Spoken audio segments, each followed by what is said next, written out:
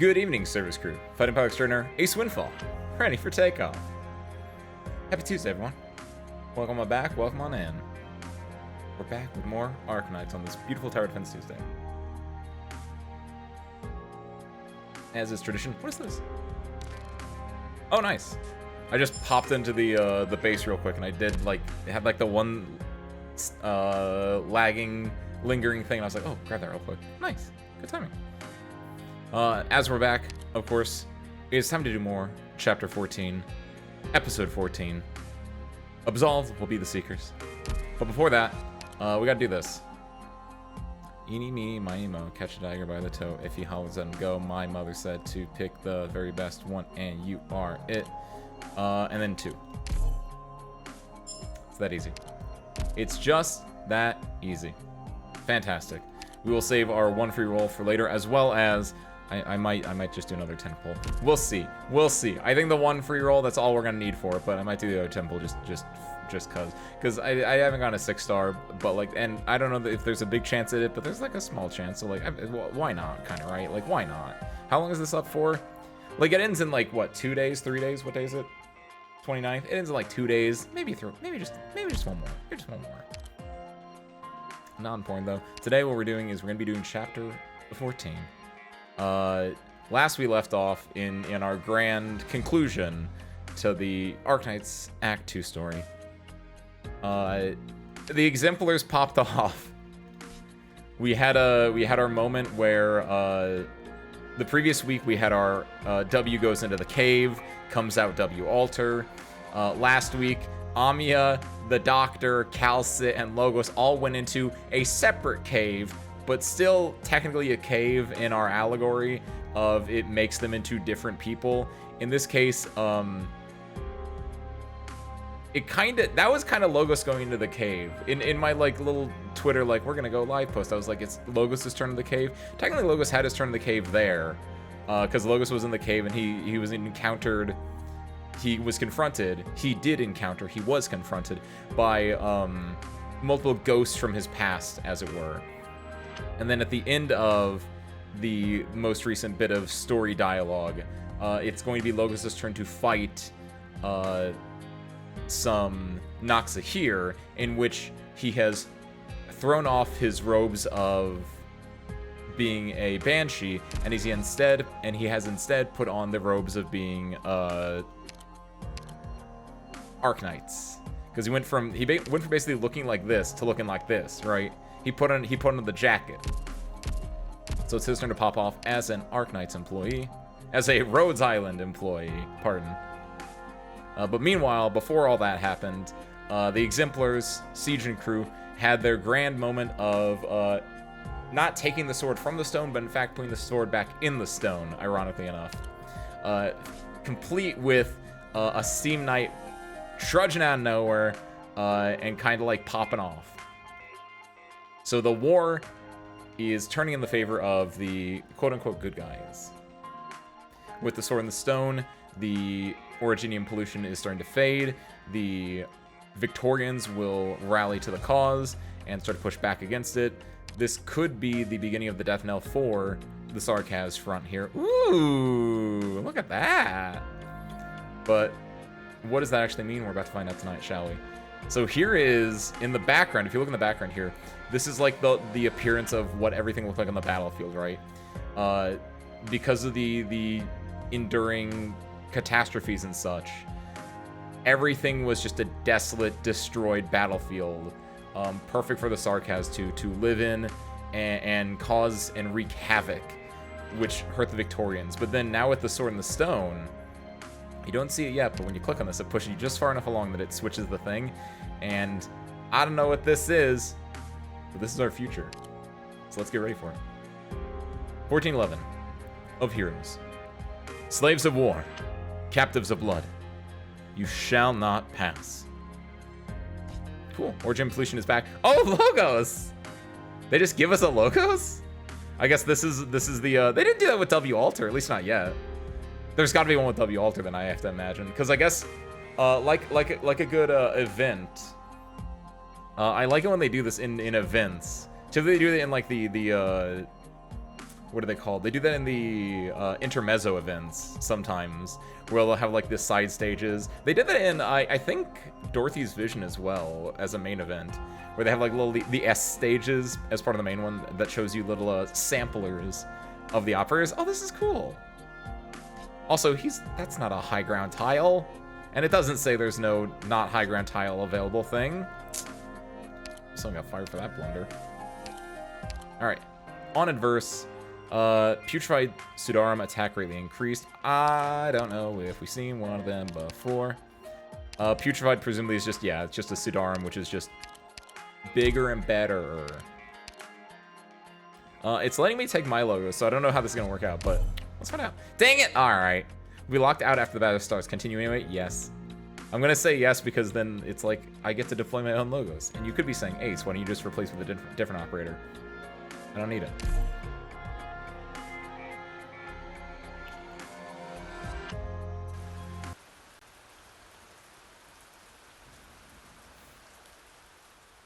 All the eye can see is death. Yo, what's up, Harmonica? Happy Tuesday, welcome in. Hi, domo. Esu in follow death. Esu in follow death. Ew. All the eye can see is death. Endless killing. Life takes life. Fields of corpses soaked in blood. The first Noxahir learned his purpose when he rose from the ashes of battle.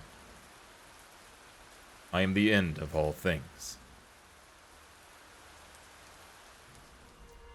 What do you think about the horse names? They're pretty good. I feel like you need more unique horse names, would be my only thing. Because I noticed the pattern that you're doing where you have like a few base horse names and then they get modified depending on who the mom and dad are, right? Where I assume there's Gold Ship, and then you had like Gold Hip, which is I assume Gold Ship and Rose Hip's child. And little bits like that. I feel like you need to like add in just pure new horse names, or else you're gonna start like, you talked about like not incesting the gene pool too much. You're gonna incest the name pool too much. You gotta go find some unique horses. Then we got Stay Golden there, by the way. But I like it though. I see the vision. Penetrate. The incantation pierces the Noxahir like a lance. It happened so fast that it was almost impossible to see its trajectory, as though it had taken effect by the time the word left his lips. A smooth hole appears in Nessalim's chest. There is no change in his expression. Withered branches reach down from his staff, reach into the hole in his torso, and fill in the gap.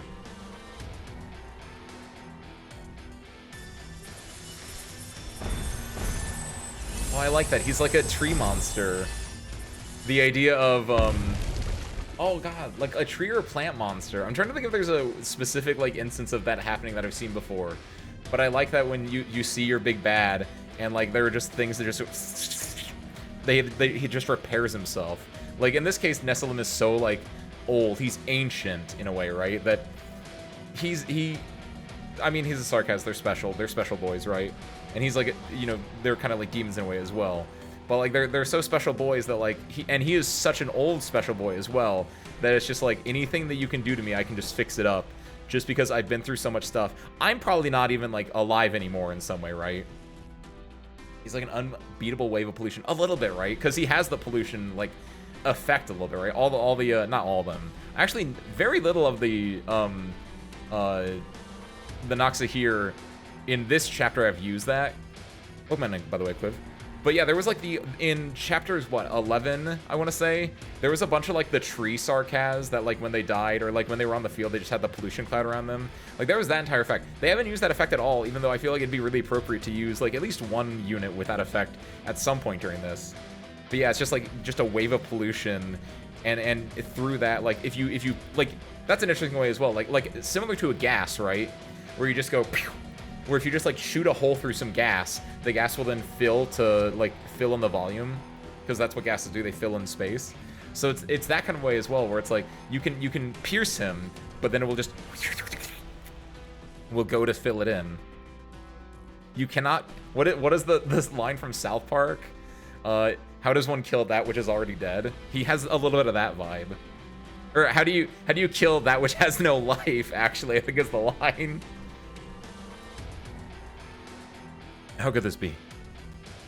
In this battle alone, the young Banshee has casted dozens of arts that were not of Sarkha's origin. Ravel, the greatest arts master of Gaul. His life's work made the guns of Gaul's ships mighty, and he was famous in all the nations before the Witch King made his own name known throughout the land.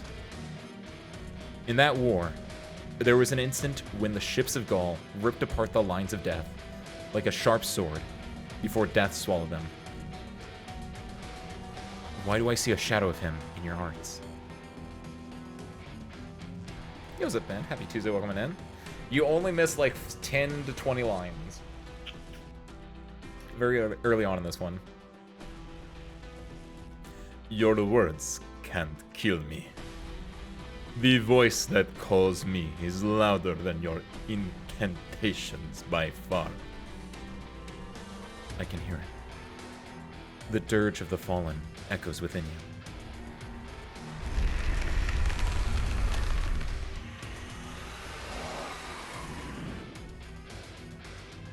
Thousands of war altars spread across the battlefield.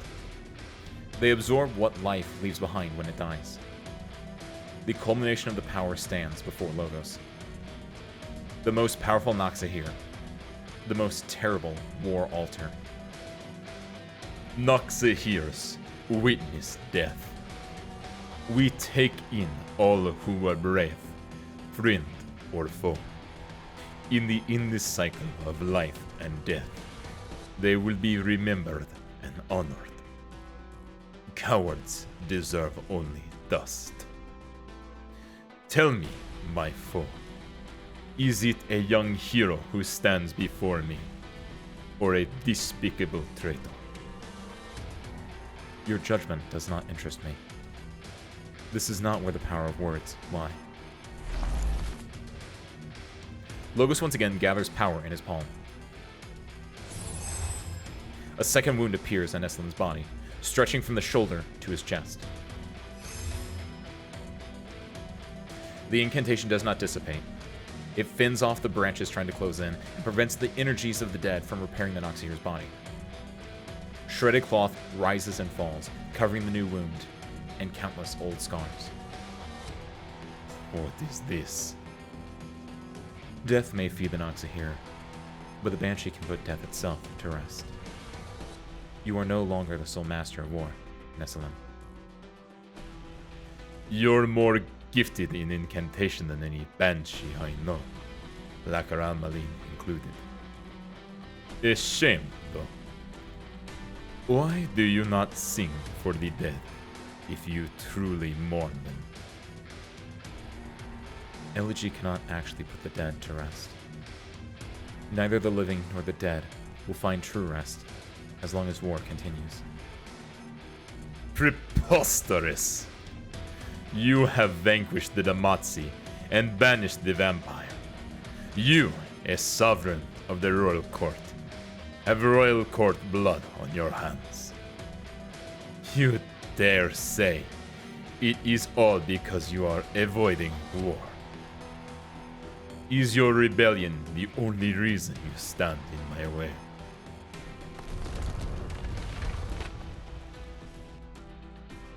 The Noxahir floats up in fury. The branches underneath him disintegrate, and decay fills the canyon.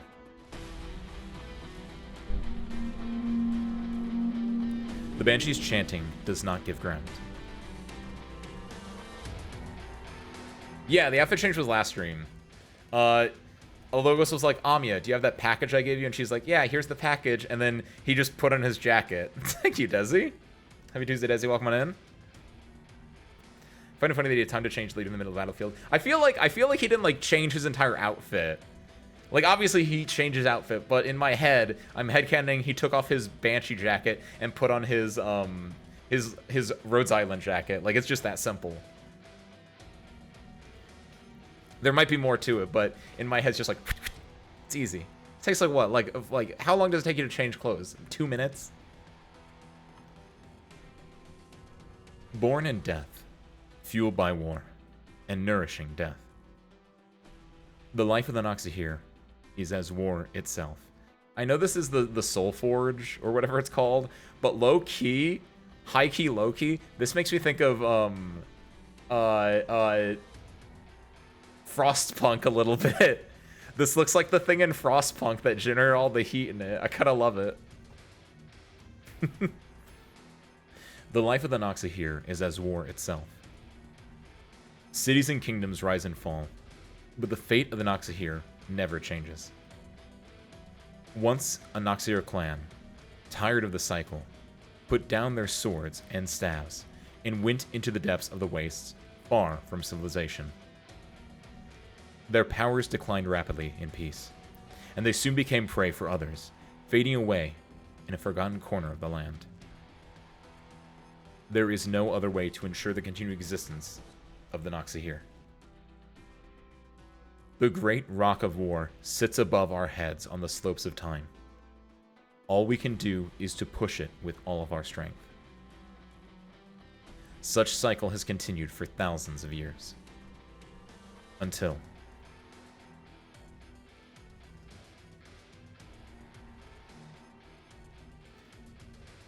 we promise a war, Noxahir King. About the future, and nothing else. My best students, the young twin royals. I taught them the laws of war. They stood before me and told me, we can end the monotony of war and break the rigid cycle. We can push the rock to the top of the mountain and build a splendid palace with it.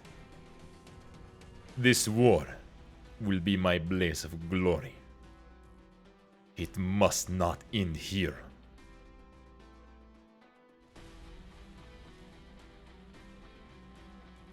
That was a long time ago. Now, a young banshee stands before me. How could they be so alike? I fought alongside Lakaramaline for decades, across cities and plains. We buried the armor of Victoria and the guns of Gaul beneath the walls of Kazdel together. In this same battle, I helped Torisa take the heads of thousands of Lethanian casters. They were the heroes of Kazdel, its greatest warriors. Lakaramaline entrusted you with the future of the Banshees. Torisa considered you one of her best students.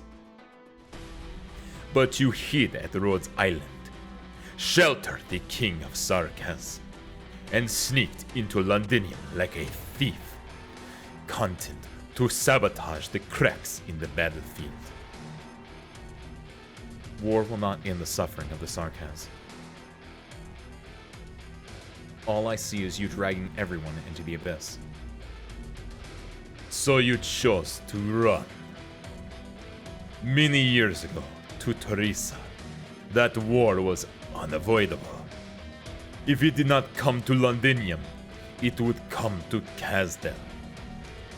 Teresa agreed, but continued to hope that there could be another solution. Her choice led to a new war.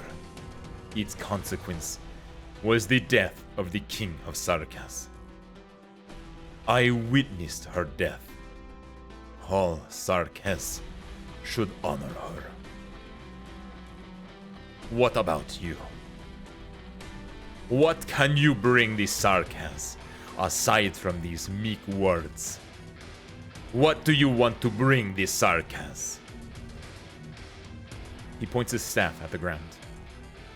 The scent of decay rushes out, overpowering the barrier of incantations.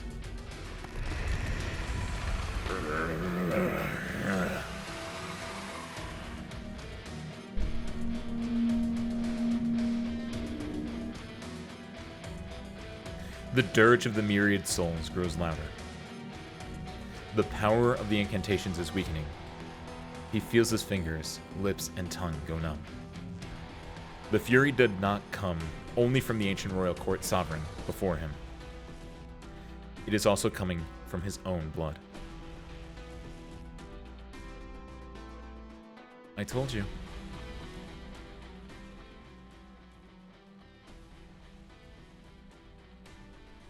Who's talking?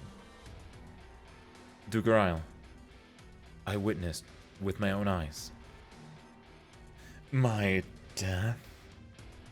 You and the king both know you can't kill me. With your help, I've come to an interesting place. It is not all nothingness beyond history. But I continue to gaze at you beyond the veil. You have come so far, little Banshee. You and the Outblood King seek the drop of blood that I left behind. The blood of Tikaz. The pure blood that I coveted. You believe that you can prevent calamity from occurring again by destroying it. It's true. True. Destroy the altar. Put a temporary stop to the Kunabila suffering. Allow the Victorian nitwits to cling to life a bit longer. How boring. Who is the one that's short-sighted and foolish here?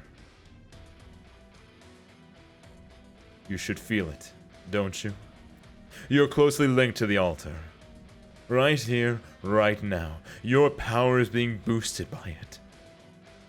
It was never one drop of blood, or a single person's call that awakened the Canabula of suffering. Originium is the response to the call of all Sarkaz, living and dead. No exceptions. The murmur of the myriad souls is omnipresent. The lament of the dead will not stop. The Sarkaz are bound by the past from the moment of their birth, never to be freed, even unto death. You witnessed the myriad souls the first time you sang an elegy. Lacquer Ameline proudly described your talent to us. This talent was the seed of dissent. You feel pain, not just for others, but for yourself as well. You may detest the path I walk, but you could not help but feel sorrow for me. For my sake. I feel sorrow for how you've trapped. For how you're trapped by the past. Such arrogance. I should try to kill you again. But instead, I will bless you. The slaughterer and the slaughtered. They're all part of the cycle. I am here because of you. Logos does not smell any blood. The incantation easily impales the Sanguinarch's body, causing only a few small ripples. Your blood is still linked to my elegy. Of course. Of course. You stand with me, no matter how much you resist. We are all sovereigns of the royal court, after all. The oldest bloodlines of the Sarkaz. I should be glad that you could conquer me, for it proves that you are stronger and more worthy of carrying the fate of the Sarkaz, leading them on your path. The Sanguinarch of Vampires laughs. Turning around and disappearing into the cave. His silhouette fades away amongst the Originium crystals, but his voice continues to echo in Logos' ear. He was back in the cave. Also, what's up, Aeon? Happy Tuesday, welcome in. What's up, Spare Parts? I didn't hear you get trapped in my arms, Spare Parts. Hey, Bucko. Never get emotional damage is beyond any elementary arts physical pure damage overall. Post some editor put in the one clip of the man yelling emotional damage, because that's one of Logos' supreme talents apparently.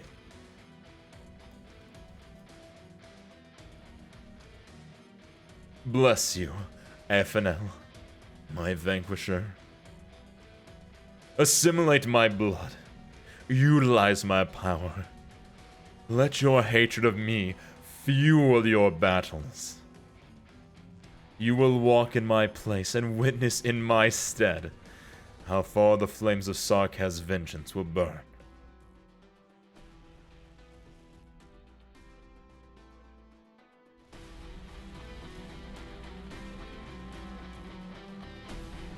I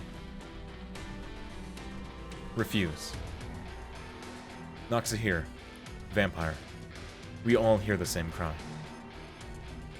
The fate of the Sarkaz is caught in a cycle, and I am no exception. I am part of what I'm fighting. The fury of the Sarkaz burns within my veins and my viscera.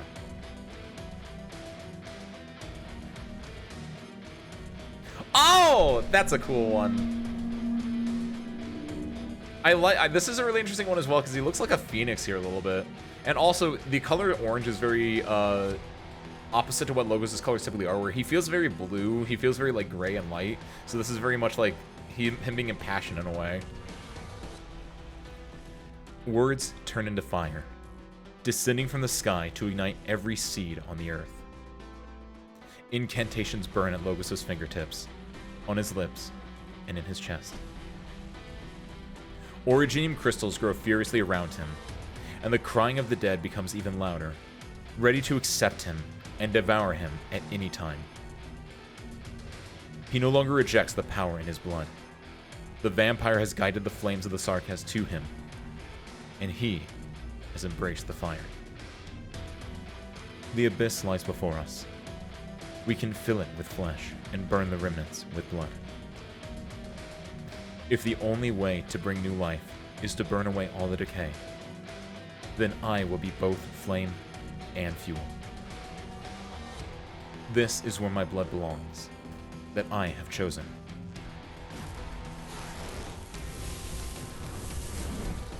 Flames consume the entire canyon. The only things left are the incantations that the young Banshee has written his entire life, from a very young age. They surround Logos loyally, his sword and shield. If war is the only way to achieve the dream, and new life can only emerge from death, I shall bring death. I shall welcome death. I shall ignite my past with blood, not for vengeance, but for the day when this fire will burn away what shackles the Sarkaz through the decay that covers the land. A bone whistle sounds. Logos knows that it is merely the echo of the bone whistle in the Valley of the Banshees, the night he set out for Babel.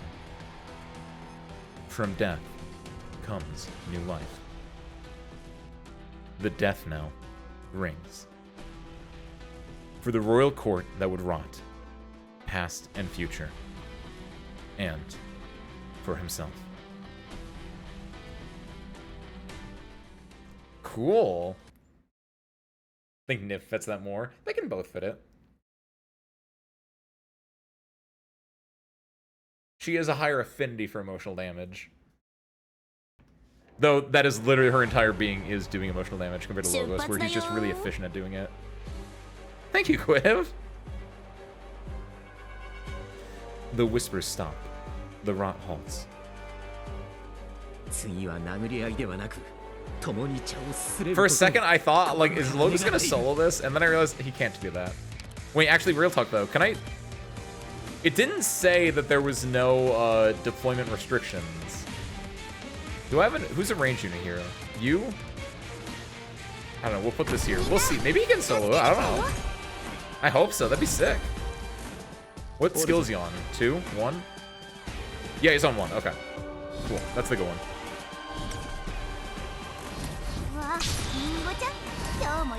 Someone stop him, he's dying. I got confused for a second. I was like, why can't I place him? What level is he? He's better than mine. You're only 70? I might fix that after today. We'll find out. We'll see how good he gets. Put you yeah, there. Keep him alive, don't let him die. Shadowrun is actually where I built a buff squad, so I can try to lore accurate fight this stage. Ah! It's kinda cute. Speaking of... think about this. I didn't think about this. Hold on. We're good. We're good. We're good. Yeah, we're good. See, got it. Woo! I mean, effectively, this is lore accurate fighting. This is just this is if they make it to the other side. This is where Amiya will like get them. Oh, hold on, hold on, hold on. No, no, no, no, no, no, no, no, no, no, don't touch that man. Okay, that's better. I saw all those seeds of death going for that man. I was like, we cannot let that happen. Let him do his thing. Don't let him die to random ass BS. Oh, I feel like it's random ass BS. Yep, there they come again. We need more. I wish I had more DP generators. Do I have? I probably need another Vanguard. Thinking about this actually. First, I was only running Myrtle for the last, what, 10 stages, and not running like Myrtle and another Vanguard. Oh, Logos popped off though. Actually, I just remembered. Logos can almost certainly just kill these guys when they get in his range. Can't he? Yeah. Okay. Okay. Cool. Never mind. I don't have to worry about them anymore. Actually, do I have to worry about Logos at all anymore? Maybe a little bit. No, they're taking their time. Who can buff in my squad? Anyone? No one. Okay. Well. Let's put another healer out. Make sure he's topped up. Honestly, as soon as he pops off, he kind of just wins, doesn't he? Does he have a... He also has... They also gave him his module, because I forgot he released with a module. Do I have an idea of his module? Okay, good. Can you tell what level the module is off just looking at it? No, you can't. Okay. Get their ass. What? Why is this not like an orange stage or something? This feels weird. They give him his mojo. His ribbons flutter. His arts fester.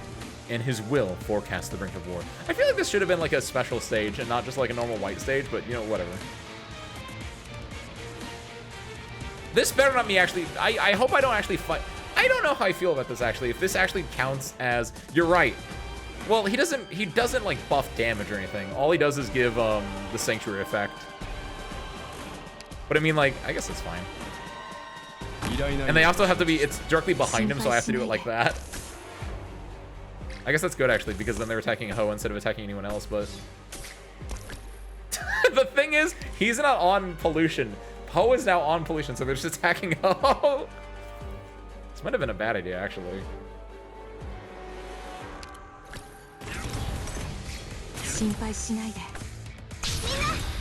But now the healers are actually doing something, so... Oh, get those dogs out of here. What the fuck?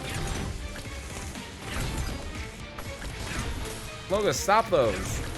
Yielding is not an option. Here, we'll put Lappy down here to deal with this. I don't know how strong those dogs are. Guard Amiya can't be in this fight though, Ben, because she's across the river. Even though I said earlier that this was across the river, I'm now changing what I said about this.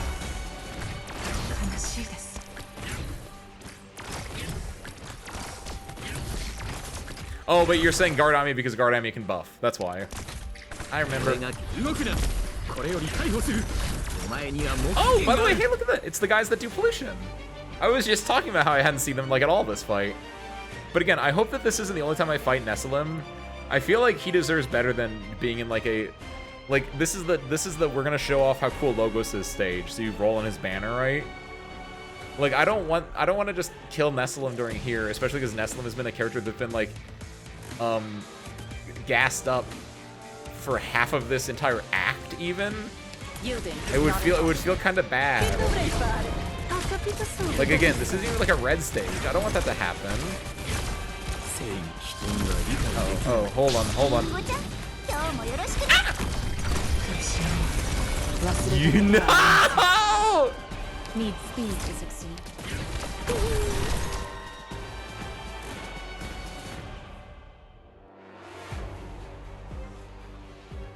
Damn it. Hate it here. Can you block those guys? Was it just bad about getting the kill and actually getting him blocked? I'm pretty sure you can. I don't think they're like 2 or 3 blocks. I think they're just a normal 1 block, and I think by the time I killed the guy, since he was going through that at like a diagonal path. Let me double check that before I... yeah, I could have just blocked him normally. I just was really late killing the killing the thing that Chong was actually attacking and blocking. Whoops. Well, in that case, what we can do is we can get rid of Whistle. She shouldn't be here. No, we keep Whistle in the squad. Get rid of Calcet's on the other side of the river. She shouldn't be here. Put in who buffs? And or who can just kill, either or. I'll take either one. I'm not a buff squad person typically, actually, thinking about it. At best, I have, actually, yeah, this is not bad, actually. Put Shamir in.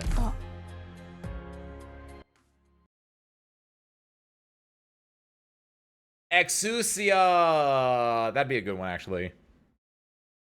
If I die, which I won't, that will work. But I barely use Shamir, and I think Shamir is a decent option for being able to debuff. Even though she actually won't be within range, but I can put Morte? What's the doll's name? I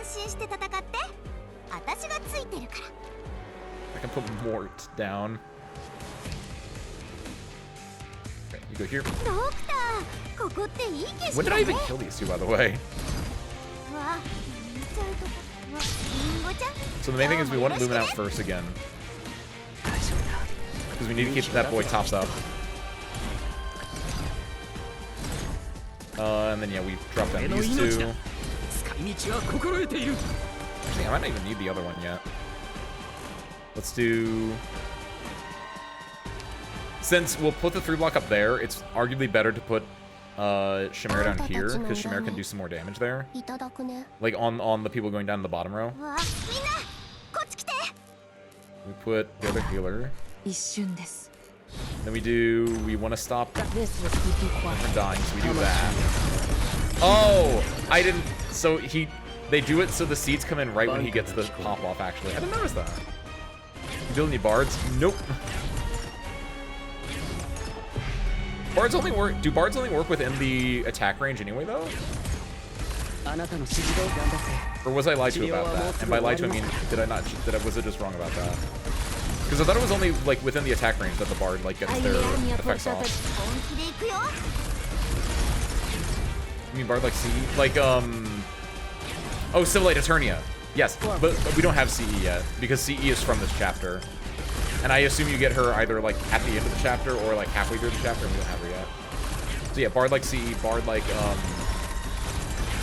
Sora. I think all I have are Sora and the other one. I don't know who the other one is. Because I don't have Skullfur, right? Skullfur's another bard, but she's, like, a limited, so I don't have her. I think what the other, like, bard I would have is outside of Sora.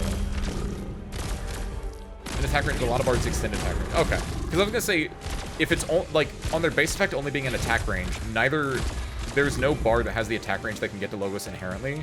So it would have to be on, Heidi was, in fact, the one I was thinking of. Thank you, Harmonica. Because I was like, I know I have another one. I just don't remember what her name was. Oh my god, it's because she's a unit that you don't see in polls. You only get her from chapter 11, right? Even though I think she's a fun character, I like her design and everything like that. It's just a forgotten. I don't even know what she does. And in fairness, I don't know what most bards do because it's just not like the archetype that I care about a lot. I don't know if I've ever used her. Even when she gets love, she goes unused. Even in love, she gets forgotten. Solidify. Scholar comes for 200 redeem on Exo Ultra. Nice. She does have a minor niche. What's the niche for Heidi?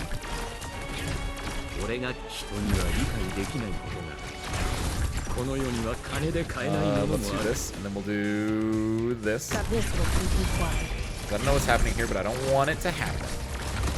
Okay, that should do it. This is a little bit worrying, but I think we should be fine, because I think they'll all get blocked on Saria. Yeah, we're fine.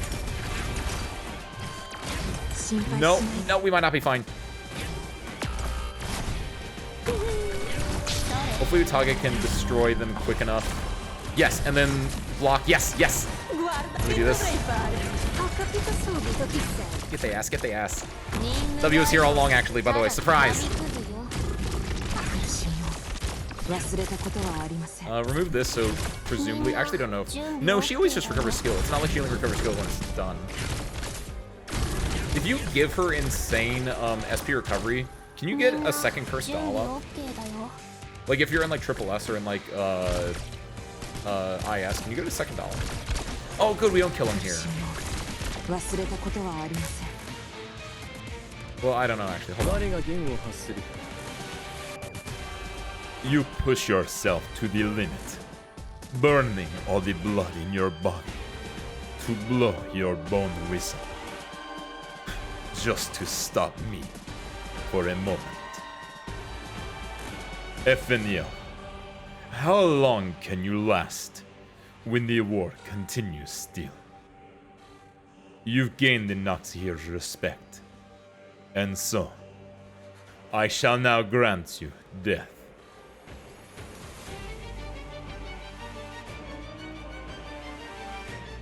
What? Mission accomplished. Logos, no. Get out of there. Use the crane. That's cool. I'm really happy that they. Shoutouts to Watcher Beneath the Sands. I still don't know what it's called, and I know I get told this like every other week, but I still don't know what it's called. But that game mode gave us the in-game cutscenes, and I'm ever so thankful for it or it made it so I feel like because of that. I don't know if that's true or not, but I always like to attribute certain events in Arknights to one specific thing, just because I think it's more fun to do that. And in my head canon, that's where it comes from. So I like that. I like that they do those cutscenes more, which I guess actually they've been doing in-game cutscenes for a while, but they gave it a new style to it through the Sands, right?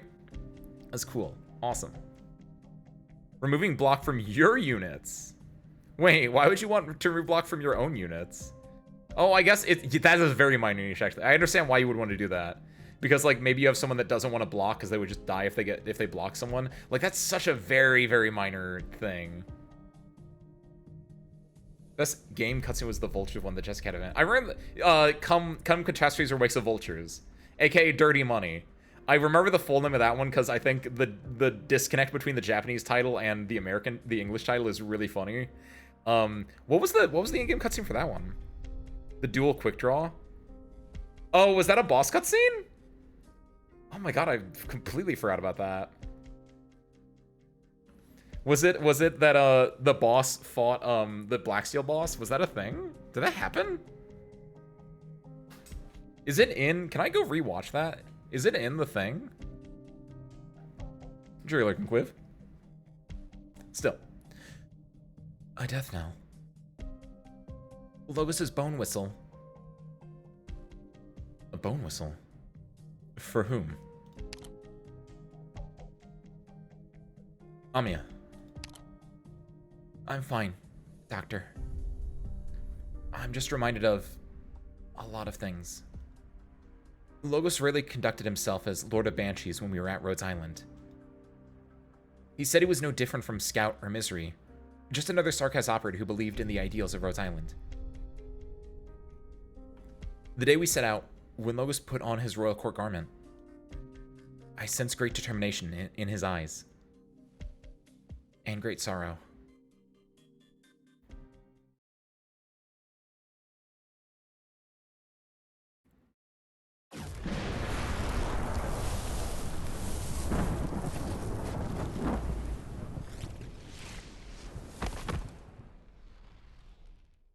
The bone whistle is cracked.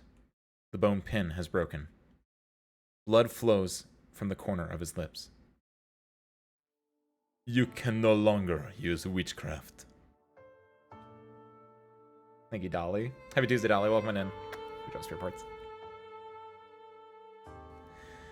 You push yourself to the limit, burning all the blood in your body to blow your bone whistle, just to stop me for a moment.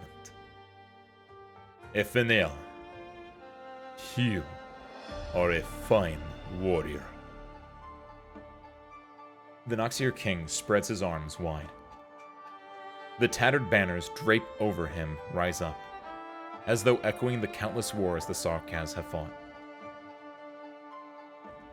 Rotten flesh and blood fall from his wounds, new and old, nourishing the battlefield. New branches sprout from the soil, repairing the warriors that have been damaged by incantations. The fallen Sudaram rise again.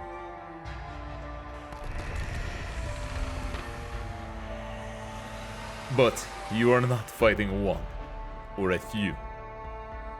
There have been no shortage of revolutionaries amongst the Sarkaz or the royal court. They have all failed, just as Teresa did. War is the great boulder destined to fall on top of the Sarkaz in the abyss, again and again. And you've gained the Noxihir's respect, and so I shall now grant you death. The Noxihir walks atop mists of decay towards the young Banshee.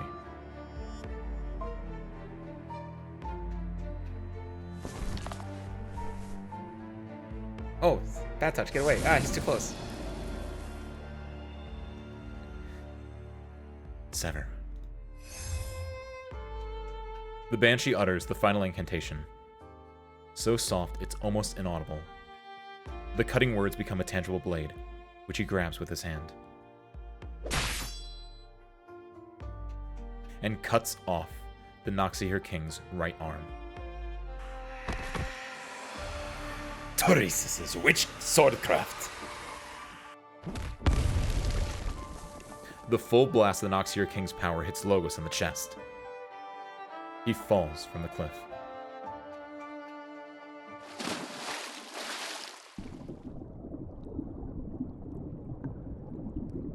The ground made of originium begins to collapse.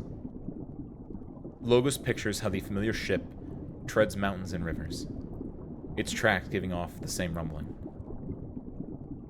He remembers the first time he came to Rhodes Island and stood shoulder to shoulder on the deck with Teresa. She looked out over Kazdel while he listened to the wailing in the wind.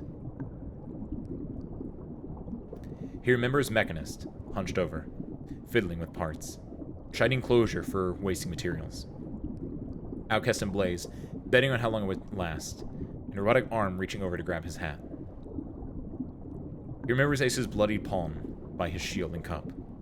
Scout's palm was a little cooler, about the temperature of his crossbow. You could tell them apart by shaking their hands and high-fiving. He remembers the doctor and Amiya saying goodnight in the corridors, when Amiya suddenly stopped him to ask if he was ready to go to Londinium. He remembers Dr. Calcit taking Amiya's hand and bringing her between them. Teresa's gone. Amiya is the new leader of Rhodes Island. Logos keeps falling. Falling until he's completely submerged in cold water. He remembers himself many years ago.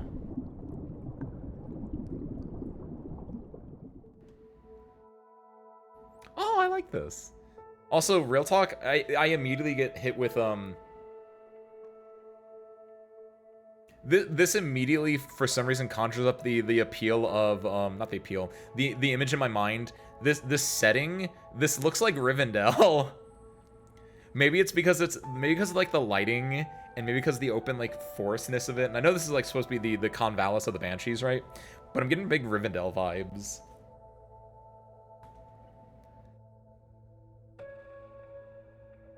We're already watching Ace's streams for a year now, like last year's Halloween stream. At least last year's Halloween stream, I want to say, yeah.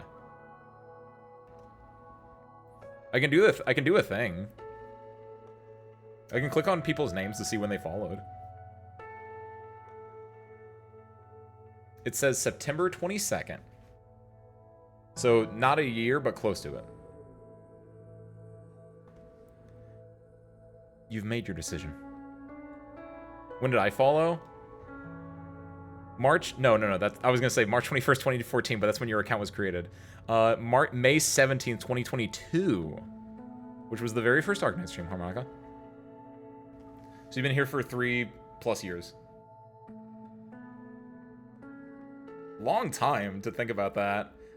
Way back at the very, very first Arknights stream, all the way to now, when Logos is getting his little moment here.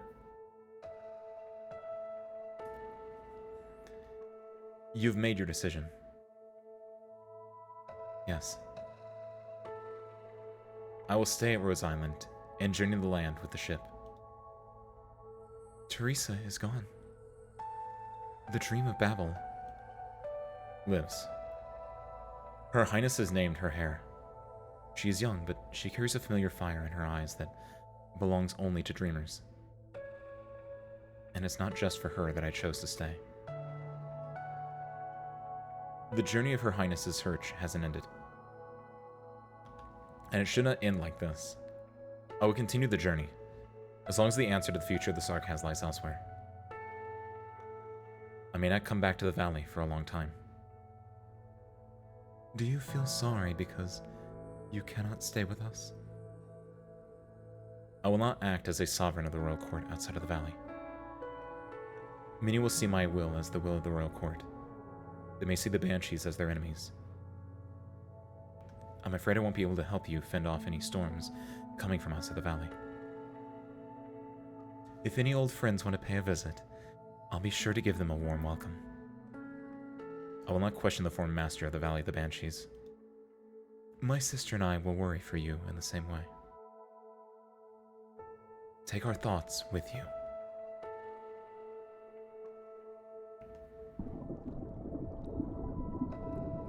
And the rest, as they say, harmonica, is history.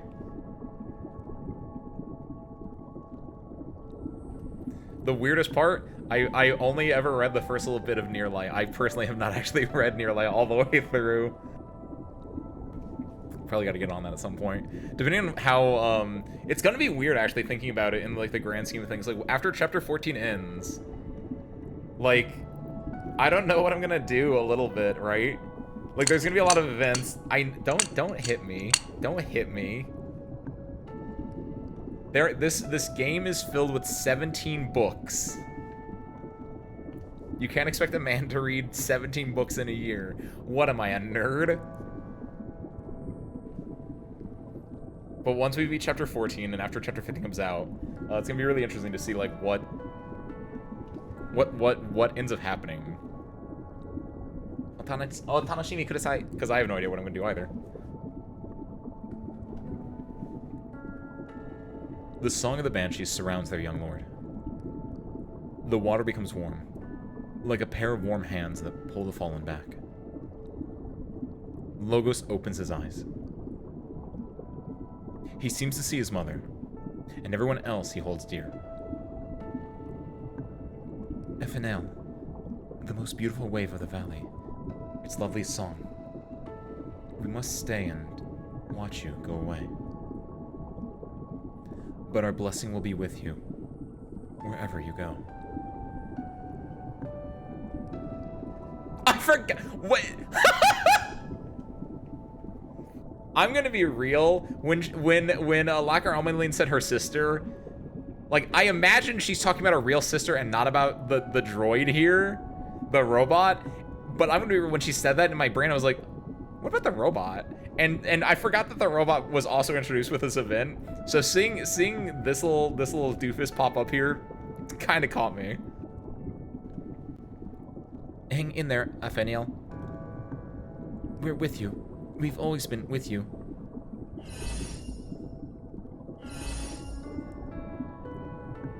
The power of incantation fills Logos to the very ends of his limbs. I know, but like they should. She sounds like a Lakar Almaline.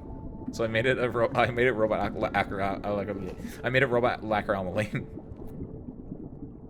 He opens his lips again. A song filled with power echoes on the river, reflecting the most beautiful wave. All the pursuers are compelled to stop.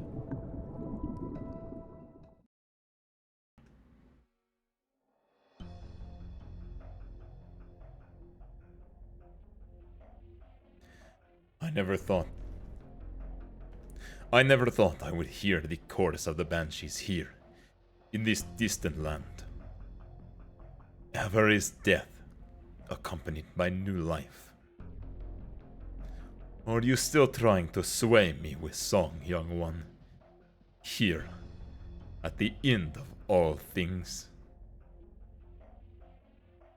My patriarch, there is more than a Banshees. This is no more than a Banshee's incantation. They have not truly joined the battle. Our foe remains only the young Banshee. Yes. Your injuries are grave. The curse of Atheniel. It dictates that decay return to decay. I will not be able to regenerate for some time. But this body will last long enough to see this battle through.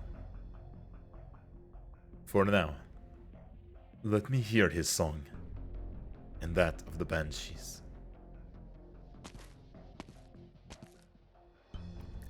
Neslim walks to the edge of the cliff, without the help of any arts. For an instant, he sounds like an ordinary old man. Do you remember Baldrakaste? Yes. You raised him as you would raise your own son. Such a talented boy. He would have become the hero of Castel. He was my best student. But he left Castel and died to a conspiracy in a distant land. But he died a warrior. He lived the meaning of life through war, and returned to the myriad souls upon his death. After that. Where is the next hero of Castel? Neslim looks down the cliff. Wind passes through the holes in his body that have not healed, creating sounds without meaning.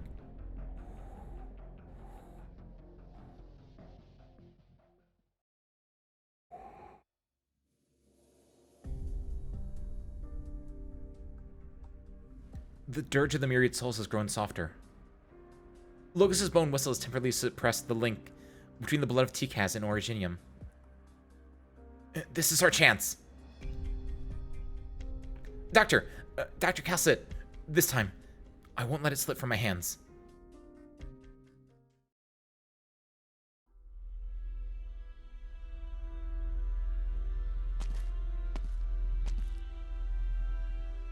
They've caught up. Are you here too, dear Quisarsanog? You and our leader, our dear father, who will be the one to approach the throne? Salus reaches for the drop of blood at the top of the altar.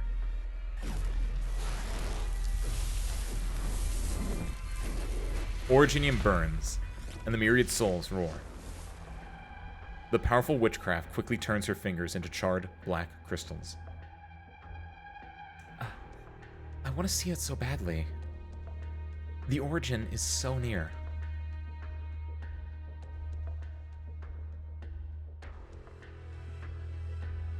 Ooh, I like this. That's an interesting background. It feels like something I would see in Dark Souls. This feels like at the end of like Dark Souls 3, when everything has gone to shit. This feels like you would walk up these steps and you go fight like a secret boss or something. Kind of love this. This is a great aesthetic. You!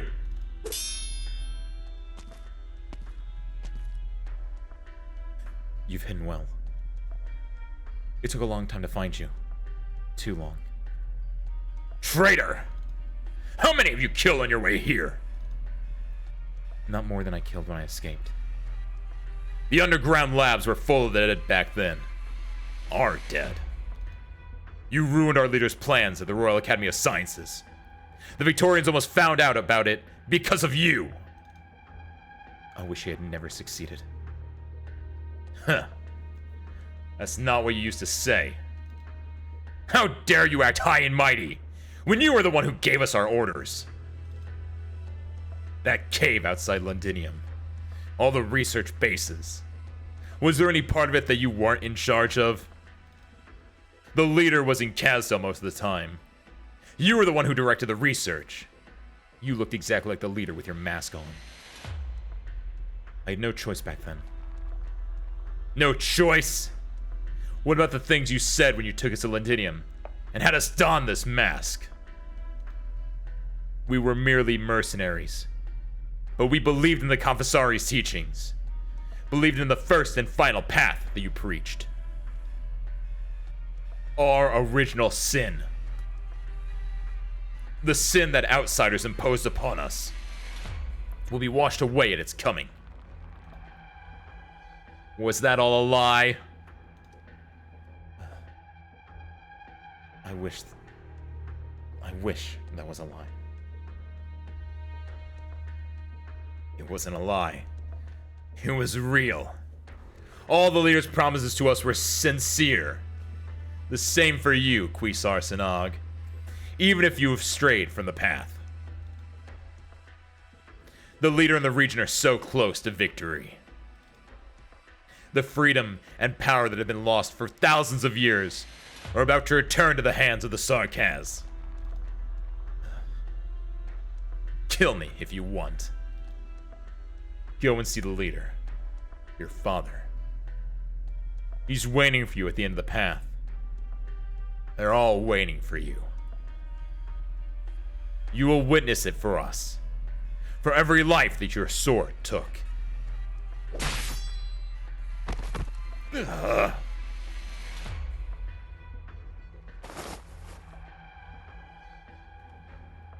Shining removes the guard's mask. She remembers the face. He was one of the first mercenaries that the Confessari brought to Londinium. They knew nothing at first. They were only tasked to excavate the ruins outside the city. The young man had expressed his gratitude to her directly. Thanked the Confessari for giving them a safe, well-paid job. It was not long before she stopped hearing those words. The leader of the Confessari came to Londinium. There were no more idle mercenaries drinking and playing games. Everyone put on the same mask and did not speak except when necessary. They had no special bloodline. Puissant Siraj should not have been able to control their will so easily. But the part of them that belonged to themselves died before the great dreams of the Confessari. It was she who killed them first.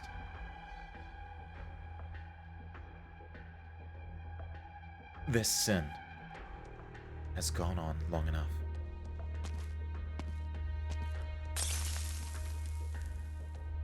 The mask cracks. The pieces stab at Shining's palm. She continues her journey to the top. Okay, Shining being here made me think about something. What? Oh, nice! What's that for? Is that just for doing the level in hard mode? Hold on. But while I'm doing that, this is like the big moment, right? Shining would have been a fun Harmless altar, but I wonder if they didn't do that because well, actually Shining doesn't have an altar yet, right? Unless it was just released on C, in which case I don't know. I didn't see those spoilers. No, that's not even a Cena spoiler. Spoilers for not spoilers, but no, she doesn't have an altar yet, does she? Right? Harmless altar would be an interesting one, but I feel like I remember people talking about this before. Where I was gonna say guard. She feels like she'd be like an arts guard altar, which I have thoughts about that. But because she has the sword, right, and like her entire thing is like I have this magical sword here. Like her altar would definitely be like her popping out the sword and like going to town. But two things. A, first and foremost, what did I just get? I assume it's under episodes.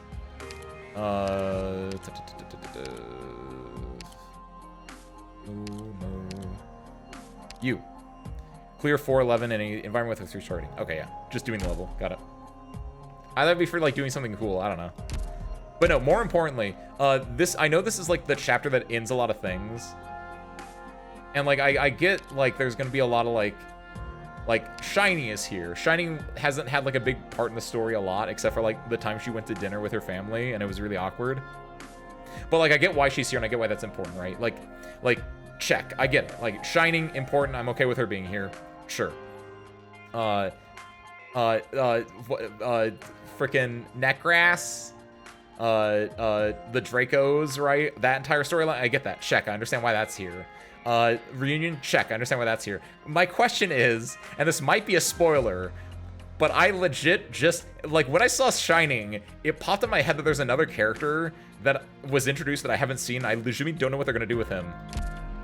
Didn't they introduce, like, near the very end here, didn't they introduce some old dude that's like an immortal that had like the chin scruff like I have? And I was like, I like him. He seems really cool. What the fuck is he doing? What is his purpose in this story? Does he have a purpose in this story? Is he not actually in like this story? Is he gonna show up in like, is he gonna in like the Londinium stuff? Is he like a is he a was he in that event? Like, I don't know. I don't want to know the answer personally, but like if he comes in, why would he come in? Like that just popped in my head where it's like, why did you introduce this character? What is his purpose? And I don't know what his purpose is. I'm kind of excited to see it, but like at the same time, what? Because I just remember that's another storyline that was introduced and did not go anywhere yet. Healer with a sword. The fuck? What is an operation table? No, no, no, no, no. No, no using swords in the operation table. That's not how that works. The sword is for intimidating people who don't get on the operation table. I'll do the 1 pull. I'm gonna save the 10 pull for after the next one. But this is your little teasy. Not that we need anything more than this, because say hello to my everyone. Don't get shoe, don't get shoe, don't get shoe. Say hello to my crews, everyone. Dang it. That's your teaser for now. Dang it, get out of here. We gotta go do the followers. Followers, hey, look at that. They're actually doing a Shining Story now.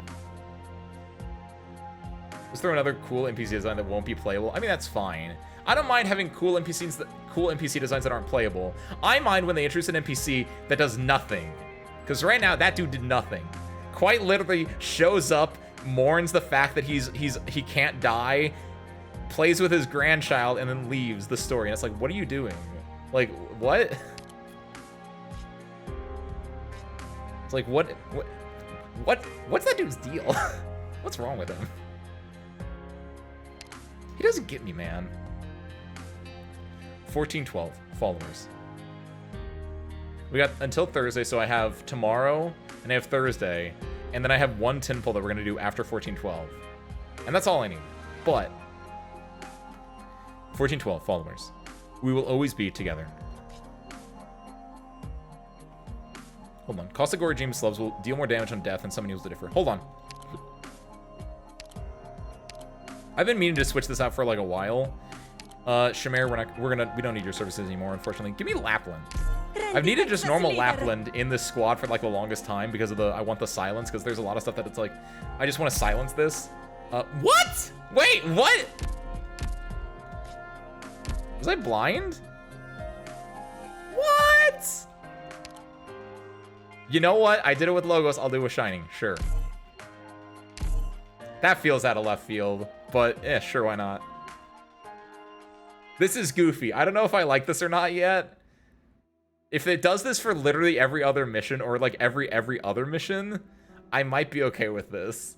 If it just gets very like indulgent with being like, here's the operator that's in the story, you get to play with them now. I'll be okay with that, I think. Very self-indulgent in a way, but whose mother? Oh, like whose mother? Wait. It's Shining's mom, who we don't know anything about, but like mother. Kuisart Sanag. Kuisart Sanag. Mama's here. It's alright. I just need to talk to your father for a bit. Didn't you want to look around outside? Just like the blue foul beast in your favorite story. The foul beast that can fly high up into the soft, lofty clouds. You can do it. You should live a free life. I'm sorry, my dear child. Mama will get you away from all of this.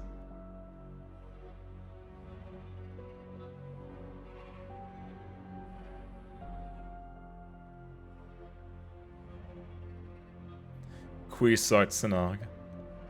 Enough hiding. I know you're there. You followed her in secret when she came to find me. You witnessed everything. That's good. You need not be afraid of the blood. You'll see much more in the future. Will I die? Of course, my dear. Look. This sword has pierced through my heart. It won't take long before the blood in this body dries up. Your mother wants to leave me because of some pointless delusions, and have you leave me as well. But how is that possible? We have long been bound together by the myriad souls. We cannot be separated. Go, child. Touch your mother. Can you feel it? Her pulse. This is the power of life. Our cycle of life. Through rebirths like this, again and again, will our lives be perfected. I will always be with you. We shall never part.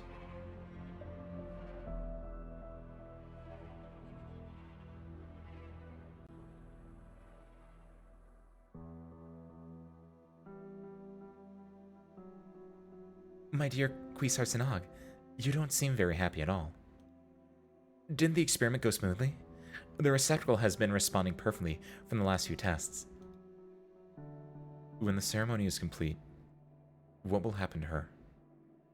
Her? You mean the receptacle? When it was born, its soul was no longer with us. After all, the leader has been researching for so long just to craft a cage from a pure consciousness to trick the King of Sarkaz. When that happens, the king's power will be transferred to you, and the receptacle will be useless.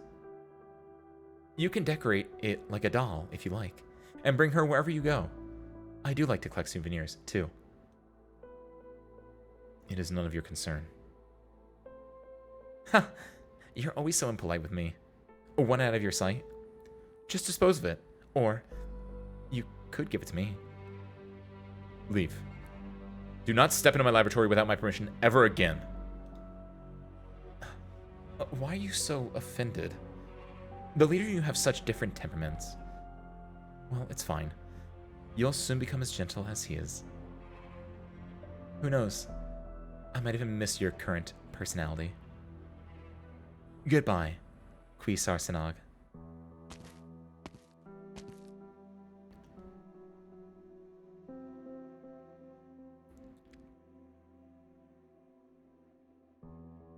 So wait, I only now fully understand what's happening here, but they basically made the receptacle. They made Nightingale as a way to trick the King of Sarkaz to go into the body, make it become a King of Sarkaz, and then either Shining or her father, or Shining's father in the body of Shining, because maybe that works like that. I don't know. That part is purely speculation right now. But like, and then someone kills Nightingale, who has inhabited the King of Sarkaz body, and they become the King of Sarkaz, because that's how that kind of works. If so, that's an insane idea, and I hope that's what it is, because that seems interesting and also fucked up. Which now makes me want to wish I had Nightingale, or I hope it shows me a CG of Nightingale, because I want to see, like, does Nightingale look like Teresa at all? I don't think so, but like, I think that'd be really interesting if she did like look a little bit like Teresa, like just enough like Teresa, or maybe like Shining just enough where it's like it's a trick kind of a deal. Which now also explains what Teresa is. The Teresa that Teresa has is probably another one of these like dolls, receptacle like creatures. She looks through her mask at the girl on the stone bed, who returns her gaze. There is still work to do, and her father will not allow any delays. This altar, this laboratory, and the bloodline she was born into together will form a cage around her. In the face of the Confessaries calling for the past several millennia, her sorrow and suffering are insignificant. She does not control her own limbs. They are extensions of her father's will. She cannot stop or leave this altar fiddling with life and death. Nor can she drop the soul-engraving white sword in her hand. Suddenly, a drop of water falls onto her busy hand. Who is the one shedding tears here? Her? Or the figure on the bed, who should be completely unconscious? Quisart Sanag. Distracted, she lifts her head and sees a blue foul beast fly out of the cave and into the dusk outside.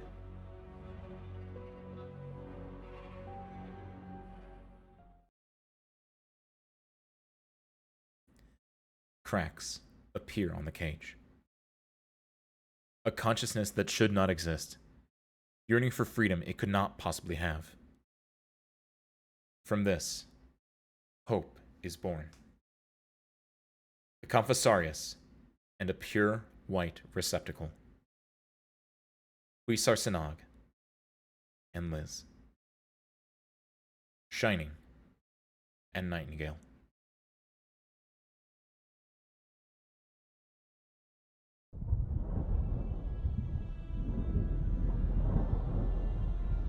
I hear a din of discontent. Do not worry, leader. Only a few enemies have broken into this place. They want to destroy the altar and stop the ceremony. Annoying pests. Send someone to clean them up. Surely I need not sully my hands with such trifles. No, of course not. We shall eradicate all obstacles in your stead. The Confessori's leader looks at the girl dressed in white. She's so deep in sleep on the stone bed that she almost looks like she is not breathing. The receptacle's originium arts are stable. The ceremony will soon be complete. We're only a step away before Omninam will open a path for you to the myriad souls. You will surpass the King of Sarkaz, supersede the myriad souls, and become the father of all Sarkaz.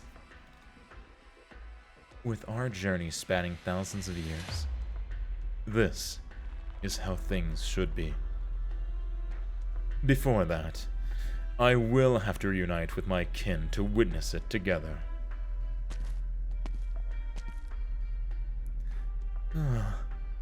Right on time, sister.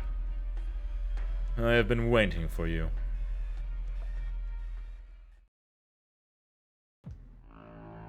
Hum nom nom nom nom. Hum hum hum hum hum.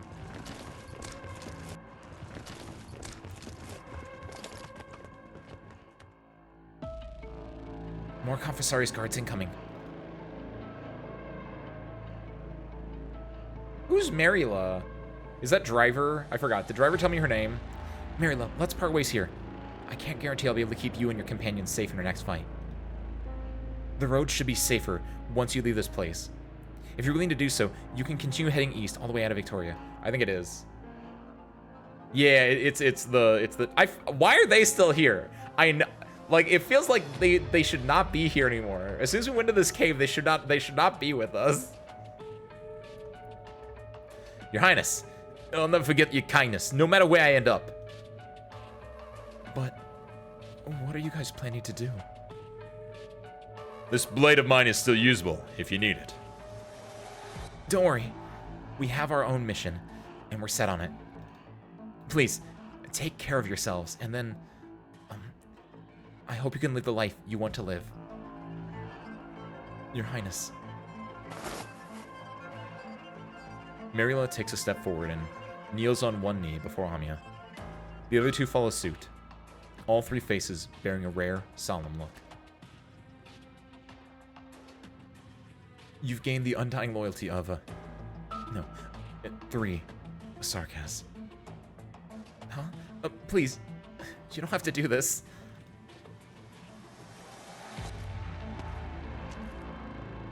The mercenaries hesitate for a moment before turning to leave, fading from your view. Good luck to them. We have little time left, and the Confessari's altar is close. Logos helped us dispel the Confessari's illusions, and I can feel an unsettling energy disturbance here. So, we going in loud? Or do you think there are any secret passages to the altar, or something? Time isn't going to let us slowly figure out a surefire solution. We can't overlook the risks, but it's also important to take rational risks in our war strategies. Unfortunately, the Sarkas have done as much, and sent all their troops to the front lines. So we need only deal with the Confessaris' men. Teresa must trust Kwisatz Haderach along. But why are the Confessaris in charge of the Amnam Advent ceremony? The Confessari play many roles in Kazdal. They are the king's advisors, bodyguards, shamans, and scholars. They travel between the royal courts, and have always been dedicated to exploring Sarkaz history and researching the power of their blood. Teresa's already planned to use the shard to control Omnanam before invading Londinium, and the Confessari definitely helped them out. Kwisatz Haderach's plan to usurp the king is also closely tied to Omnanam. What does Omnanam have to do with the king? Kwisatz Haderach wants more than just the crown. He too once possessed the king's power thousands of years ago. He did not manage to get the full picture, but he definitely sensed the king's power to influence others. Control. The more you experience absolute power, the harder it is to resist temptation. Be it Teresa or Amia, Kwisatz Haderach has been watching every single king and their successors in secret for a long, long time. His obsession with power compels him to extend his life by maniacal means without hesitation, just to seize control of that power once more. There is only one thing that can let him achieve his goal. Originium. Yes. Through Originium, Kwisatz Haderach will be able to control the Sarkaz more than the king ever could. Shani and Nightingale are also victims of his. They never stopped resisting their fate, especially at such a critical moment as now. We have to stop Omnanam and its uncontrollable effects. We have to stop the Confessari from harming Razana's operators. It's time to move.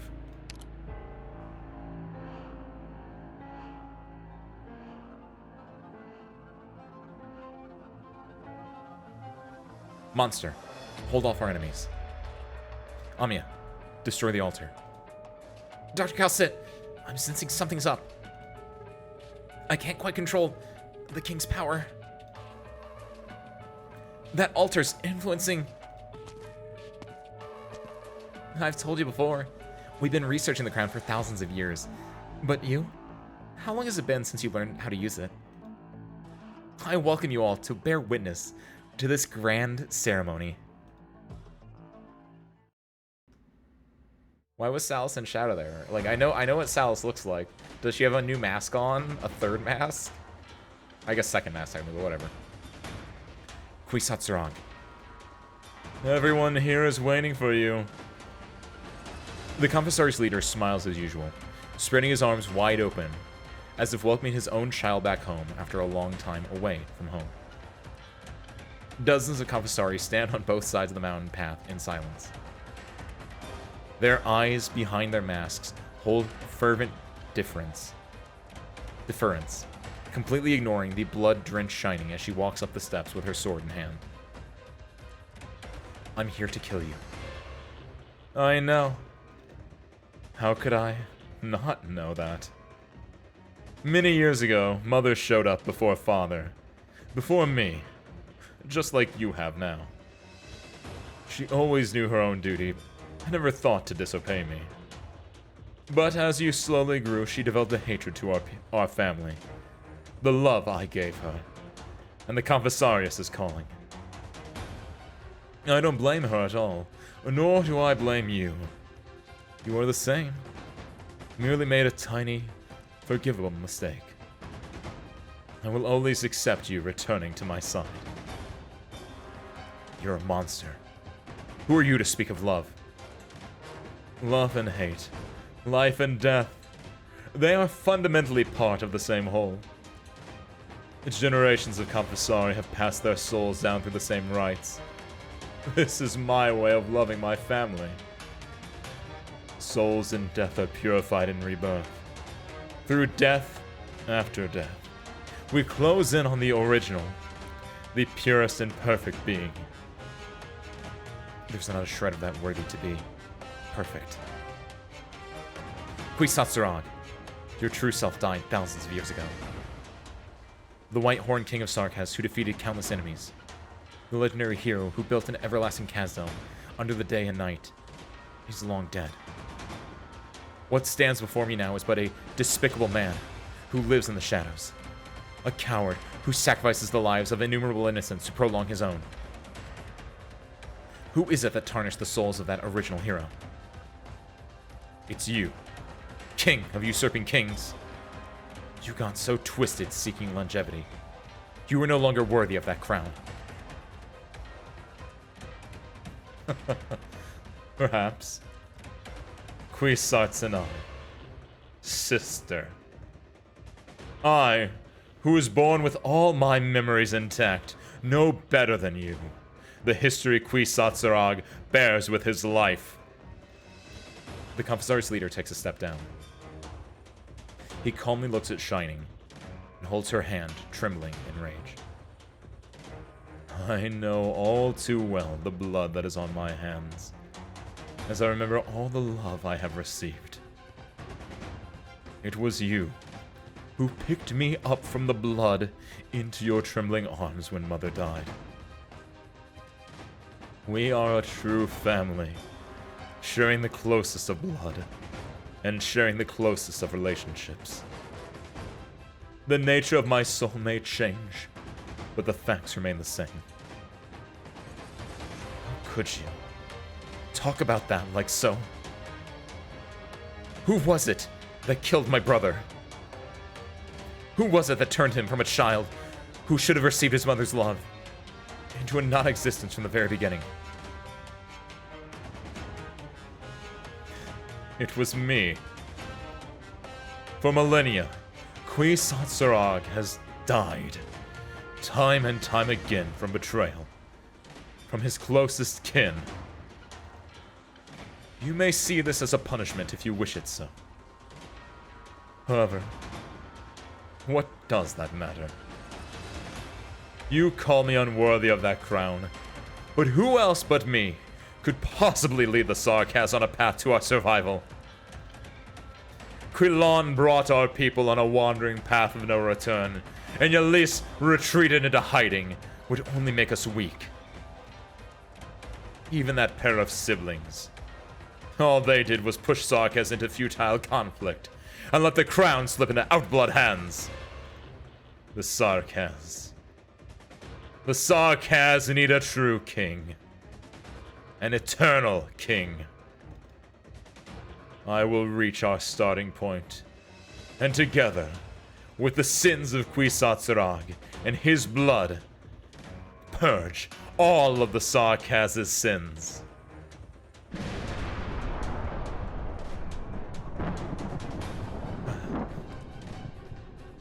Oh, I don't know if this was explained during their awkward family dinner, and if it was, that was a long time ago, so I forgot about it completely, or maybe it wasn't like fully explained at that point. But now I also understand. Speaking of whatever I was talking about, where it's like, oh, they're gonna take the King of Sarkaz's soul and put it in Nightingale's body. They've also just been doing that for generations. They're just kind of like good at doing that, because like the reason that you don't see the mother or the father's faces, outside of the fact that they didn't want to like give them new sprites, is because it didn't matter. Because in a way, the mother and the father you see in Shining's flashback there were her and her brother slash Kwisatz, excuse me. Because presumably what it is that there's a mom and a dad, which are brother and sister. Air quotes mom, air quotes dad, which are air quotes brother, air quotes sister. They're two beings that then make or have children that then to me, I don't know if this is what it is or not, but to me it feels very oh god, what would you call it, where like it's fated to happen again and again and again, very time loopy almost, right? Where it's like you have a mom and a dad that have a son and a daughter, and as if clockwork, the mother kills the father, releasing the father's soul into the brother. And something else happens which makes the mother's soul go into the daughter.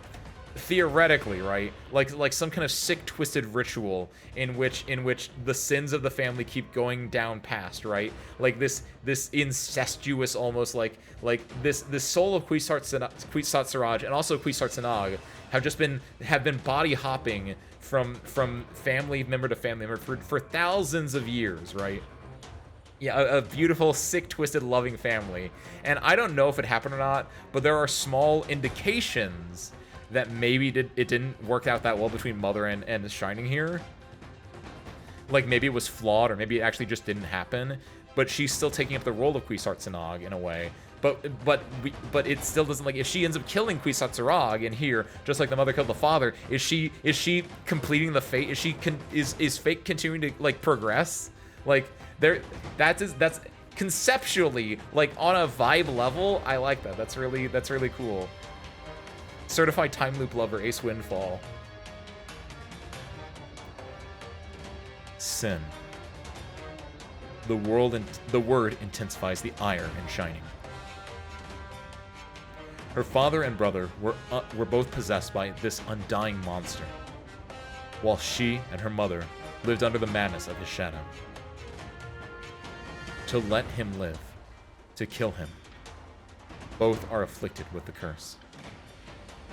She has no path to go. She has nowhere to retreat. But there is no way she can stay here as is.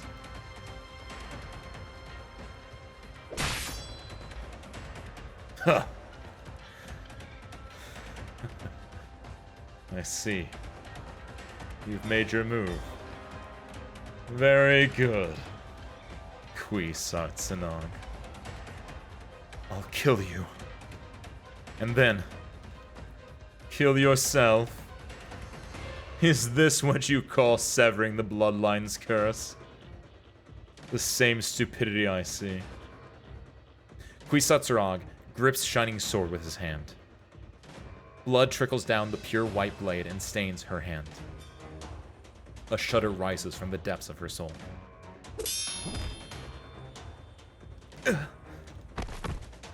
An overwhelming force flings Shining onto a crystal tree. The sharp black branches pierce through her abdomen. Fresh blood gushes down and converges with Kwisatz Siraj's blood. The ancient tree, long crystallized into originium, bursts a sudden, pure white glow. In just a moment, countless little moons rise to the top of the tree. Every Confessarius begins to sing. The myriad souls lie prostrate. Howling knocks on the door from beneath. Tangible usurps the intangible. The black crown imprisoned. The offender perpetually innocent. Because kings are born before immortality.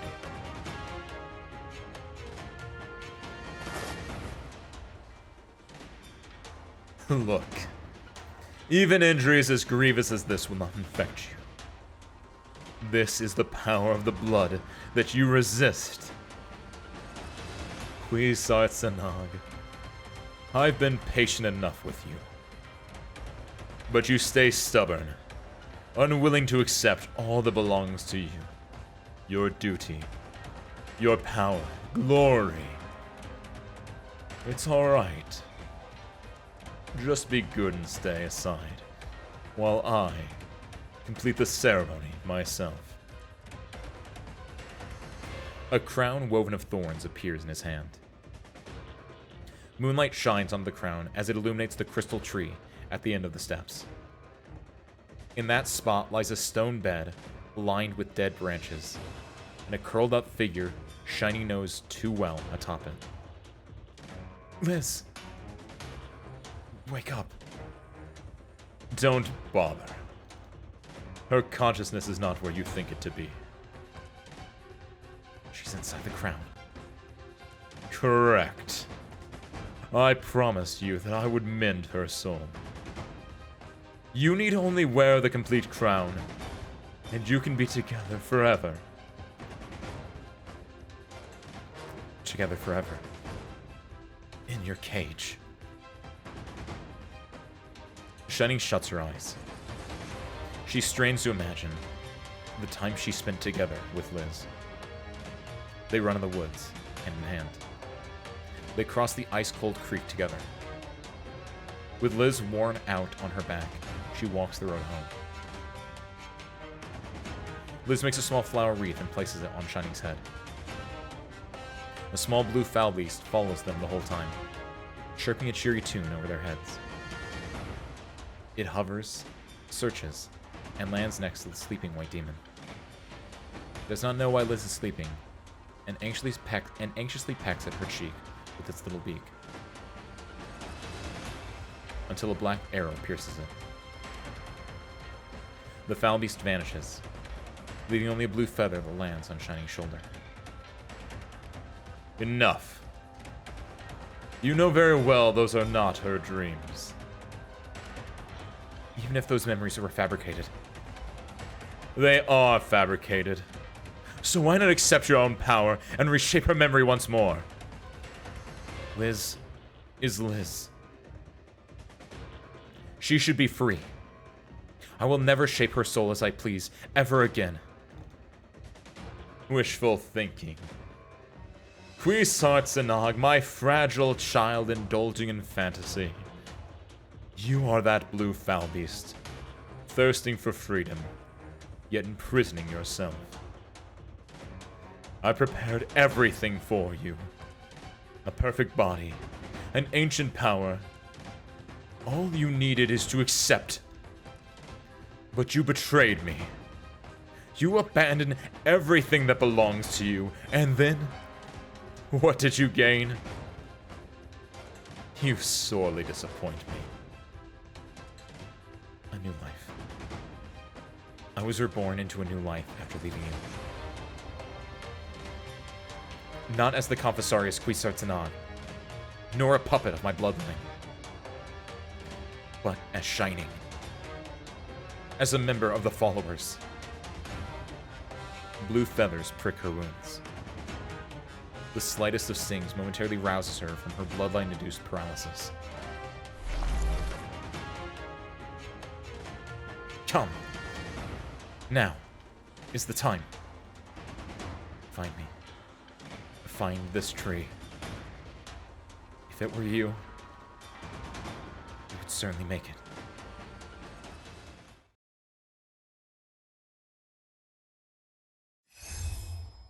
Oh, what is this? Oh, is it Neural? Because it's the follower. Is it? An opening pierces through the crimson clouds. The sunlight pours down. Like, there's more than one member of the followers.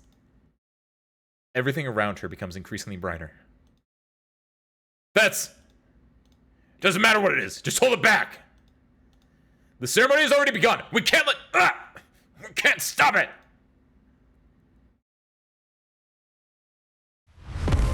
It is! Cool! There she is. The 3-point landing. Light. Light and fog fills the air. Oh, where's Almina for this? Light and fog fills the air. The sun descends from the sky to repel the clammy moonlight. Oh, that's sick. This is, wait, is this near Altar too? Does Near Light take place after this? Or before this? Or is this just coincidental? Because that looks like Near Altar near. Or wait, does Near Altar, did Neural always have this power? And like Near Altar is her being like, okay, now I'm just gonna actually use this power straight up. Doesn't matter. Sorry, the storm was too intense, so I took some time to locate you. Oh, it's between Act 1 and Act 2. Oh. It's during that time skip. Okay, I get it. I thought it happened after the end of Act 2, not after the end of Act 1. Ah. Are you alright? Do you need a hand, Shiny? I'm fine. But we have to save Liz. And stop Kwisatz. Lend me your strength. And dispel the darkness before my eyes. Of course. Let's go together. The road ahead of us. I'll illuminate our path. Oh, sick. Why did they give me Neural Alter actually to use? Wait a minute. I don't know that they didn't give me Neural Alter to use. All I know is I can't use Shiny in this.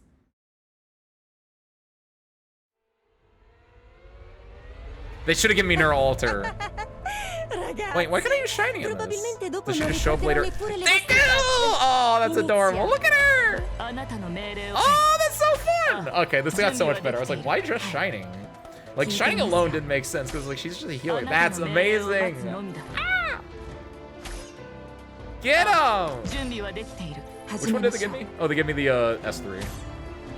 Should have been S2. I like S2. It's a lazier skill. Can't place anything down there. She needs healing. So healing we will give her. So I don't know if we can actually solo this. Oh god, oh god. Neural, get better! Stop being bad! We lose actually? Is it, wait, does this have Origin mana or are these exploding? I have so many questions right now. And none of them are helpful for me. No, they explode, okay.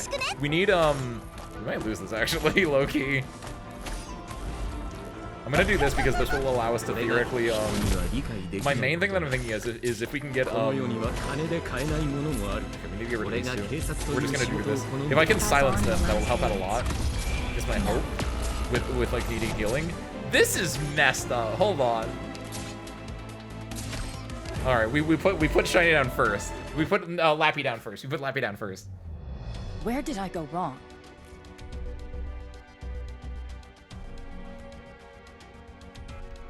Clearly, I'm not gonna say that they favor Logos, which they clearly do, but like Logos had a much easier time soloing until like he didn't need a solo. Like Neural and Shiny can just die like ASAP there. Kind of messed up.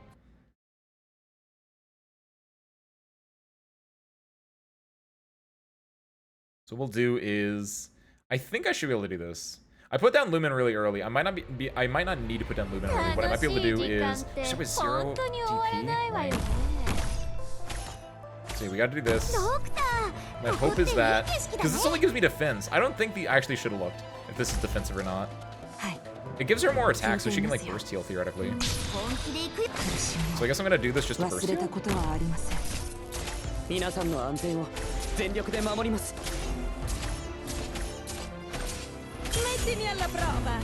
Yeah, La Propa. There we go. Now with Lapland's skill on, I think we might be able to like survive this pretty easily. Yeah, look at that.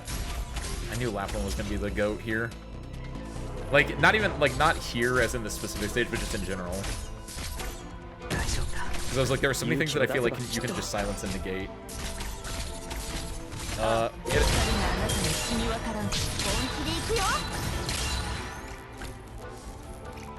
Honestly, at this point, I can remove this and put down another healer here.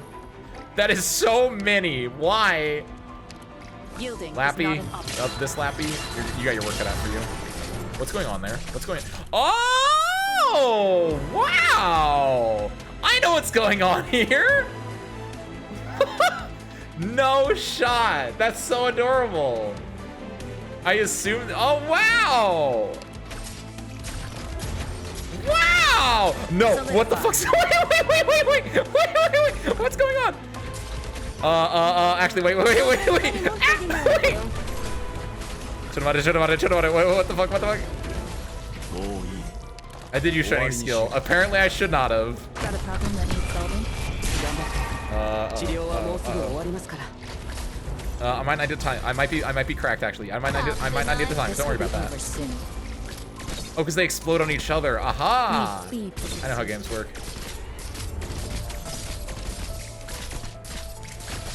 Easy. I timed it.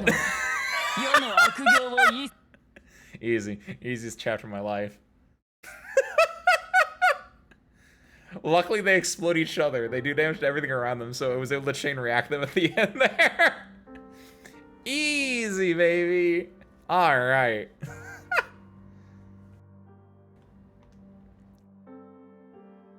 Here you are. Neural, you don't return to the land ship often. Stay with Elizabeth. She's missed you. She just fell asleep. Well, you seem more exhausted than when I... Well, you seem more exhausted than when I last saw you. Are you worried about Liz? I asked Dr. Calston, and she said Liz's condition is still under control. Is there something you haven't told me? I'm thinking of a way to cure Liz for good. You've poured years into this. It just won't come quickly, so don't torture yourself over it. What if I told you a solution has always existed, only I've dared not to try it? Shining, what exactly are you hiding from me? What is it you can't say? Neural, this is a duty I must see through on my own. Do you think Liz and I will leave you? You know that won't happen. My concern has always been that you two might get hurt. I've decided to join Liz in searching for her memories. I shall accompany her until we find the truth. However, Neural, a time will come when I need you to protect Liz in my stead. I know, but I will protect and fight for more than just Liz. Shining, I will stand for you as well. Yes. We've always stood by each other. The followers are as one. My oath remains unchanged. Margaret Neural and her sword staff will be there for you whenever needed.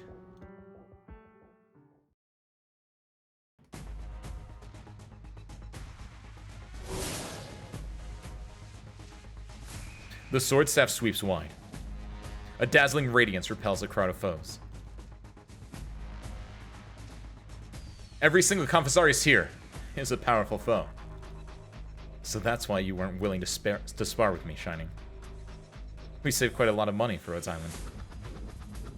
Our greatest foe lies ahead. Alright.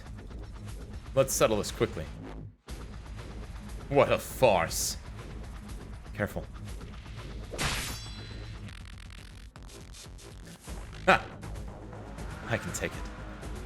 Shining, my shield will protect you. You need only advance. A torrent of witchcraft washes over them. Margaret's radiance is suppressed. Kwisatz stands on the top of the steps, day and night surging within his palm. So this is the help you found. Kwisatz, what do you think our ceremonial altar is? A meadow for a Karanta to frolic in.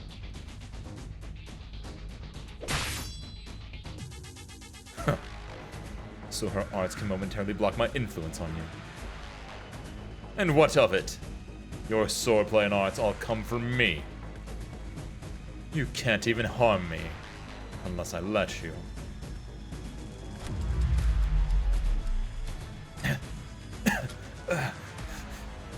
Everything slowed down. His arts affect the perception of time. Or is it something else? Shining!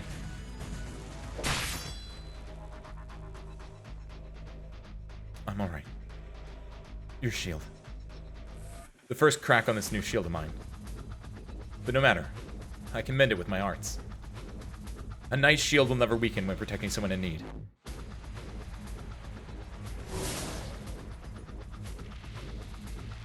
What a detestable light. Puny fool. I've killed so many Pegasi like you. I've stopped counting. I smeared their golden blood on the walls of my Casdell, so that my city would look as it forever bathed in the radiance of dawn. And their descendants would understand Casdell is not a domain they can invade as they please. We're not in Casdell. And you're not some homeland hero either. Heroes shed their own blood to clear the way for others. But you, all I see is your path to ascension, drenched with the blood, tears, and bones of others. Heroes. I decided long ago to give up being one. the hero people sing and praise, but is as fleeting as sand. No matter how I try to master the time I have, it does not stop for me. I will die, and the city I built will collapse. My beloved people will only be compelled to continue wandering. This hopeless cycle torments every single Sarkaz, including me. As a sovereign, I have the responsibility and power, and ought to change my people's fate at the source. As long as the Sarkaz need no longer lie prostrate before beasts like you. As long as my Kazdel stands everlasting through days and nights. All the light around them rushes towards Kwisatz palm as he speaks. Margaret's arts, the arts of the other Confessari, and even little sunlight straining through the dense clouds. In his palm floats a small crown of thorns, as impenetrable as the darkest night. Nightingale floats up from the stone bed. Her eyes are still shut. Her limbs lack strength, but her arms involuntarily open. When the last light has begun caged, the crown will fall on Kwisatz head. Liz! Shining! Follow my light. Save her.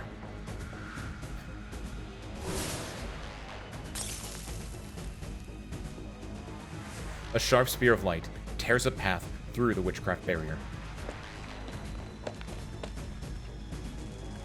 Shining arrives before Kwisatz. Night descends like a cage, and the only light comes from her blade. The soul glimmers on the tip of her sword.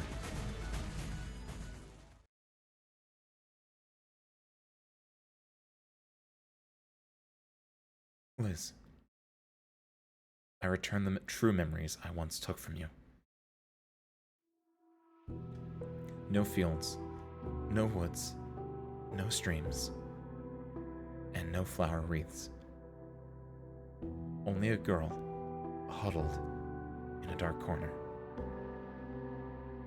The entire room serves as her cage, and she cannot tell day from night, because she is merely a manufactured, empty shell, with no consciousness or knowledge of pain or fear. She reacts to no arts inflicted on her at all. Until, in my obsession with exploring the soul, I left some unnecessary vestiges in you when carving yours. You're awake. You're starting to have emotions and responding to them. The experiment will continue. I have to create some illusions. Fill up that newborn soul with memories fabricated by arts. To cover up the truest, scariest ones. I think you should feel a little better, at least. You will feel truly alive, as if you've experienced a bit of warmth.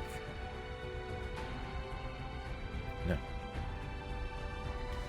Perhaps it was escapism.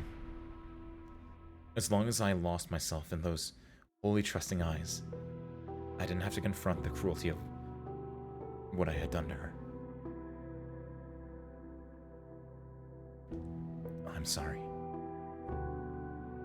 You should have remembered, Liz. You must remember all that we have promised each other.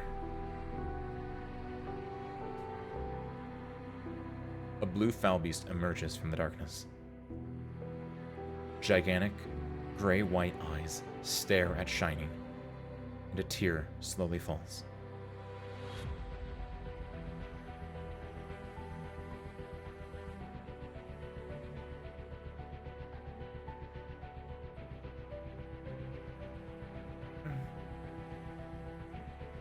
The girl in the air floats down. Shining and Margaret hear Nightingale's voice simultaneously in the frozen time. I remember, Shining. You took me out of the darkest of rooms, and we escaped. You accompanied me everywhere, in search of medical help. And then we met Neural, and 2 became 3. We went many places and saved many people. You often sighed with knitted brows in the middle of the night. But once I opened my eyes, you shifted to the warmest tone I know and told me about the beautiful things I missed on our journey. Neural tried to teach me how to dance a few times. She'd hold me and spin until I couldn't move anymore. And the 2 of you would help me, taking turns carrying me. When I'm at your side, it's as if I really can fly. The 2 of you have made me what I am now. I'm a member of the Followers and a healer. I'll protect you both, too, and fight alongside as well, to sever the gravest sins, to save those shrouded in the eternal night. This is what the 3 of us promised each other.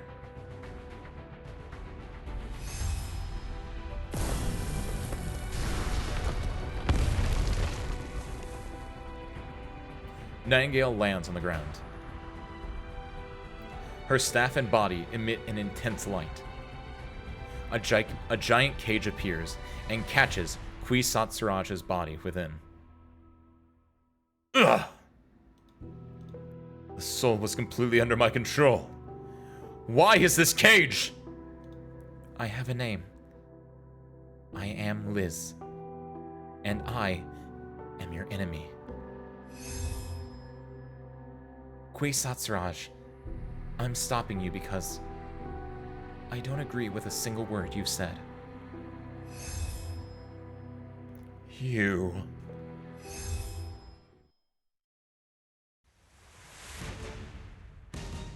Shining. Neural. Shining grips her sword tight. Margaret tosses her sword staff, and it hits right on target, the crown of thorns revolving in Kwisatz hand. The trio are in complete sync with their thoughts and actions. Ugh. Grab the flickering sliver of the soul before day and night take control once more. A long path of blood is the only crack before her eyes. I found it. The essence of your soul.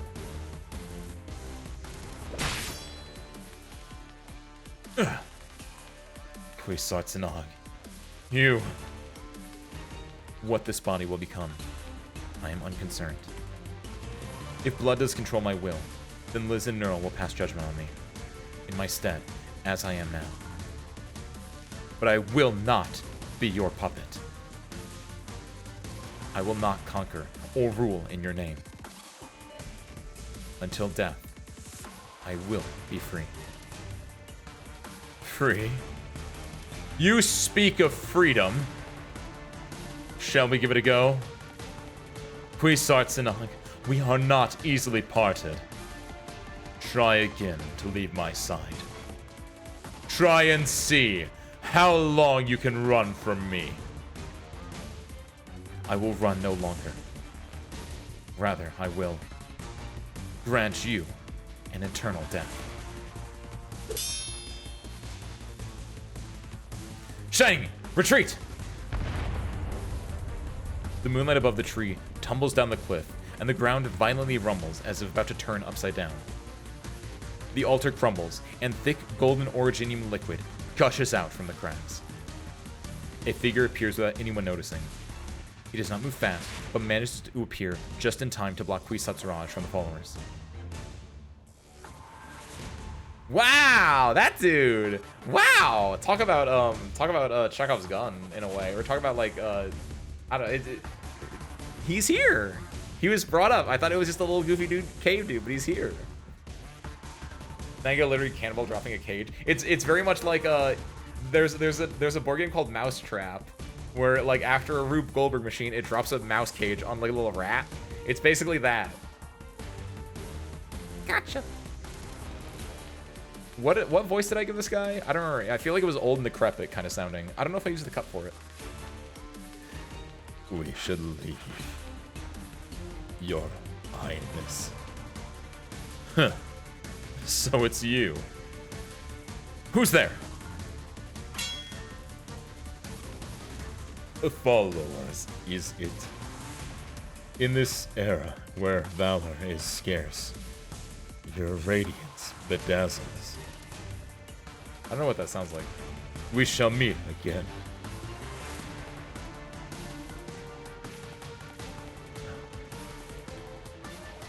Quelkoa and Kwisatz figures. Quelkoa and Kwisatzurage's figures blend into the remains of the altar.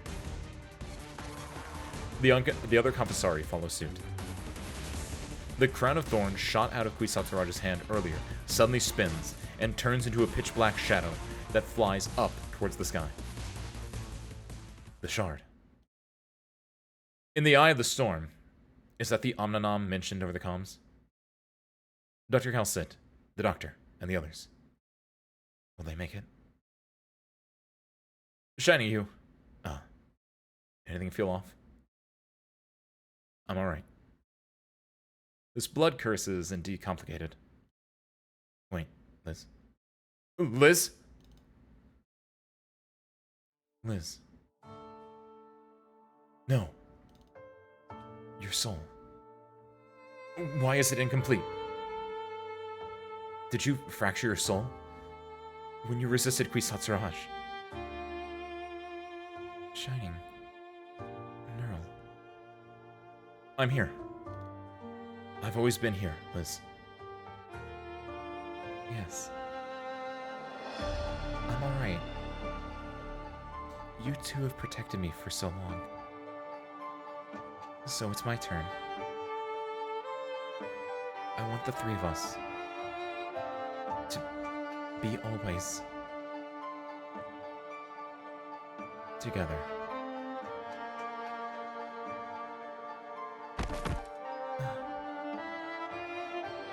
Liz! Come, Shiny. We'll treat her together. Shining? It's your time. Our arts can't heal such a grievous wound on her soul in this environment. Liz is unique, both her body and soul. Her birth was coincidental. No, I'd rather call it a miracle. Then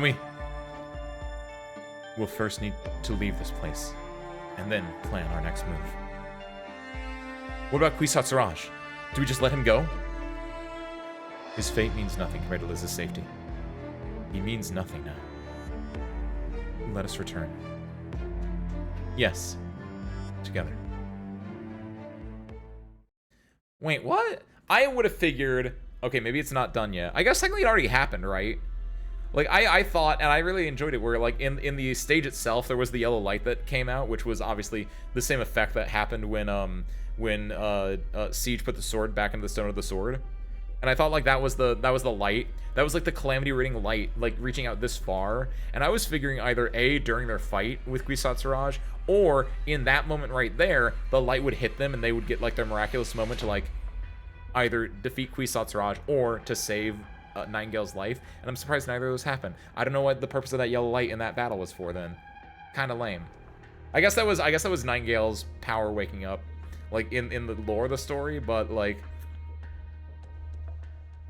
I guess if that's what it was, I guess that's fine. But if it was supposed to be the Sword of the Stone light, because it was the exact same effect, I kind of wish that had an impact. But maybe it does. Maybe it's not done yet. Maybe something happens to Salus. I don't know. Though I guess they already know it happened because Amiya mentioned seeing the light, like, earlier. I know what it does, like, gameplay-wise.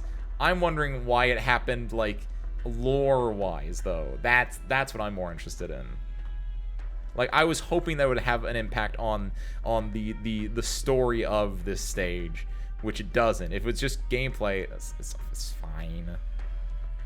I just wanted more. Leader.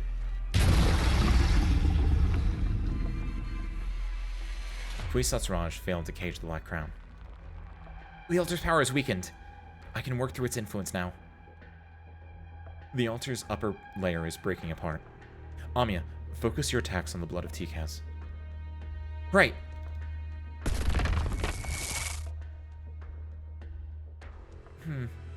Yes. You. The King of Sarkas has already sentenced me to death. But this is nothing new to me. You're clearly in pain. You revere Kwisatz Siraj, but he left you behind like nothing.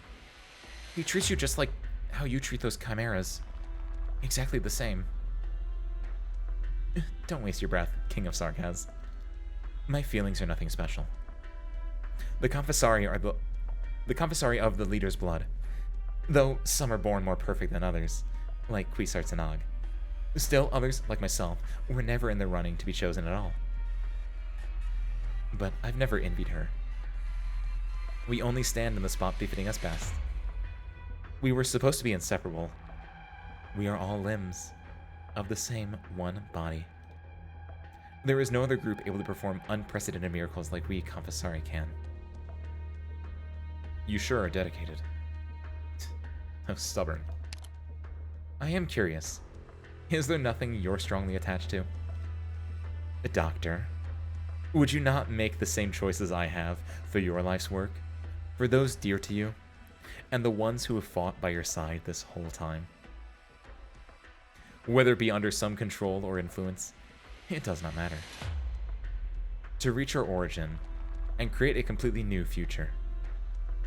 And that's all I want.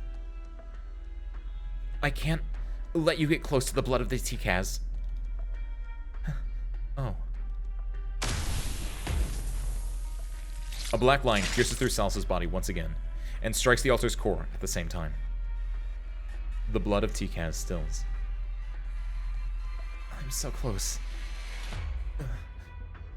Amiya, stop her. She's going to ignite.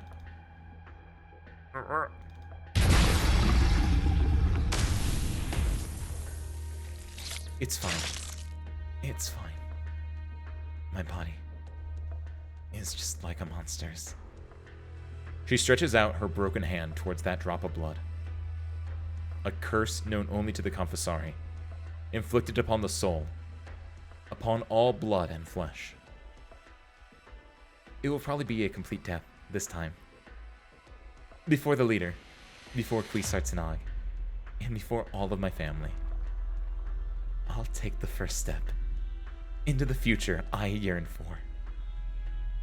Salus smiles and throws herself onto the still heart. The blood of Tikaz boils. A giant crimson vortex appears from the altar's core. In that moment, Amiya feels as if she's being watched.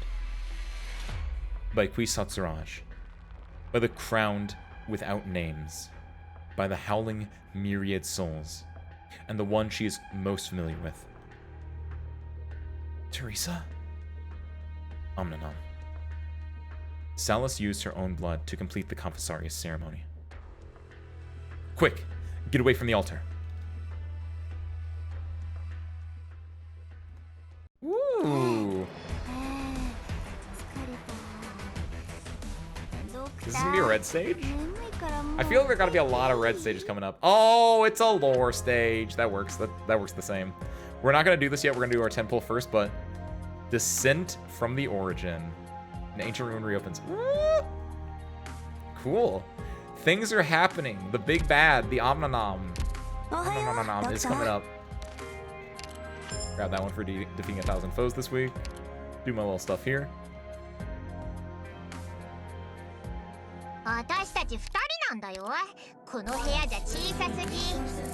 Whose voice is that?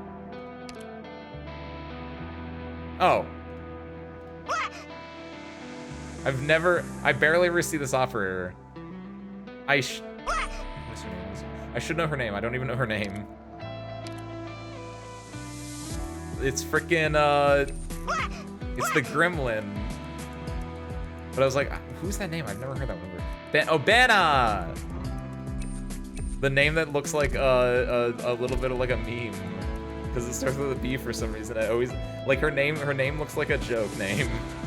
Not like her name is a joke, but her name is like if someone told me that was not actually her name and that like her name is actually like Venna and people just use a B to be funny. Like that's what I mean, right? No shade to her. Here, search her real quick before we do her temple. I'm going to get up, I'm going to stretch, I'm going to, more importantly, get ice cubes in this water bottle of mine, because I don't know about you guys, but here in the Heartland of America, it's hot as hell. When I started stream, which I started stream at 8 o'clock, when the sun starts to go down, it felt like 100 degrees outside. Technically, it was like 90, but like, humidity is a thing that exists. Right now, it is what, 10 o'clock at night, the moon is out, it feels like 92 degrees outside. It is hot as hell here. I'm sweating like a dog. So, service crew, get up, take a stretch yourself, get some drink if you need it, either hot or cold depending on your weather, or room temperature if you don't need that. But I'll see you guys in like less than a minute. And then we pull the banner. See you soon.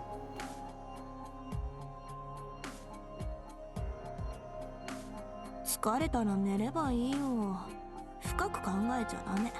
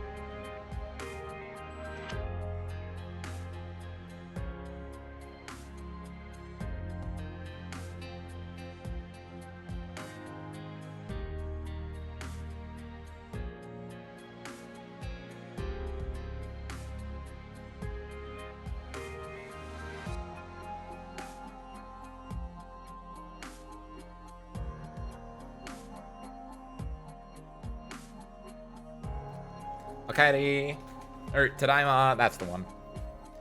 Also, yes, Dolly, exactly that. Or it's exactly that idea of like, yeah, that's not her real name, and then people just do the little B emoji thing to make it Benna instead. Or a little bit of a more niche one. There's the little brown like Finnish creatures where they're just like Eben, right? I don't know what they're called. I forgot what they're called, right? But the ones that say like Eben, and like that's like Benna sounds like something that they would say. Benna sounds like it's just a Finnish nonsense, which, as a Finnabu, I love Finnish nonsense. Case in point. All right, before we do our 10 roll, let's grab our recruits. Look at this cruise. That's still a really long line, but glad it doesn't take as long. Look at this cruise. And then look at this cruise. That's a weird looking cruise. And then finally, look at this.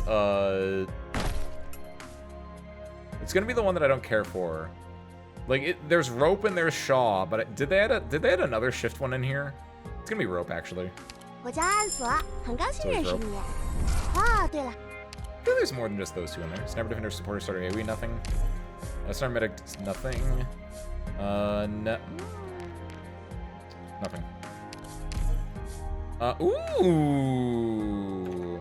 I'm pretty sure there's only 5 stars at most here. Actually, there might not. Actually, no. Robot Elemental is the character that we just saw as that one robot. Recruit. I don't think crowd control is a guaranteed 5-star anymore. Crowd control used to be like Texas, right? But I don't think it is anymore. Because they added like a... Yeah, they added click. So yeah, so it's click, supporter, what else do we have? Where's supporter at? There it is. Slow, robot, elemental. I think the only elemental one is the robot. Where are my... That robot... where are elemental... What am I... Slow? Slow.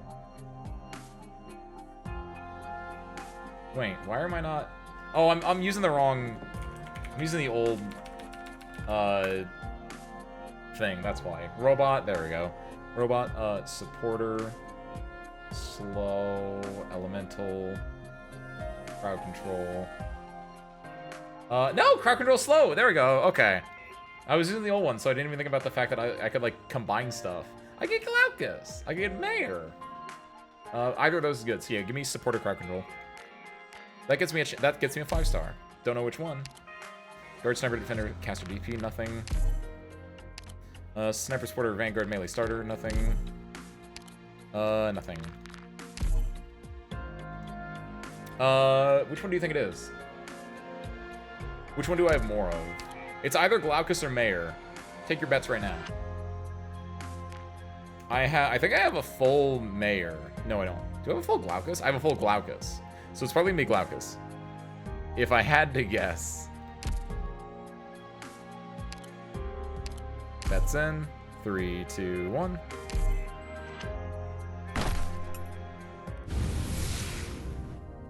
Was Pixel last night in Arknights too many? You put them into just 2 separate posts, so that was fine, yeah.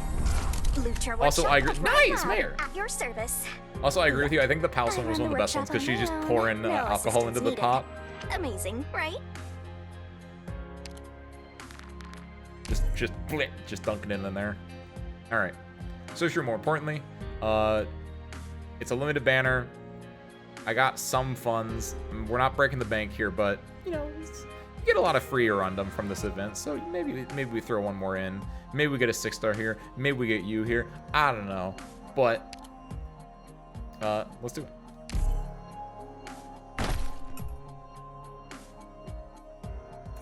Oh man, I can't believe dang it! I was trying to double reverse I am Ansel, a medical intern. I'll be assisting with surgery and internal medicine. I don't care about him that much, but do I care about enough to things. just do one more 10? I look forward to working I might with you. be. Skip this. I have all these units. Do either of the units I have? I don't have that many dragons.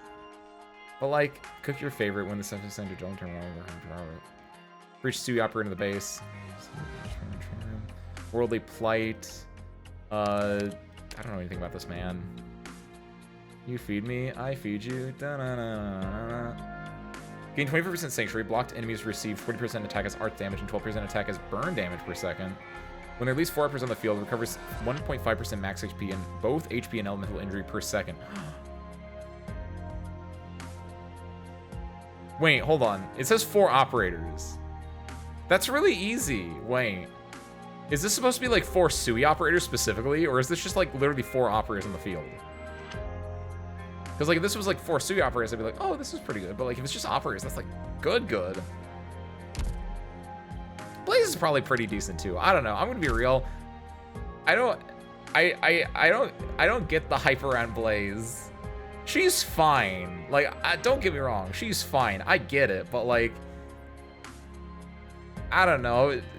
Like when I joined, like I feel like part of the reason that Blaze got a lot of hype was because she was a really, really good unit at the time of like release, and so it was like, oh, put Blaze in, and like they got really like used to like just seeing Blaze in their team comps, and like she became a good character. And I know she had like her story in chapter 4? Not 4. It was before. Dang, get out of here. I know she had like a little story moment where it was her and Greythroat, just, you know, antagonizing each other in like what, chapter 5, I think, actually. Yeah, I want to say it was in chapter 5. Somewhere early on like that. Like, I get it, but like, she was solid, but I don't know. She's fine. She's good. It's like a lot of the other operators, right? Like, she's not wowing me. In fairness, Shu I'm only mostly getting just because he's a limited operator, he's a dragon, right? But like Blaze is in the same level as like I don't know, Stainless, right? Where it's like I like him, I'll do things for him, but like he's just a guy at the end of the day. I've heard his Blaze is good, but an established account has like 20 ops. They do the same thing just as well or better. Ooh, that's also interesting. Like, yeah, again, like I don't care for her as a character that much. And then, yeah, her actual, like what she does probably isn't that crazy. I care a little bit about him more as a character because he's related to Chong and I care about Chong as a character. Plus, tanks are always in demand, especially for my playstyle. So there's a little bit more of that. The age of 40 is in man. That's also true. No shade on Blaze at all. See, the thing is, read her talent. What's her talent? Whenever an enemy triggers a burn damage burst, immediately deals 300% attack as elemental damage to the enemy and recovers 12% max HP. So she can like heal herself. When defeated, becomes downed instead and gains 6,000 barrier. Cannot be attacked or be healed while downed. But recovers 3% HP per second. One HP full resides and stuns nearby enemies for 5 seconds. What?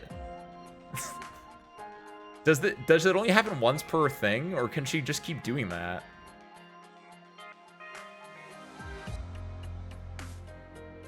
Why?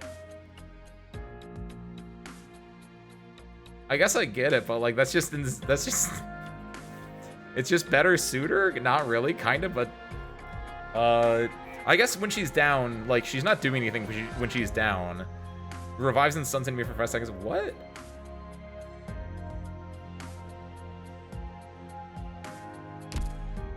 I guess that's true. Normal Blaze has a talent similar to that. Here's where I show the full extent of my Senzian, by the way. It's probably under harsh training, which is the worst part. Or is it this one? When this unit HP falls beneath 25%, restores 50% HP one time only, and prevents HP from falling under 50% for 3 seconds. Okay, so kind of similar to that.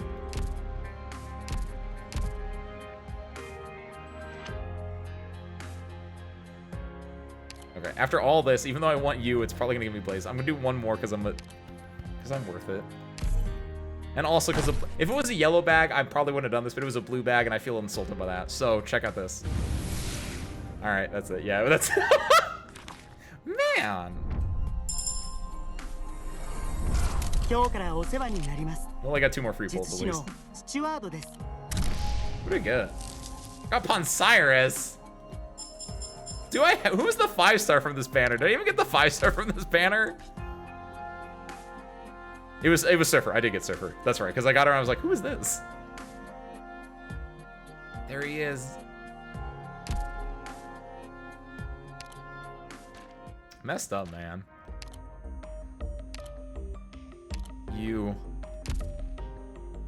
One day this will go down to like 50 and I'll be able to grab this thing. Am I saving for something? I think monster?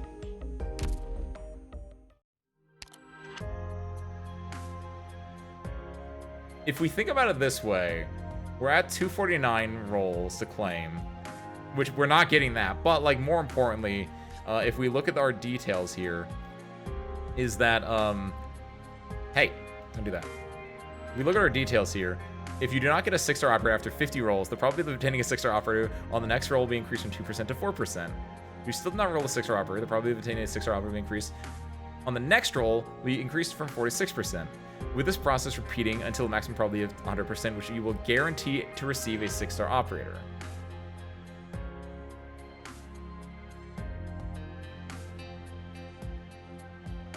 How many rolls? When is chapter 15 releasing?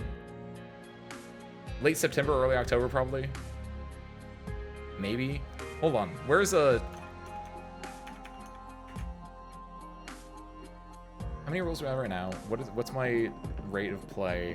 We need to factor in all the Arknights CN schedule. Upcoming events: Arknights Wiki, Terra, GG, perfect. This event is upcoming releases: Mizuki and Curly Arbor and Other Tides. Wait, what the fuck? What is this? IS3 is getting an update? It's a special event in Arknights, which adds new content to the eponymous. What the hell? Did they do this with IS2 at some point, or why are they doing IS3 update? What is this? Fatty is added as one of the bonus enemies. That's the new guy, right? Yeah, the mouse. Surging Wave 16 to 18 added. Why?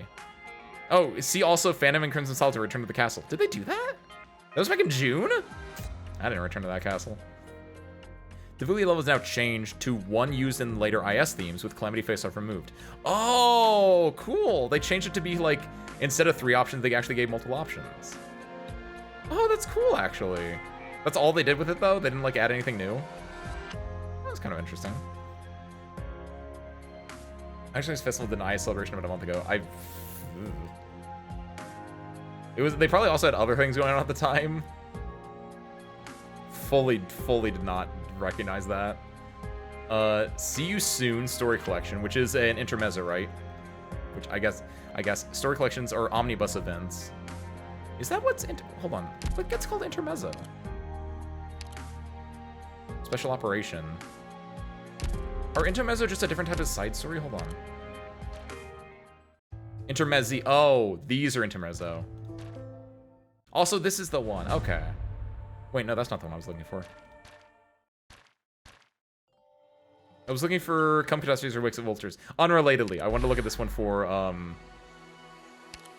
this, but I'd have to, like, probably do it, right?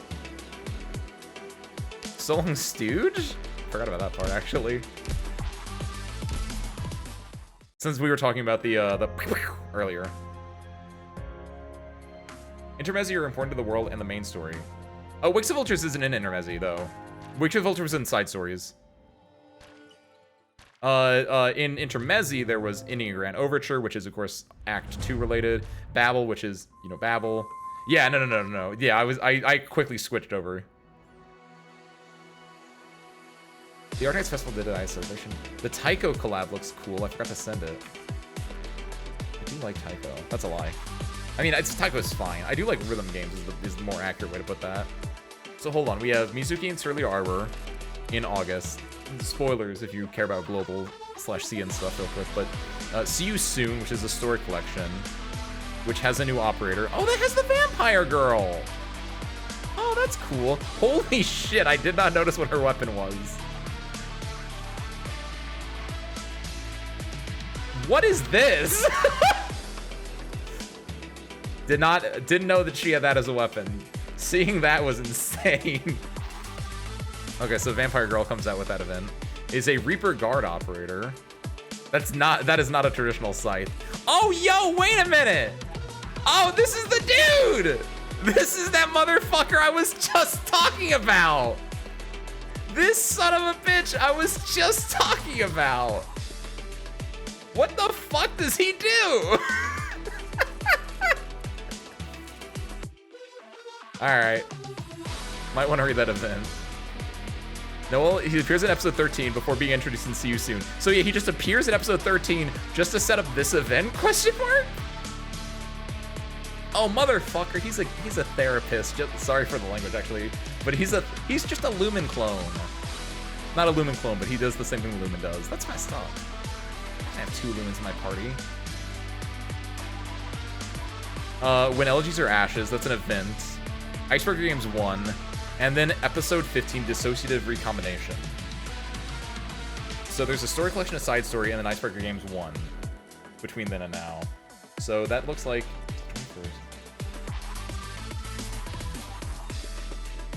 So there are times like these. Do I have my coin still, by the way? I haven't messed with them forever. Do I actually have that here still?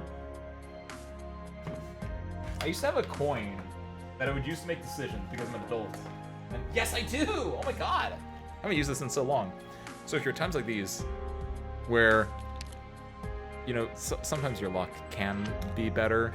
And like, we got a 4-star bag and then a 5-star bag, so clearly, through math, the next is only a 6-star bag. On this coin, it says, no Coast, no Kings, and it says Combo Breaker. I got this from Combo Breaker 2024, I think? Maybe 2023, I don't know. If we get no Coast, no Kings, that means we don't care about these guys and we're not gonna roll. If we get Combo Breaker, though, we roll. Ow! It's Combo Breaker. Ow! Slapped my wrist more than the back of my palm there. Alright. Screw. Watch this. bada bop, boom, bow. Thank you, Dolly. Wow, it really was the last one too. Hello, I'm Hayes. You guys like I sitting like through? relaxing Because I don't work think they've added environments. an Arknights. And Someone tell me if they've added this in Arknights, but I don't think you can too skip many and then find the questions. new operator that you got. I don't think it does that. I think most, if not every other game I play has it where if you skip on like a 10 pole, it gives you it will be like, hold on, this is a 6-star, you can go watch this animation. But I don't think Arknights does that still. Hello, Doctor. Text is faster, which is I'm nice. Surfer from Black Steel Worldwide's Advanced Recon Team. Especially when I saw 3 lines of text right there, that would have been 医 terrifying. 療オペレーターのススーロです。ドクターは確保。 I was not keeping count, by the way. Were you guys keeping count? I think we're on 6. ドクター、アリアと申します。 7? Question mark? Surfer? Hello, Doctor. Surfer again. I'm Surfer from Black Steel Worldwide's Advanced Recon Team. 8. コードネームはパインコーンです。 9? I think it was right. Wow. 敬礼ボリバル国民警備隊教官 Really instance ド of ー me ベ being ル able マ to ン count. Spare parts, where are you? Get 早 over here. 速だが担当直入に Spare 行こう parts, hit this button for me. まずは訓練が必要ただい Fuck! ま。そうそう。今度 Hate は it here. グー・ジューファンって本名でサインしたんだ。ずっと隠してた名前だけど、ようやく堂々と書 It's け okay, る it's よう not に your なっ fault. た Spare から。 parts. でも、私は私のままだし、ドクターはこれまで通りブレイズって呼んでいいからね。 Saying my real name this time. Wu Siyong. Wait, what? Blaze is Chinese? I feel like I should have known that. I feel like that probably was explicitly told me that at some point, but I don't remember. Saw a Blazer and aging on that houses Myrtle and DP generation. Wait, why does that have? Why does she have DP generation? What is she? She's a caster. What?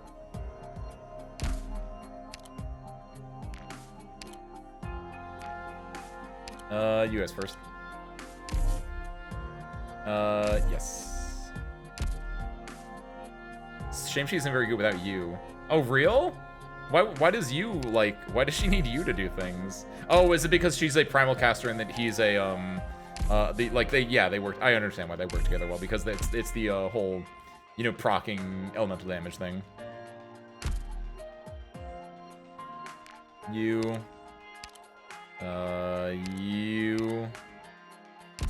Honestly, I'd rather level Marcel if we're being real. Hold on. But what do you do?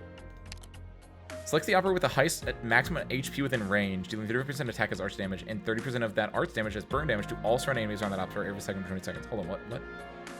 Selects the operator with the highest maximum HP within range, dealing 35% attack as arch. Oh, I see. For the U thing, not for the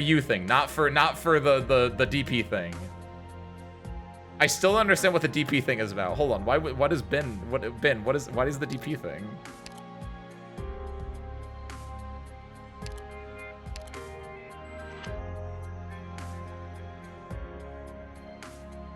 I think S3 is a good burst attack with decent cycle. Earth 3 does not elemental proc of its own, but it nukes everything within literally anything with you. Okay.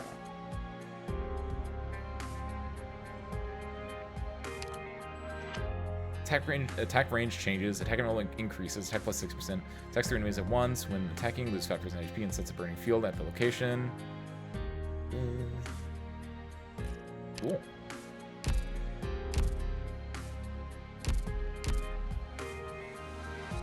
It takes DP with every attack, but blazes S1 fires ring.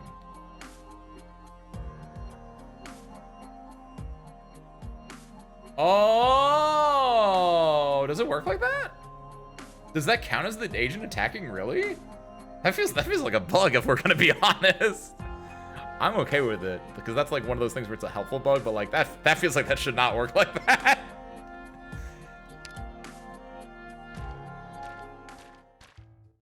Nice though. I mean, not nice, but it's okay. So sure. Let's return to what is this ship, by the way? Is this what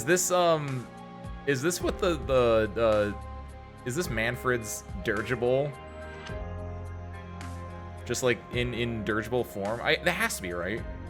Because I'm trying to think of because this looks like a flying machine. And this isn't the whale skeleton, so it has to be like the dirigible, whatever it was called. The airship? The airship. What's called the airship. Alright, let's watch Omnanam wake up. Ohio. 1413. Descent from the origin. An ancient wound reopens.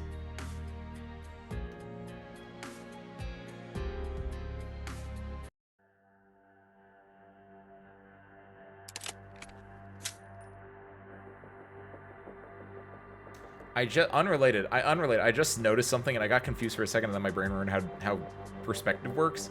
But I saw this staircase and I thought the staircase like ended right here, but I saw this thing in front of it and for a second I was like, why would they do that? Why would they build a staircase into a wall? And then I realized the staircase was a little bit further in the background. It actually goes to whatever floor is down here.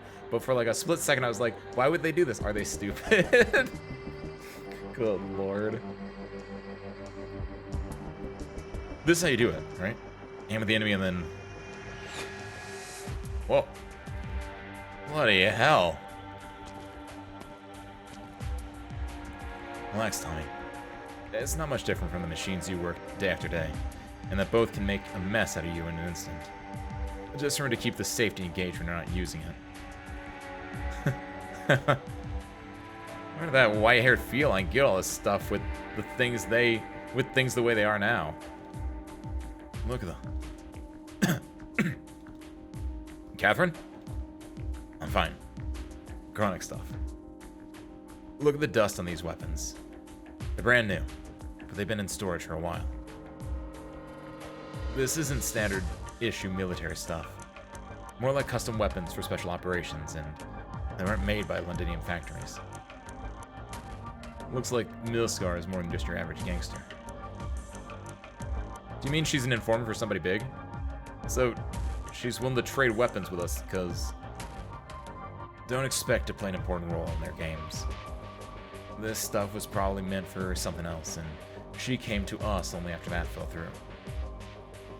Or maybe Milskar raided some Duke's secret arsenal in Londonium and selflessly decided to share with people in need. Who knows? What she's after doesn't matter to us. We're just taking things one step at a time. We've sent a few scouts out since the sky turned red. For some reason, all the Sarkaz soldiers seem to have pulled out of Highbury. That doesn't mean we're safe. Quite the contrary. It means the Sarkaz don't care about managing the city anymore. Factories, production lines, none of these matter to them anymore. Hey, look at Magna Boro yesterday. It's been turned to a huge art circle. Hundreds, if not thousands, are trapped in their strange witchcraft, fueling the Sarkaz altars. At this rate, it won't be long before it's our turn. What are you planning? Should we be getting that thing we've been building out there and... Don't be silly. Just because you got some decent gear doesn't mean you're suddenly become a commando. We have a few decent weapons. They'll allow us to defend ourselves if the Sarkaz come for us. No more than that. We must... wait for an opportunity. When do you think that opportunity is going to come, though? Who are you? How'd you find this place? I've seen your clothes. You went to all that effort to sneak into Londonium at a time like this, even investigating our background. What do you need with a few old workers now? Is this a Trilby Asher, is my guess? Reunion! The 13th ventilation tunnel is running. There are marks on the 54th ropeway. I suggest you double check. If we can find it, so can the Sarkaz. Oh, my name's Nine, by the way. And yes, I'm with Reunion. Thanks for the heads up. You come all this way beneath Londonium just to tell us this? I want to know how long you plan to wait. We have folks who used to work in Sedan Borough. They said the workers of Londonium were always proud that they built this great city. But has it ever truly belonged to you, past or present? Madam Catherine, your condition. I've heard the stories. I'll give you credit where it's due, but spare me that crap about the non-infected taking everything from you. I'm not interested. What are a few rocks here and there in today's Londonium? A lot more to worry about. True. Infected or uninfected, None of that matters in Londinium now. So, are you planning to take back the city? From all who stood idly by while all this happened. From the people who allowed things to get to this point. What did you say? Londinium is filled with origin dust. Many will become sick and die because of it. The culprit will be made to pay, whoever they are, whether they have rocks growing out of them or not. Reunion won't wait at the finish line. Not anymore.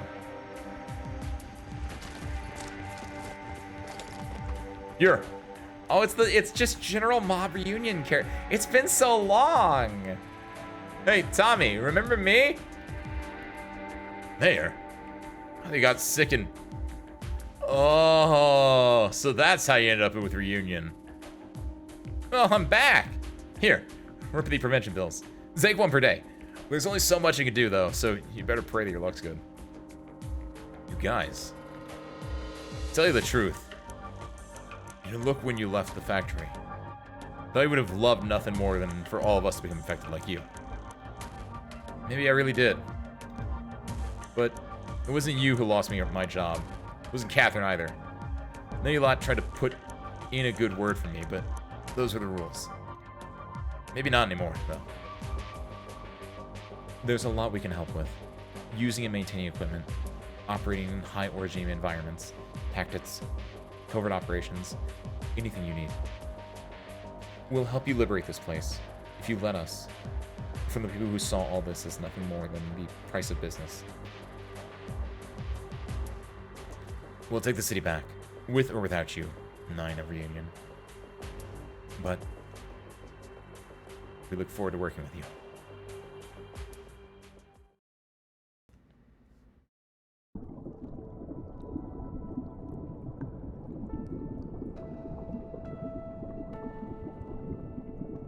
Effignel. Mother. My child. Have you come to see me off? You're badly hurt, my child. I lost. I did all I could, but I still lost. But I have no regrets about the path I choose, nor doubts about the ideals I believed in. But I'm sorry I let you down. Why say that? You have defeated so many powerful foes. How long has it been since the court of the Banshees had a warrior and sovereign so strong, so steadfast? The court is proud of you. So am I, even if you reject the traditions of the royal court. Thank you. I ask one thing. Please, sing an elegy for me.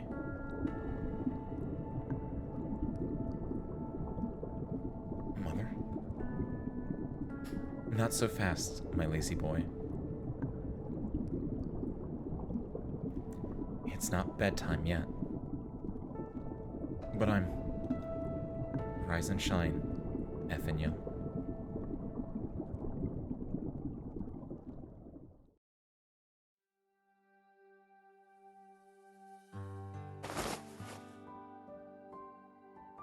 Up yet, sleepyhead?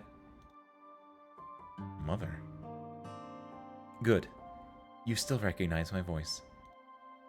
How about a kiss for your dear mother on the cheek? It's been so long, after all. I don't think so. This strange contraption. Were you always by my side?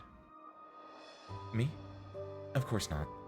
A mother should let her son roam free, once he's all grown up. Just a little token of love to record important moments in your life for me.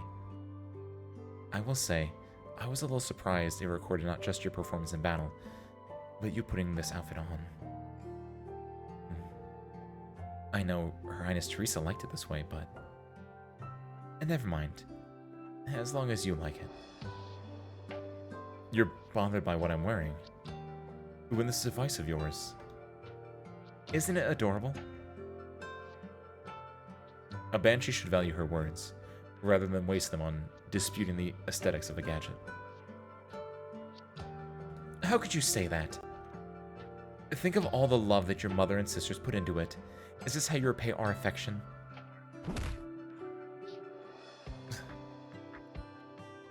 Thank you, Mother. Go. Your friends are waiting. I'm so proud of you.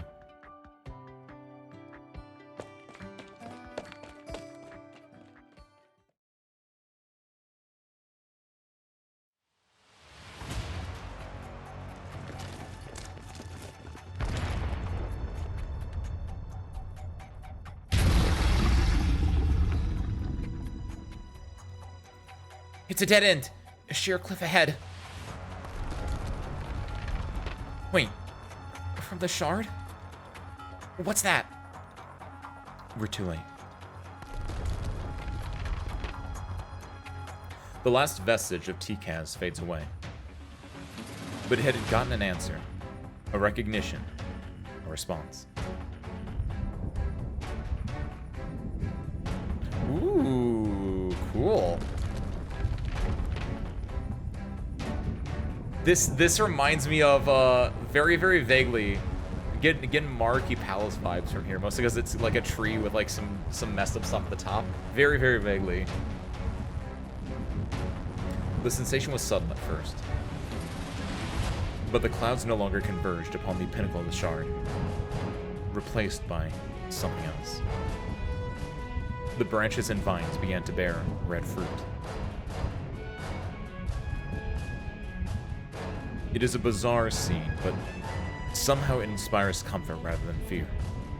As though this is how it should be. How it always has been. The world seems to have always been like this. All that has happened is that someone had removed the back cover of a clock by accident, revealing the springs and gears underneath. Originium is an integral part of Terra's ecology. Originium is in the atmosphere. Originium in the atmosphere bring about catastrophe, and originium in the body causes sickness. Even insects know to cover themselves in hard shells of originium. The coexistence of originium and Terra is an immutable law, just like how two parallel lines can never intersect. But where did originium come from? Well, you see,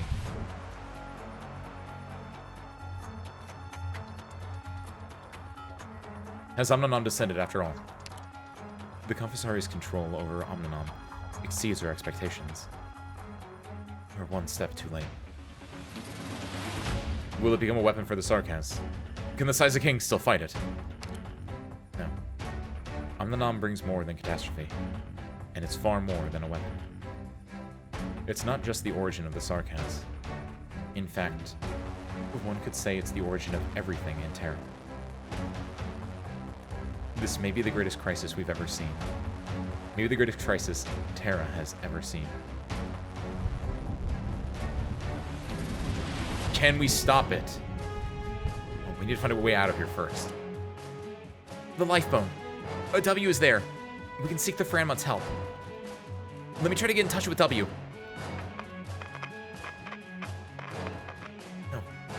I'm not getting through. Hello? Yeah. Hello? Finally. Buddy, wait, where? Oh, man, Hunter has the green time. W, they're alive. But the interference is too strong. Try to take off, W. Where? How? Find where the biggest commotion is. That's where we are. Lost contact. What did you mean by commotion, Doctor? What did I mean by commotion? Originium is everywhere here. And what catches W's attention like nothing else? What? Unreasonably risky. But worth a try.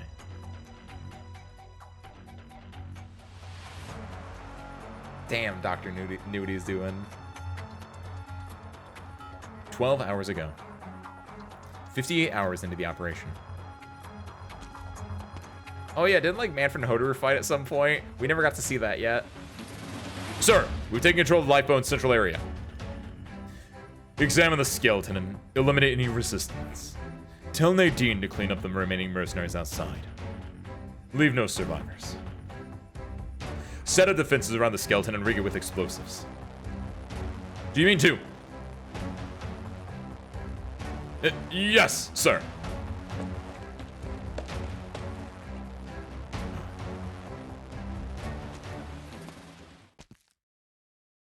The blood reaches Manfred's feet. He takes one glance at the body on the ground, then turns to leave the room. What? No, no, no, no, no, no, what? No, no, no, no.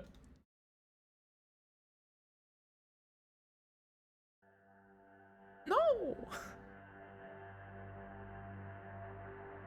What to do with the enemy mercenaries that we captured in the Lightbone, sir? Is this all of them? Yes, sir. Many of them previously served the military commission. Kill them all. Yes, sir.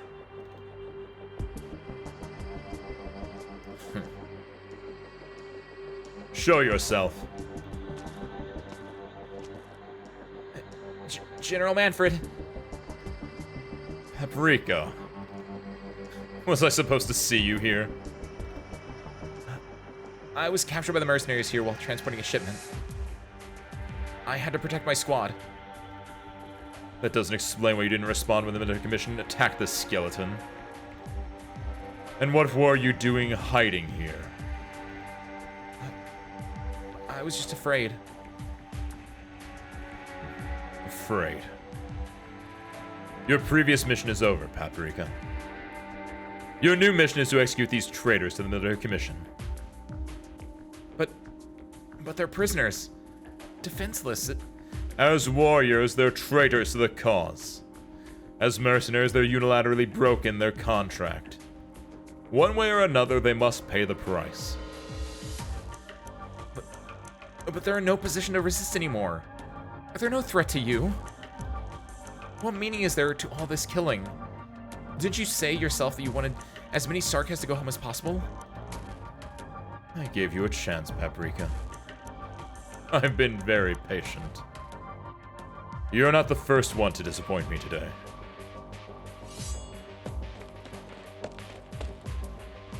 General!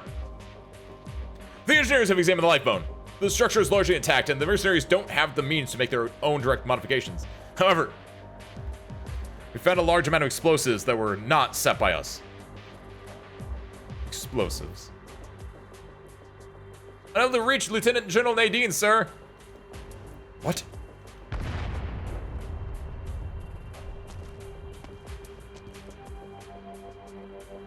That hard-headed Hoderer can come in useful once in a while. You really didn't lead an attack squad, Manfred. This is our first formal meeting? Huh. I guess I should introduce myself. I'm from Babel, and I'm here to take your life. You can call me W. A mercenary from Hoderer Squad. You came back to die. Die? Have you thought for a moment have you thought for a moment that why your attack has gone a little... What the fuck? That's not... They fucked this up. Have you thought for a moment why your attack has gone a little too smoothly? Where'd you think all the mercenaries went? Who's surrounded now? You think this rabble can stand against the soldiers of the military commission? Hope your bones are as hard as your words. Cause I'll blow your heads off before your soldiers can even knock on the door. Huh. Manfred begins to swing, but shadows entangle his feet. Then, bombs explode all around him before he can break free.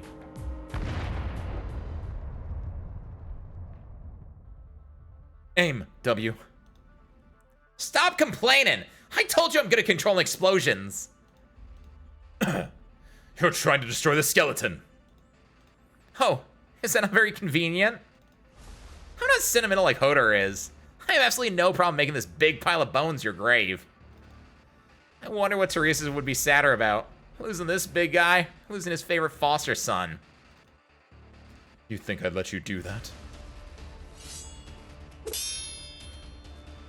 Wait!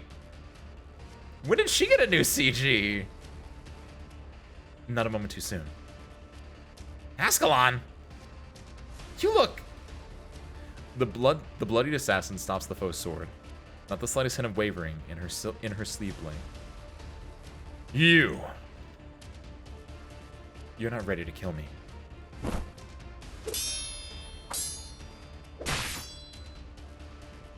Cut off this guy's golden head, Ascalon! I'll listen to anything you say for a whole year!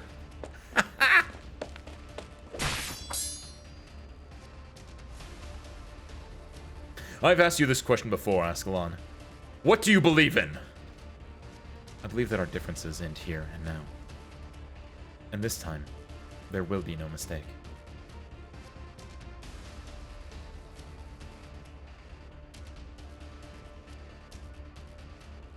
"70 hours into the operation.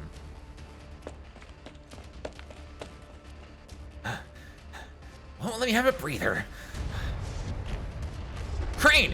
Where are you guys? We're supposed to guard at the top of the spine. Why do the troops keep dropping down? Oh, Crane's dead. Damn, Manfred. I think I have a concussion. Ascalon! She's outside. Looks like we're bringing a whole bunch of dead bodies with us. Great.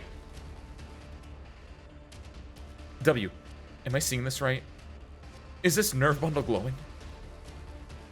Did the doctor's team make it? W, take off. Biggest commotion. They're trying to reach us. Enos, is Hodor still breathing? The bleeding stopped, at least. Then wake him up and get him to put this... Yeah. Then wake him up and get him to put his friend to work. You're asking too much. Fine. Maybe Hodor needs to lie down a little longer.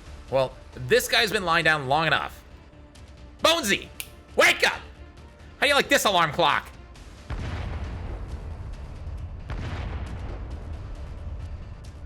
W, you lunatic. Hodor's wounded.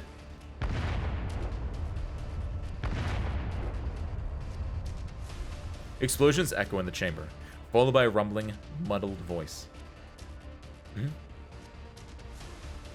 Oh, it's you. The Sarkaz historian. What happened to your face? Did your great adventure not go well? Oh, shut up! Get us out of here if you don't want your last bones blown to smithereens. And shake those roller court fleas off you if you can. Oh, I forgot. My body is still here. The flea part is a little too much to ask. You all look the same size to me.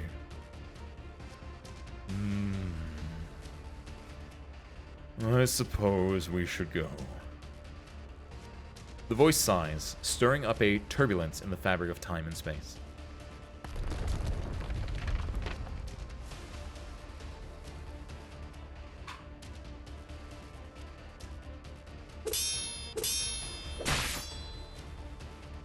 This round is mine. I have no intention of gloating. Took too much time, and you've never been so weak before. The previous battle had taken its toll on you, and this type of operation is not your forte. We both missed opportunities. A new Kazdil is complete. You know that, Ascalon. You know that you're fighting against your own future. Future, you say? You say I never saw clearly what our sovereign was thinking. But I understand now. Someone will complete the work that she left unfinished. Amia, Calcid. I will remove all obstacles that stand in their way. How blind and stubborn. Why do you not understand that this was Lady Teresa's wish too? Enough. We're enemies. No more, no less. We've long passed the point of no return. The life bone is activating. How could... You failed. You can't stop us anymore. This skeleton will be destroyed. No one can threaten the future that His Highness will bring to Kazdel.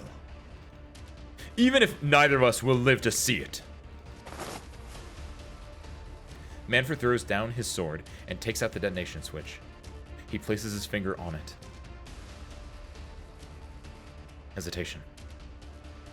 Why? He has seen death in the eyes many times. He does not fear it. Why should he hesitate? But the life bone. How many people could it guide home?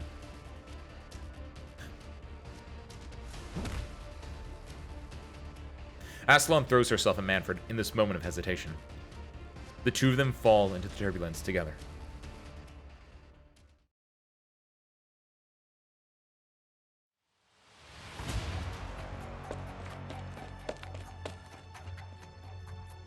Right here, where the mountain's energies are most focused. This will cause an extreme, uncontrolled originium chain reaction. Get ready, Doctor. Here goes nothing. Ready! Black arts penetrate the mountainous originium. The collapse has begun. Run. You grab Monster's claw, an action that has become second nature. Monster screeches joyfully and begins to run.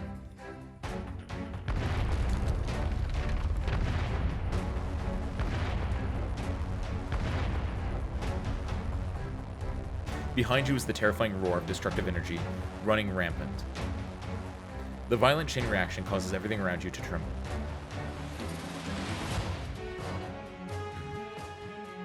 The legions and Noxaheroes follow the trembling. The Pseudoram are chasing us! Don't fight them. Don't let them bog you down. Warriors wrapped in tattered banners swarm upon you. Many of them are swallowed by the originium chain reaction, but even more join the ranks of your pursuers. Pseudoram entangle Monster. You hear their hollow breathing echo in your ear. The Noxahero warriors are trying to drag all of you into the pit of death.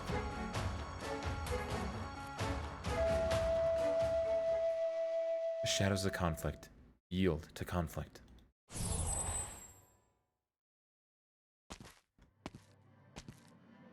Logos! Trust your elite operators, Doctor. They'll show up when you need them the most. I know I can count on you. Don't let your guard down. I sense turmoil in the fabric of reality. The firmament is coming. I will attempt to create a waypoint to help us board the skeleton. What should I do? Jump down from the cliff. Alright. I'm beginning to regret what I just said, but time is of the essence. Doctor, Anya, Kalset. Now, jump.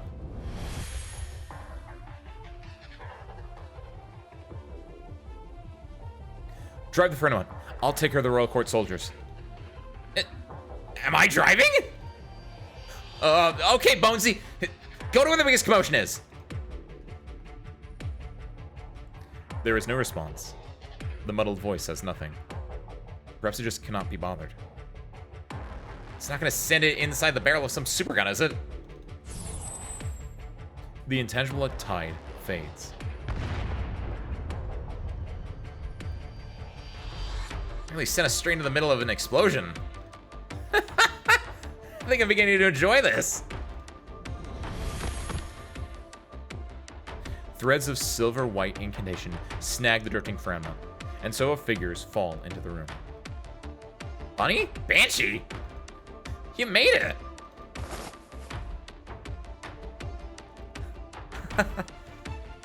We made it. Takes an explosion to catch the attention of a bomb maniac. Not bad! He actually made it out of the Confessori's even ritual alive! What's the situation? Bonesy's fine, as you can see. Hodor took a hit from Manfred's sword, but he's still breathing. As for the others, I don't see Ascalon anywhere. We found no trace of Ascalon or Manfred on the skeleton. She got tangled with Manfred and didn't make it in time when the skeleton took off. Ascalon's ability is beyond question. You can trust her as you trust me. Probably won't change anything. We have stuff to do. What's the next step?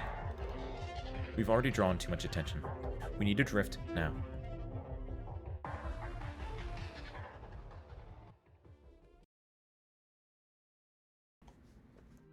That was kind of like the gang is back together. I was surprised there's no like large climactic event here. Like you have Logos waking back up, you have the explosion and stuff. I guess the biggest climactic event is that like them getting back to the landship, they're taking off from there, and I guess Manfred and Ascalon doing stuff. But that for being a story node, there wasn't like a definitive like big moment, I would argue. Like I feel like that could have easily been an operation stage.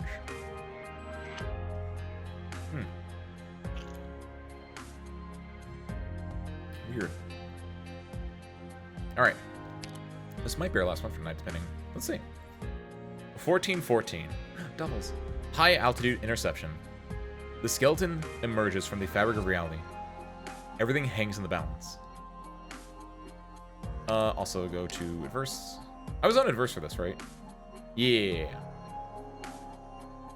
Yeah. Or else it wouldn't show up like that. Okay. 2 tiles on the battlefield no longer available for deployment. Summonings will differ, and soul maelstroms are invisible. What now? What is what?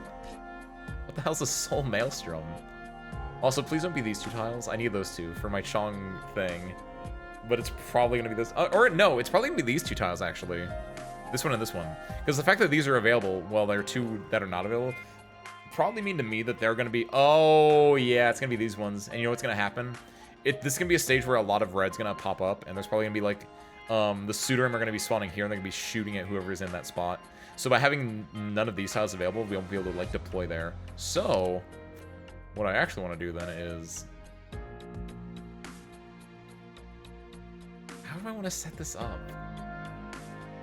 I think we get rid of Hode or...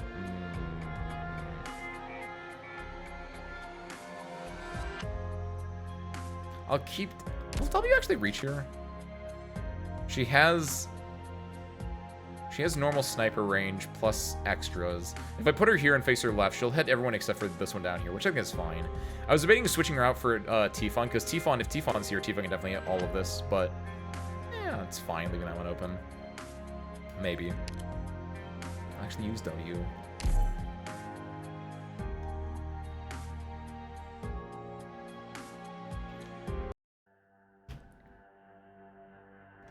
Oh, we're in Seal.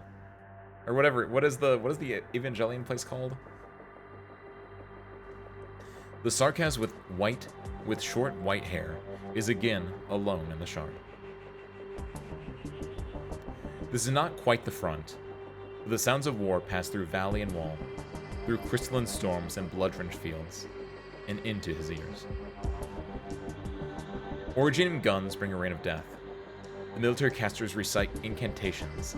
The tanks run over tides of crystals. Swords clash and break against each other until they sink into the mud. He has heard this din for centuries. It has never changed. But this time, he's brought it to the one-time oppressors.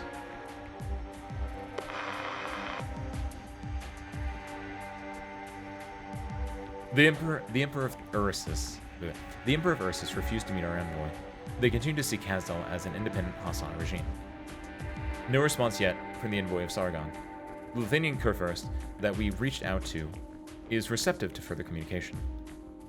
The Dukes clearly intend to attack, following the appearance of the Golden Light. Our lines are falling back.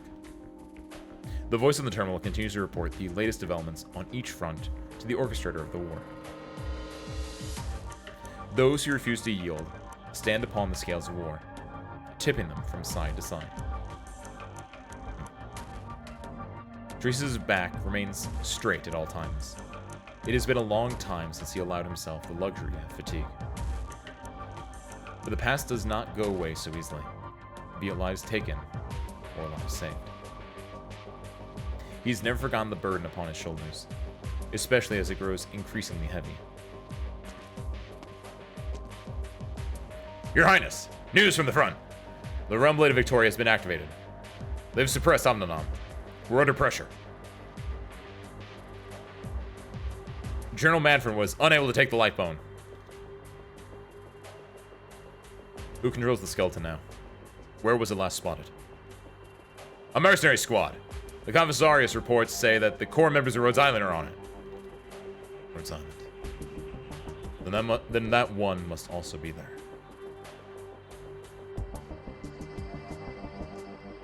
Hey! Wow! I know that's CG.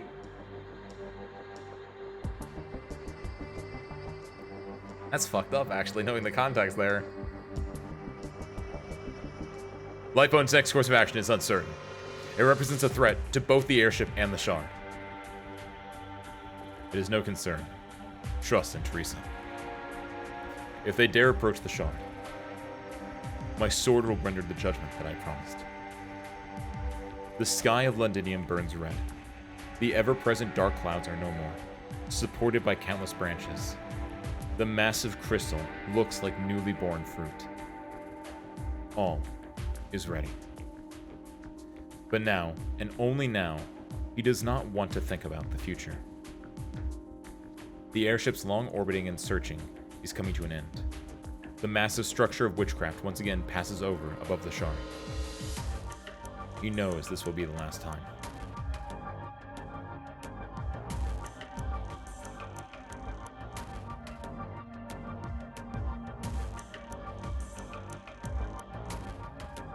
The Sarkaz with the long white hair stands alone in the halls of the airship. She finally averts her gaze from the shard. She no longer sees the figure.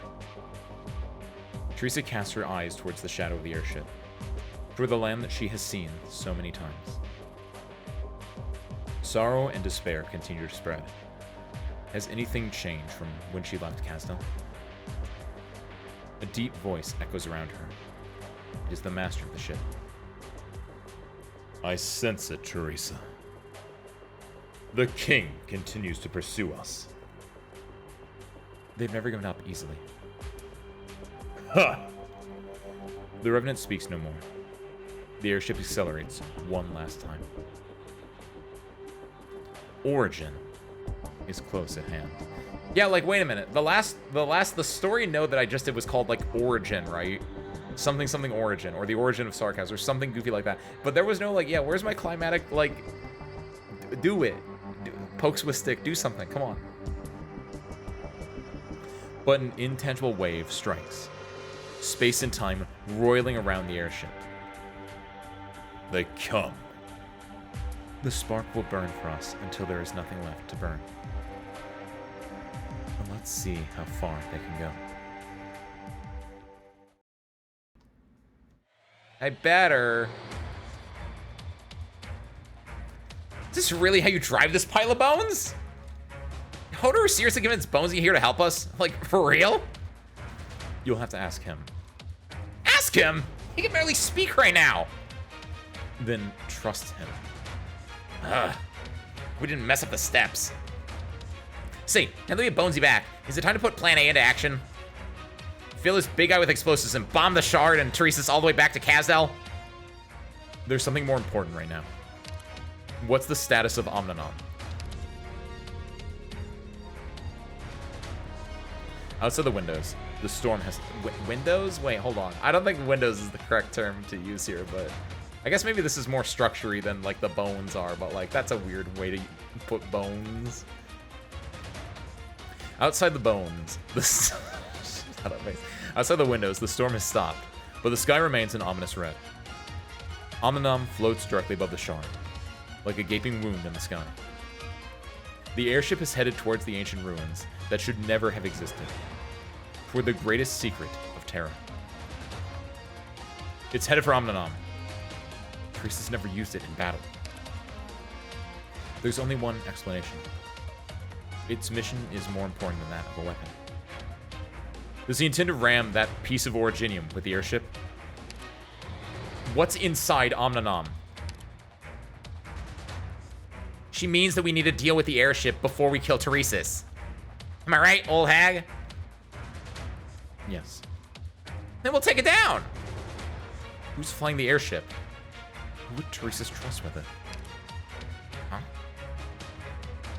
I can feel it. Teresa is there, isn't she? Yes. We'll undoubtedly have to face her if we pursue the airship. We must be ready to... Ha! What were you about to say? We must be ready to kill her? If necessary. Clap, clap. I thought you two got along. Are you always weighing things like this, Calcit? He would kill anyone for civilization and for this great land. Even Teresa.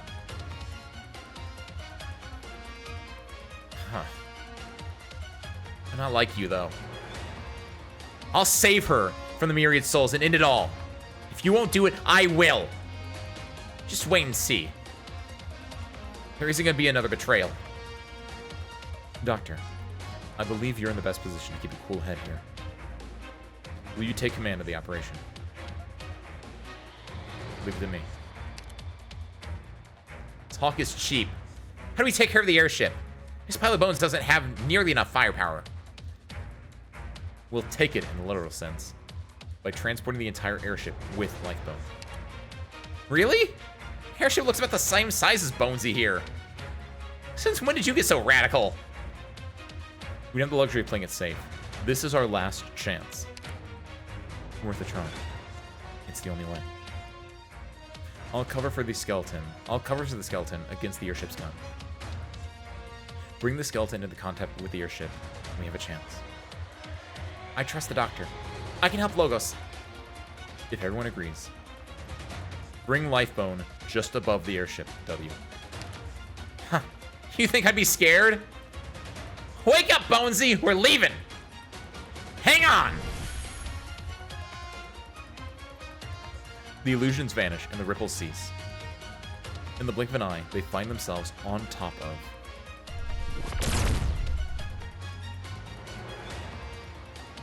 Look out! A devastating beam of witchcraft streaks across the sky, sending destructive energy through anything it touches. The airship is reacting fast. It was ready for us. Just as the beam is about to annihilate its target, silvery incantations float up, pulling at the great wave of witchcraft. All arts shall follow only the path I assign. The destructive energy is deflected, passing through the gaps of the Fernmouth skeleton, leaving behind only a deep scorch mark on bleached bones. The energy begins to dissipate, the main battery salvo coming to an end. The array in the airship has greatly amplified the power of remnant witchcraft. We can't take another hit. We must close the distance before they fire again. Countless witchcraft drones and bloodied witchlings take flight. They rush towards the skeleton. They sure shot first without asking questions. Harry thought this pile of bones was precious to them. Is Teresa's plan to vaporize us with it? A little further, W. Lifeboat can't link up with this airship at this distance. Taking too much fire to make a smooth approach. What's to do with the fun way? Take this! Cool. A loud boom and a loud wail, and also a large wail. Da-da-da-da-da-da. The massive skeleton smashes into the airship's armor. Blue and purple nerve bundles stretch out, clinging to anything they touch, winding themselves around the airship. Fragile bone plates shatter and fall from the sky, disappearing amongst the branches and vines. The Revenant roars, raging at the shackles, the audacity, and the impudence. Every Sark has heard the cry of the Revenant in their hearts before they ever set foot on the airship's deck. Who do you think you're trying to stop? The Revenant never wavers!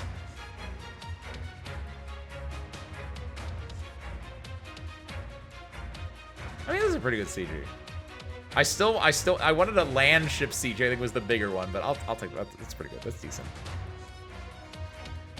Got it. We have the airship. Start drifting, W. Take the airship with us. I don't take orders from you. I know what to do. Your turn, Bonesy. Move it.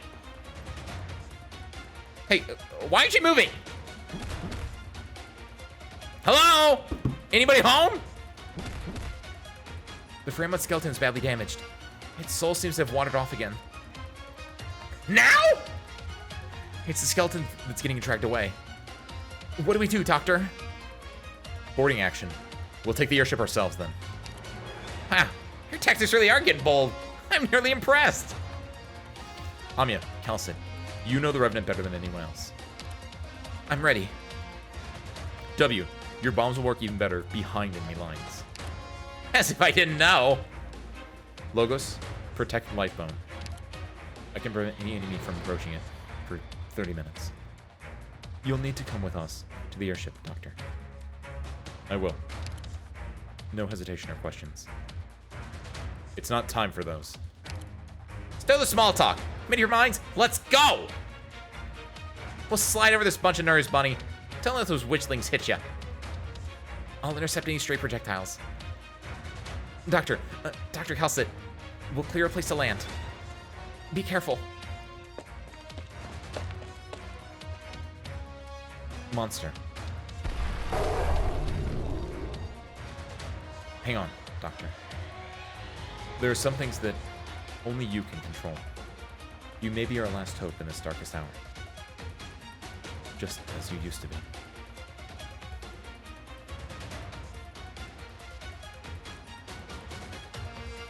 Not my daughter losing faith in me, but then also possibly regaining her faith in me because I...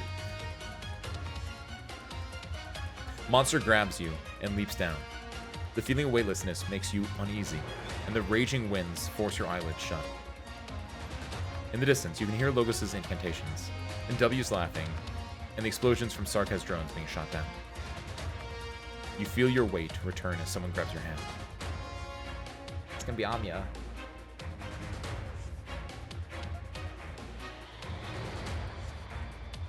Doctor. We're here. Looks like an old friend has come calling. The ship is a Revenant, right? Looks like it doesn't like people standing on its head. Strange shadows seep out from the metal walls, filling every corner of the deck in an instant. The slight tremors in their movement echo the breath of the Revenant. Cool. The Revenant's work. It's expecting us. It won't let us stop so easily. I'll just pummel it until it stops then. This time, I brought bombs more than enough. Shouldn't be like, I brought more than enough bombs. Like, I don't know. The wording there is weird. W's getting a little too excited there. Here's of you. Welcome on in. The Pinkish are coming?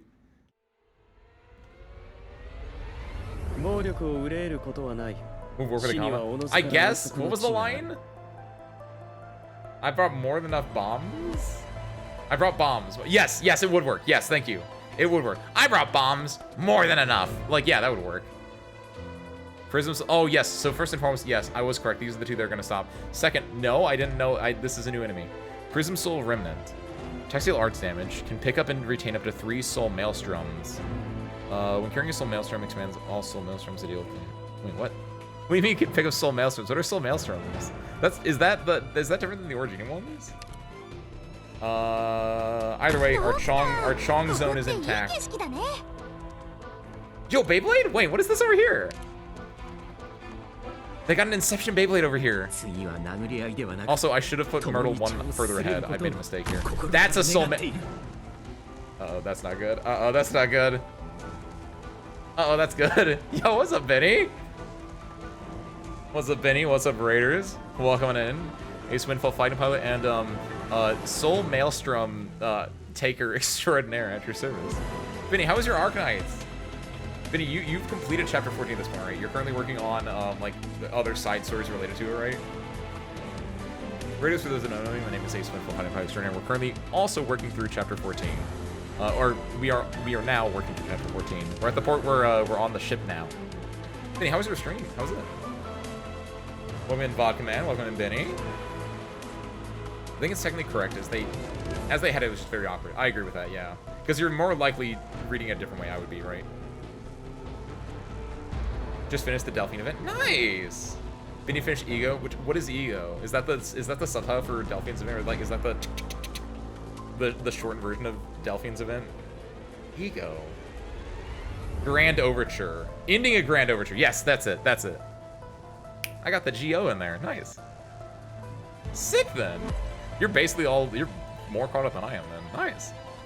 Just in time. We were looking at the schedule too. It looks like it's probably gonna be what, like a month or two. Nice. Well, I hope your stream is good. I hope your continued. Oh god. Oh no. I'm gonna have to read this one. Hope everything went well. Of course, Where did I Benny, go Raiders. wrong? If you need to head out, get a snack, take a break, lurk, any of that good stuff, by all means, feel free to. Otherwise, feel free to lock in. Stick around. We're gonna be doing some more of chapter 14 here. Specifically this part, which I don't know what just happened. What do you mean these are the only two enemies? Hold on, this is gonna be interesting. Yo, what's up, Raizune? Happy Thursday, well, happy Tuesday, whatever day it is. Happy Tuesday, welcome in, Raizune. I've gotta get some sleep, but enjoy chapter 14. Gotta catch up on your reactions. Thank you, thank you. Would you have your VODs store anywhere? I have them if they're not on YouTube, if they're not on Twitch, I do have a YouTube channel. Great bit of advertisement, Benny. That's right, service crew, Raiders. If you like me, Ace Windfall, you can, and you want more than just the content that you see on twitch.tv/AceWindfall channel, don't forget, you can go to youtube.com/@AceWindfall channel and get even more fill. That's right, we store Arknights VODs, we store video game VODs, we even have a few edited content there as well. Go check it out. Also, song covers are there too. And after you're done there, go to youtube.com/@BennyBloom channel. I actually don't know. Go to Benny's channel too. Thank you for the layup. Basically a tutorial stage. Oh, I don't like that. I already don't like these Beyblades. This is terrifying. He just said it was gonna go to there. Oh, you can go. No, go to the YouTube channel, Raizuna. Go to the YouTube channel. That's what we're talking about. That's literally what we're talking about, Raizuna. You gotta go to the YouTube channels to check out the VODs. Assuming that Vinny has a YouTube channel that has VODs. I'm pretty sure he does, but... You have never once mentioned that YouTube channel since I started watching while I was here. I know you're lying, you. I know your ass is lying. I talk about it every other stream. Don't you come into my house and speak nothing but nefarious truths, you dastardly dog, you. But yeah, Starscrew, go there. I'm only here every other stream. The thing is, you doubling down on it does make me think that maybe you didn't actually know, which feels incorrect. But I'm pretty sure you was just trying to mess with me right now. If you didn't, all you had to do is scroll down like 3 notches. That is true. Also, that is true. You was very manipulative.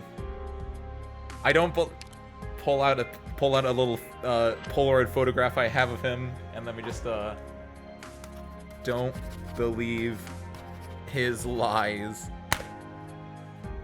There we go. Put that up on the board of other photographs with that on it. All right. Use lies aside. Let's deal with the lies of the soul. That sounds a lot deeper than it should be. Also, wait, why is there Abs 3 and Abs 4? Where's Abs 3 and Abs 5? Where's Abs 4? Why are they not in order? I'm only meeting those two at the same time. Knack? For Naxa here? I'm only now realizing that there are like numbers on these things. And I knew that, but like I've never actually paid attention to it before. Apps 1 is the Profane Chimera. What's Apps 4? It's a secret, more disdained. I guess it's probably the scary version of this, if I had to guess, actually. I don't know if that works like that. The one with 10 videos? Excuse you, it has 6 public videos, but it has like well over 100 VODs.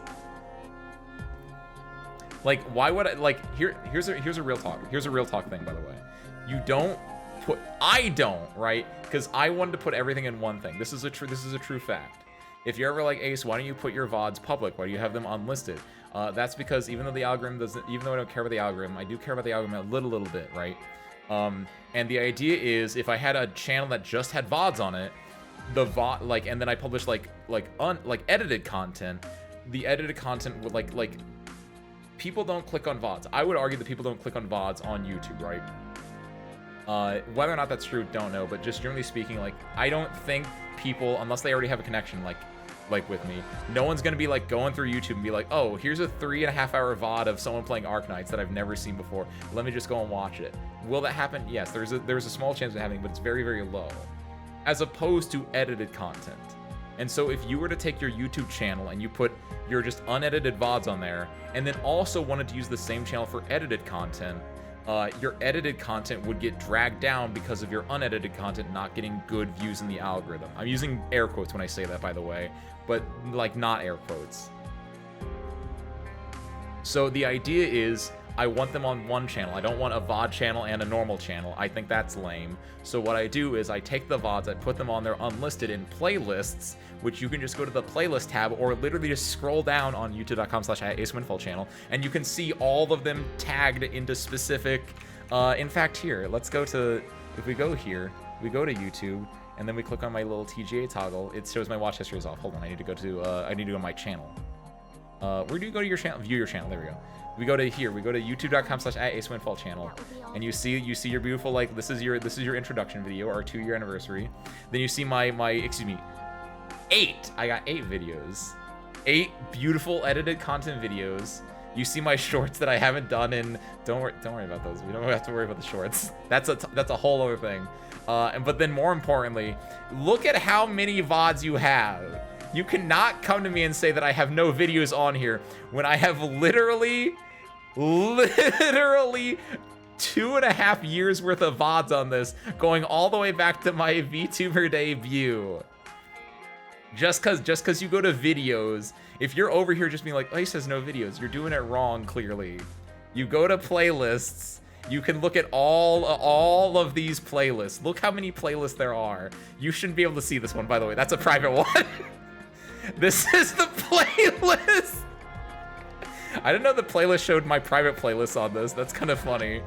This playlist is the playlist that I use for weird stuff. This is the when I did the legit did not know this would show up. This is the play. I made in my first few months of content creation one of my standout, I would say, streams was a in-depth discussion on the commercial, which was just fully fully an excuse to replay the Toyota Corolla coffee commercial, and then every so often intersperse in the YouTube pooper. After replaying it like what, 10 times, 10 to 20 times, you splice in you splice in the YouTube poop version, because it's the same video over and over, Dolly. It's the exact same video over and over, because I wanted to, like, I like, the idea is like, oh, you do this, you do this, you do this, right? Because this was like, we went over like, oh, here are some famous commercials in our time, and then I was like, we're gonna have a long discussion on this one where we just keep looping it, a la, if you've ever heard of the Garden Cast, that was a YouTube video series where they just replayed Olive Garden commercials and then just talked about them. So it was very in that same style, except I wanted to repeat this one, but then I also wanted to intersperse in my favorite, which is this YouTube poop version of it, which is I absolutely adore. I highly recommend checking out Toyota Corolla the book, because it's such an insane video, and I absolutely adore it. I think it's high quality edited YouTube content. Like, it's so good. I missed the funniest kind of stream. No, you might have missed it, Dolly, especially considering this is over 2 years ago.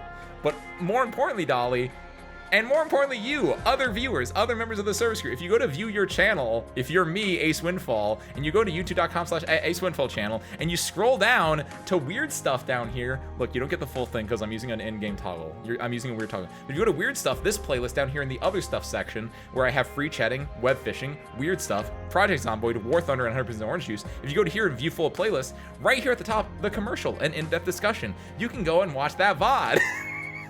This is a tangent, but in fairness, it's a tangent about me. And aren't I really the star of this show, Harmonica?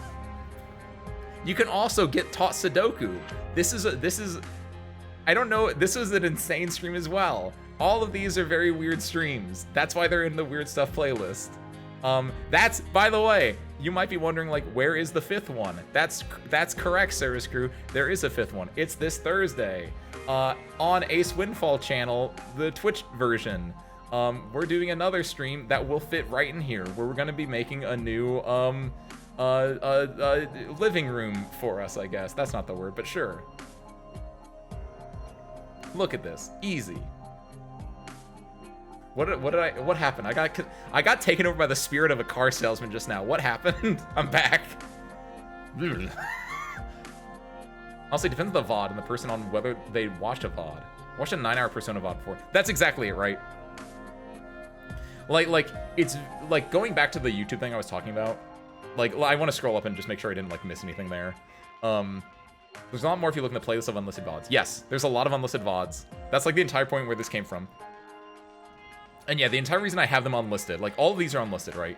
And that's all because, like, again, I want it so that when I do have edited content, my covers or, like, the weirder things like, I like this one. I think this is a very adorable one. Ace Windfall screaming and making weird noises for 11 minutes and so many seconds. I love that. That was a fantastic one. That was literally spawned from, like, 2 people saying, like, hey, you should do this. And I was like, yeah, sure, why not? And I think this is adorable. I've actually watched this back multiple times, and I'm just like, kind of cute, aren't I? But, like, I want these ones to, like, do good. And these ones, everything down here, this is for the true service crew. This is for the, like, the true believers. Like, you can go and check out my Persona 5 Royal. 26 videos, totaling probably, what's 26 times 8? 26 times 9, we'll say, actually. Totaling a lot of hours of Persona 5 playthrough. You can also go check out, like, literally anything else. ABS 4 is the scariest one. What is ABS 4? Oh, was that one of the... Oh, no, the, I went off on a tangent, because you was talking about ABS 4, which is this thing over here. Do not bring it... How did you hate the commercial? You just didn't understand at the time, Harmonica. I feel like if you watched it now, you would appreciate it. I am. No, I am. You're the hype man for my debut in 2 years. 2 years? Damn. You got it all figured out, Tony Harmonica. Also, what was the no I am? What did I say that you know I am me? Also, thank you. I am a professional. Don't do this at home. Don't go and make a YouTube channel filled with unlisted VODs at home. Unless you're insane like I am. Insane like a fox. I gotta update the thumbnail for this, by the way, at some point. Because if you look, here's a little fun fact. Usually for these, for the month, I put a thumbnail that isn't available anywhere else, right? Because, like, Clinical Trial, that was a peak game. That was a defining game. But it goes in the one-off games, and I really like this one-off games thumbnail, so I put that here. Shadow vs. Worlds Beyond, that was a one-off game. It goes there. Because, like, typically, if I play a one-off game, I use the one-off games as a thumbnail. Balloons, Clinical Trial, Shadow vs. Worlds Beyond, because they're, like, special ones. This one, I haven't updated July's at all. So we're probably going to make July's thumbnail. Probably Railbound, honestly. Probably Railbound, honestly, yeah. I like this one. Look at this little guy. By the way, Source Group, go check out literally all the artists that I use for art in these thumbnails. Go check out, hold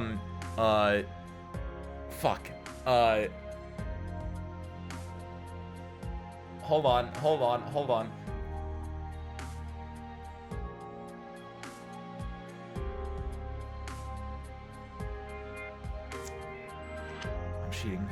I'm cheating.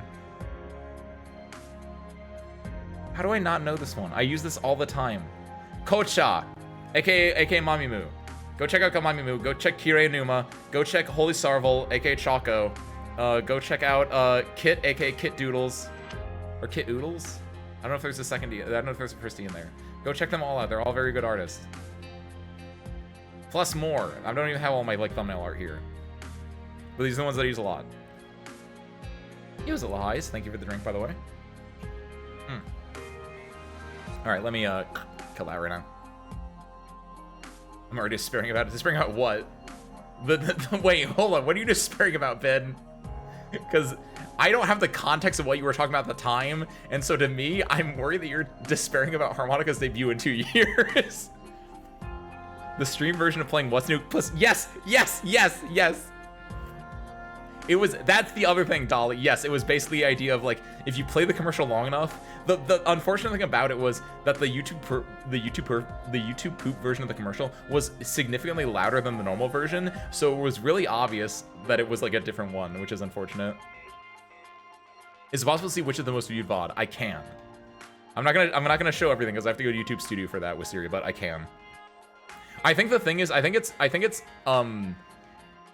messed up a little bit because at some point in time, YouTube made it, or Twitch made it, so when you send a VOD from Twitch to YouTube, which I do, like you can also like record locally and then upload to YouTube. I don't do that. I'm lazy. You can just literally export it from Twitch to YouTube, which has some issues because obviously if something gets muted in Twitch, it's muted on YouTube, which is unfortunate, but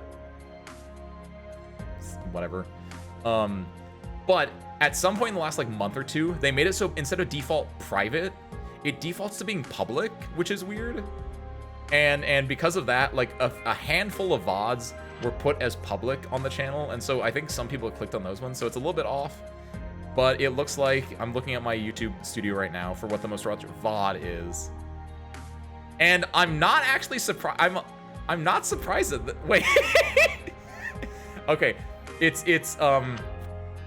this makes a lot of sense actually. In order, the most watched VODs are with 38 views.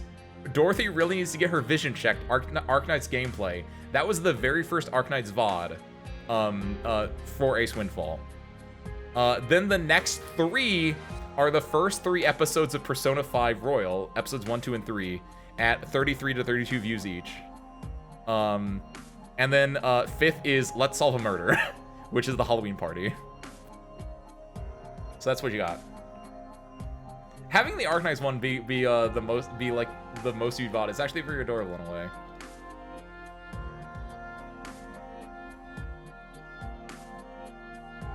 I said no, I am. For you saying that you're the star of the show or something like that. Oh, what? I am the star of the show. Whose name is on the URL, Harmonica?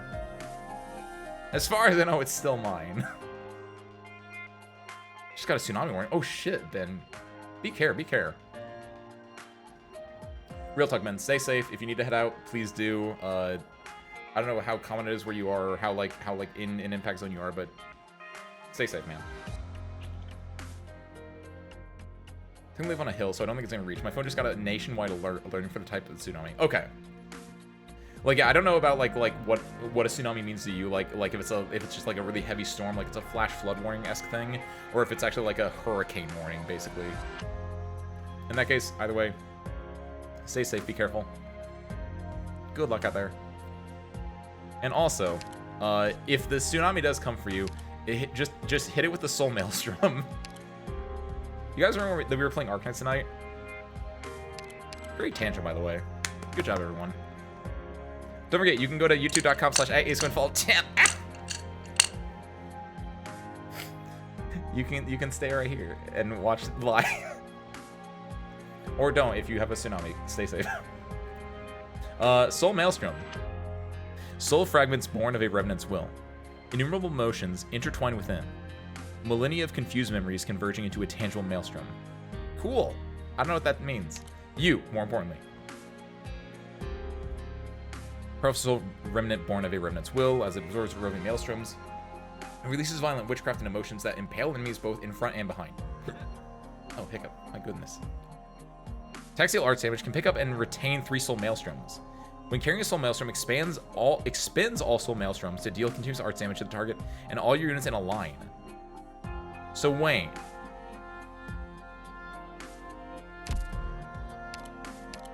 So if let me just do this. Just don't do anything. Yo, what's up, Clots? Welcome on in. I'm a-charging my laser. I'm a-firing my laser. Jesus Christ. Talk about old school. So if I just don't do anything here, what happens? It says it's target, right? Way bigness to hit buildings and flooding behind type. Stay safe then. Hold on, so wait. This will keep you quiet. Oh, okay, so it only it basically has infinite range in orthogonal directions, basically. 8.8 earthquake off the coast of Russia. Damn. How long has it been? Since we did this stage, you mean? Like, how much of a tangent did we go on? It's all that dang Vinnie Bloom's fault. I'll tell you what. So 20 minutes, apparently. Need speed to succeed. Well, that's unfortunate then. I guess we could just do this. Yeah, that's what I figured. Thoughts. I guess we just do this. For now, at least. Oh, since you heard about charging lasers? Oh, that's a long time. I feel like I've heard it like in old meme compilations or something similar to that, but like since someone had earnestly said it, it's been a while, I think. Hey, don't do that. Stop that. Get out of here. Stop it. Stop it. Pass on your last words. Get out of here. No! Need speed to succeed. Wait, hold on. ドクター、ここっていい景色だね。 Vermin. Yeah, if I just proc it, actually, I just realized. Yeah. There you go, Ace. Oh, wait, hold on. Hold on. Uh-oh. That doesn't work for either of them. Well, if I do this, actually, hold on. I'll be right back. See, that procs it. Yielding is not an option. So you do a little procky. Logos, I'm sorry. I didn't think about that. Ah, they're recharging their lasers. Oh my god, how do they have ammo? What is this?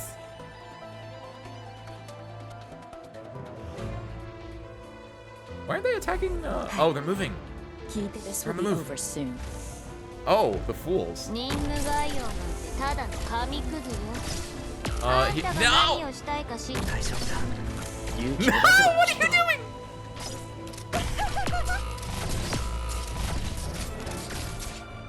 This will keep you quiet. 私よここ。毎回カウント This す is る a なんて terrifying stage, 誰 and が I'm 言 now ったのかしら。 very worried for like. I hope this is the worst it gets, but I know that's probably not right. I know, that's actually kind of cute that you can see them like with little ammos and stuff. In the US is gonna see what I'm wearing. I don't think it's gonna affect me in the middle of the Midwest, where I think the nearest ocean is like 1,000 miles away. I don't know how distance works. It actually might be further or closer than that. No idea. But like I think I'm probably fine from the tsunami. Stay safe, California, though. Or Hawaii. Hawaii probably gets it worse. Or Alaska. Or Oregon. Washington. Those are all the states on the West Coast. Or Baja, California. Or British Columbia. Shout out to my neighbors on the north and south. There was no after story for that? In that case, Cersei, what we'll do is we'll do one more. Since there wasn't any after story, we'll do one more. If this is just a pure battle stage, that's it. If this is a story stage, whatever. This is the final one no matter what. Sound good? Sound good. 1415, Linebreaker. Keep your focus as you dash through the cold steel skeleton. That's an interesting one. That implies that, yeah, they're drones. Okay. Cool. Let's do it.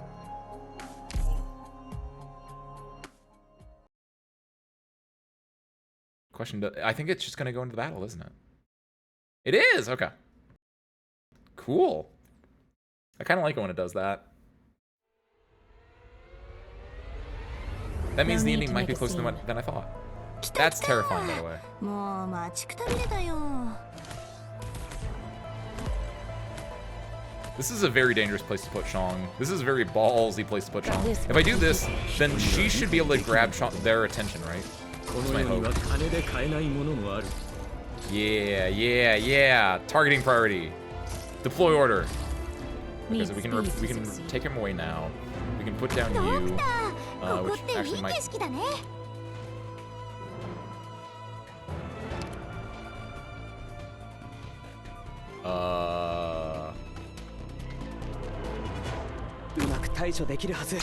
a big boy.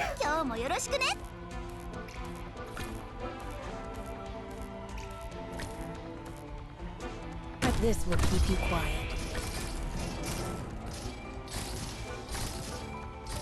Go Texas, go Texas, go. Cool. Need speed to succeed. Do not, no. I don't think I have. I feel like I would have known if I'd seen that before.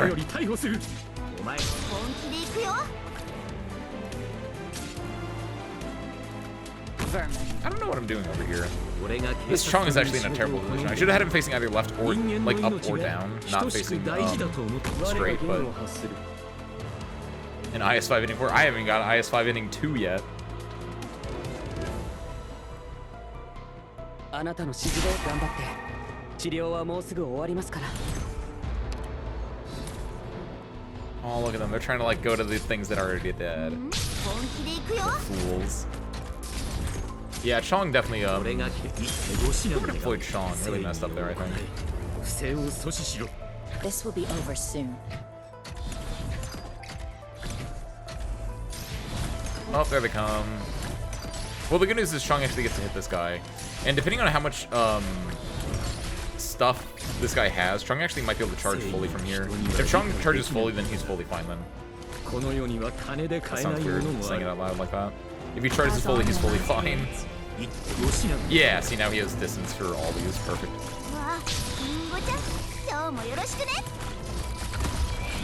They're like whirling dervishes back here. Here's a windy. Happy Tuesday, welcome on in. I don't know what's going on with these things, but... Uh-oh. Sorry, stay alive. Sorry, don't die. Also, you die.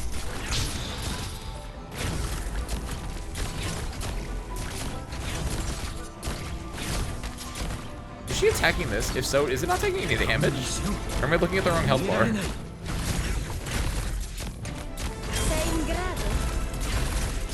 How much art? Hold on. Do they have a lot of arts deflection but no physical deflection? Because it looked like Utage wasn't doing anything until her art intro skill ended. What? Hold on. I need to go. Please tell me that was. We getting story? I think we're getting story actually. Oh, was the big thing? Oh, do the big things give a lot of defensive while they're still up? They're just buff boys. 3 to 4 meter high wave gonna hit where I am. Oh, only a wave that's double the size of me.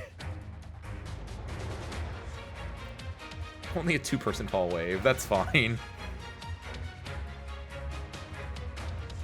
All right. Any more weird shadows that want to get blown to pieces?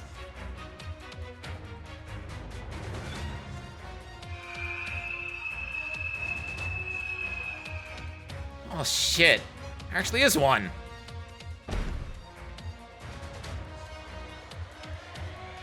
Cutting down their numbers is most likely pointless, W. But they're simply the projections of the Revenant's power. So long as the Revenant dwells on the ship, there will be no end to its creations.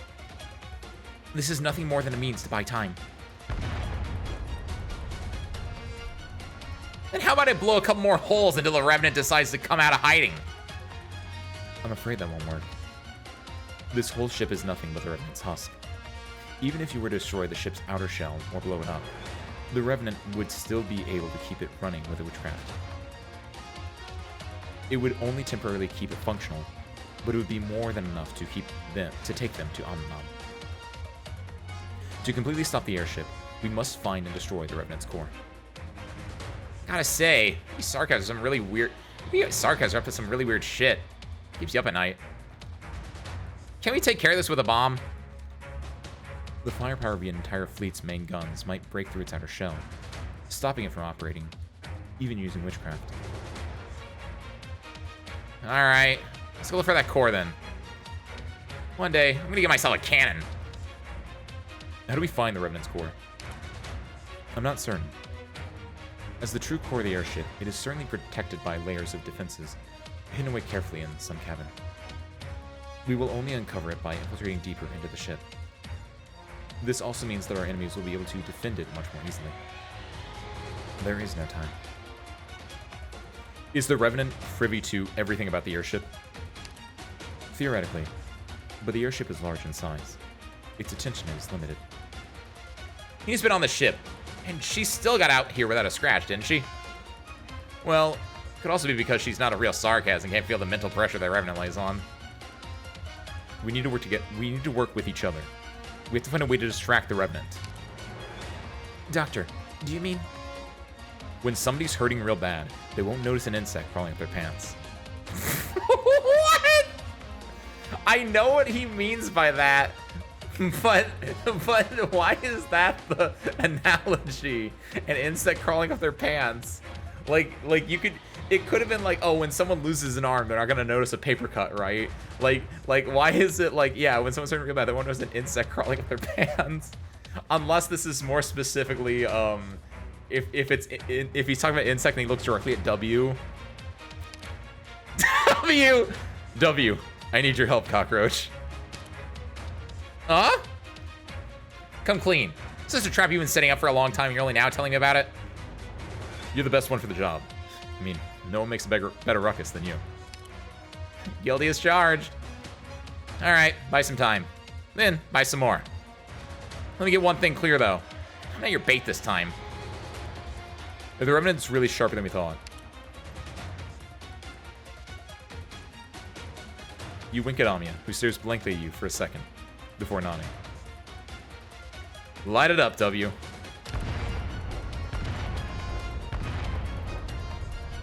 That enough of a ruckus for you? Alright, you insects. Don't get spotted too easily. Not until you find her. Doctor, Amiya, we'll enter the airship through the opening W made. Stay close. This is our one and only chance. Oh, we were the insects all along, not W.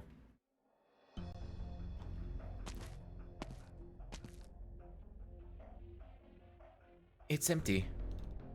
It seems the military commission has already evacuated all the passengers. They knew how dangerous this mission would be.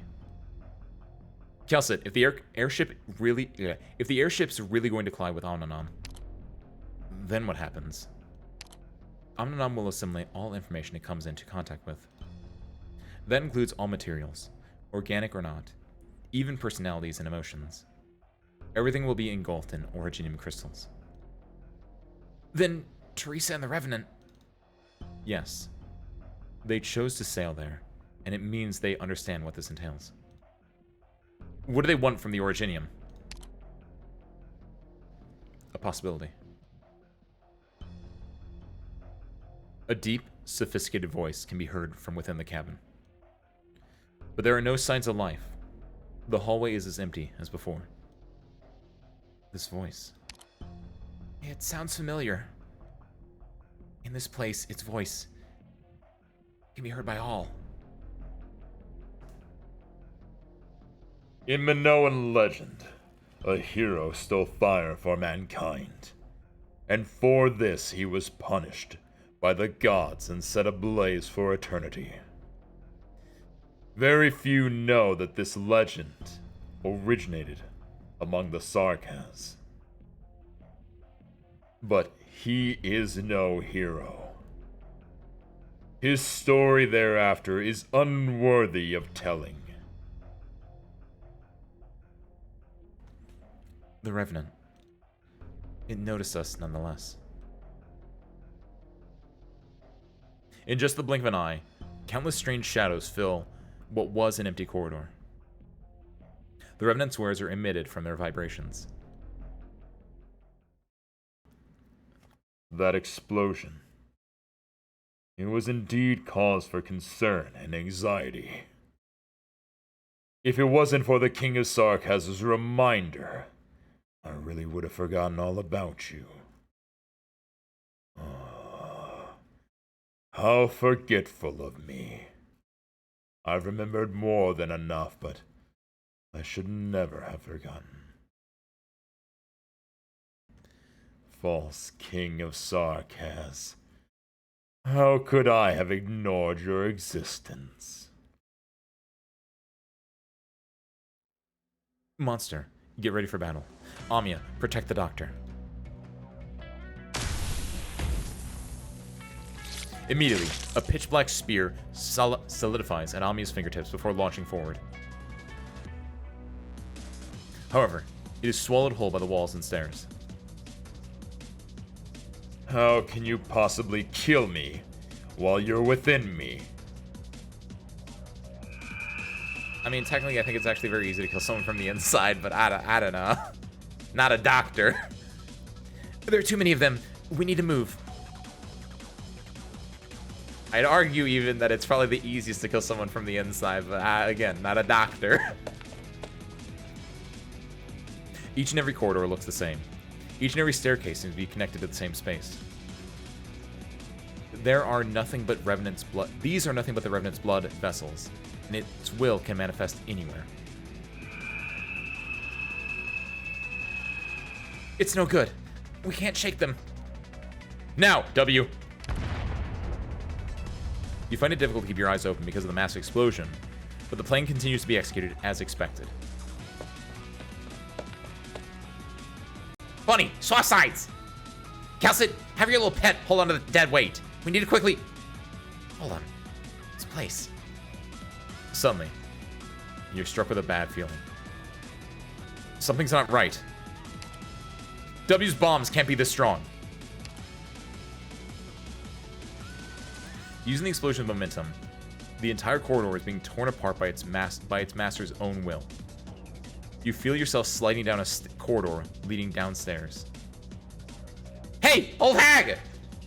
You try your hardest to maintain your balance and look toward where you last saw Calcit, only to find that she has been completely engulfed by the black shadow. No! The Revenant itself tore the structure here apart. It's trying to...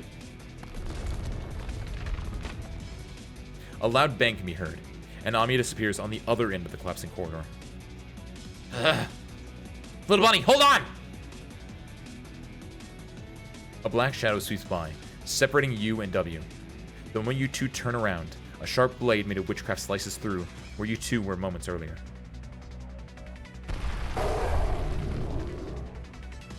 It fails to hook onto your collar with its claw. You tumble downstairs, down the corridor.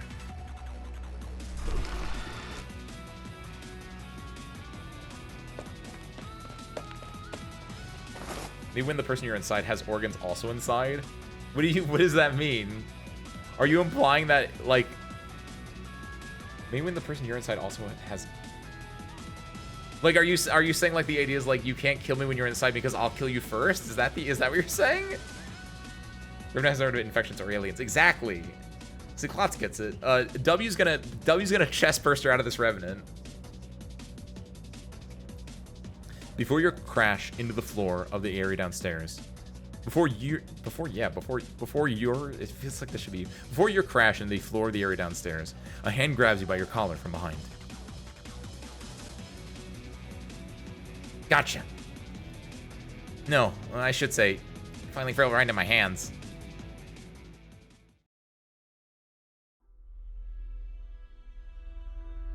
When the person you're inside has organs also inside. Wait, so wouldn't it be they don't have organs inside then? Without organs to target inside them, they are much harder to kill. I don't know. I feel like... I guess technically, yeah. Like, your body is filled with organs. Like, if you were to get stabbed in anywhere in your body, you're probably gonna hit an organ, right? Your skin... Isn't your skin, like, one big organ? So I guess in that way, if I'm like, inside a robot, for instance... Arguably a little bit hard. No, the organs need to be in there, Harmonica. Don't take them out. Don't take them out. But like, if you were in a robot, I guess technically it would be harder. But like, you could still just start ripping wires, and something might work. What creak? What's a good creak sound effect like? I don't know if that picks up. Hold on. I don't know. That's all I got. I don't know what kind of creaking we're talking about here. The sound of steel being bent and twisted echoes throughout the narrow space. The ship is chewing apart the darkness inside its body.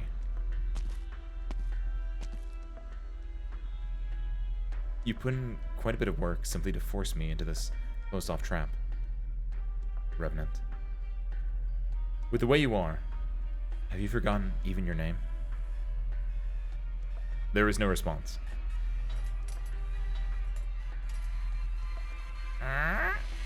Nothing can be heard except for the sound of metal being torn apart. Oh, like a metal creak. That makes much more sense. Oh, that's my watch. That shouldn't... That's not creaking.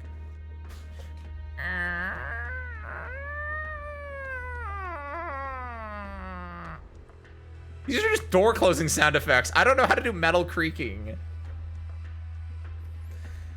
Nothing can be heard except for the sound. Nothing can be heard except for the sound of the metal being torn apart. Sharp debris continues to peel and fall away from the ship's body. What? Spare parts, your turn. Do some creaking. Good job, spare parts. Calcit knows that if this unknown space is anything like a magnetic field... Why do you mean like a magnetic field? That feels so out of left field. That feels very 999 writing. She must be the center pulling in all fatal threats. A threat? It seems that even though you have burned away for years, you still have some sanity left inside you. But if your chaotic mind still holds a trace of memories in Kazdel, you should be well aware that death threats are meaningless to me. Silence. But Calcit can feel the shadows that will engulf her here are still lurking in the darkness, watching her. Waiting for the moment to strike. No. You should know. After all, Teresa herself knows this well. You are listening, are you not? Teresa. I can feel your will in this ship. I thought you would be here waiting for me. Calcit reaches her hand out to the wall to feel the life in the ship.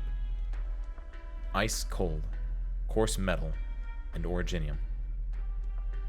Despite the darkness, Calcit is nonetheless able to clearly see the originium growing and assimilating everything around it. But it avoids the area her fingers touched. To think you can now influence the natural growth of originium to this extent. If the originium here continues to grow, the airship will be completely crystallized by the time it crashes. And then, everyone inside will also. That includes me. So is this what you're trying to tell me? She gets no response. The first originium. You. Teresa's. The Sarkaz. I used to think I knew enough about your plan. But it seems you are much further down this road than I imagined. You may have me locked away here, but I don't believe I am truly the one you should be vigilant against. You've always been a headache, Teresa. Just like in the past. Just like in the past. Teresa, as you are now, do you still believe that Terra has a future?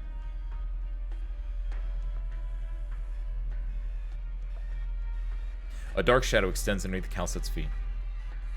A jet-black ocean gushes out from the darkness, ready to engulf everything in its path in no time. I knew it. Mel creaking started making the human voice. It's true. Also, a nitpick for the writers. Mel doesn't creak, it groans. I also agree with that.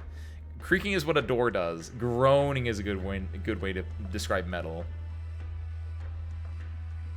Because it's more like, not that technically, but like, like it's more like it's a larger structure, right? So having it be personified, it also makes sense that it would be personified because it is a thing, right? Just like, metal can also shriek. I agree with that as well. Like, that was actually not bad. Collapsing whale ghost, but with gritted teeth. Oh,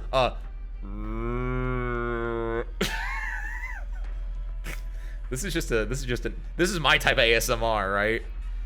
This is a Foley stream, is what it'd be called, right? Because Foley is what it's called when you make sound effects for like TV shows or movies. Once again, the silence has returned to the darkness. As you wish. You'd better have enough time with the dame alone, without that one at her side. Don't disappoint me again. Don't disappoint us again. I've waited too long. I must witness this before my death. The end of suffering. Teresa. Wait, what? That feels like a good cliffhanger, TBH. I'm okay with that. Like this is very like we're in a dark spot. We're at like a low point in the story where like, oh, like we're inside the enemy airship. Calcit's been taken away and is put in the naughty cube. She's been put in gay baby jail, right? Amiya has been sent off somewhere else, probably gonna fight and look at Teresa. And meanwhile, W and the Doctor are just like, oh, we're here. What do we do? So very low point in the story. And then next week, Hull Breach. Rise above the obsession of the past and let it drive you forward. What? I feel like this is gonna have be another whatchamacallits, a special boy stage. I feel like we used the term special boy way too many times tonight. But I digress. So let's wrap for the day, shall we? I really like chapter 14, mostly because like it's doing things. Things are happening. There's momentum in what's happening right now. I didn't even look at there were 2 types of enemies. Oh, if it's the laser boys, that's gonna suck actually, because it's nothing but straight lines.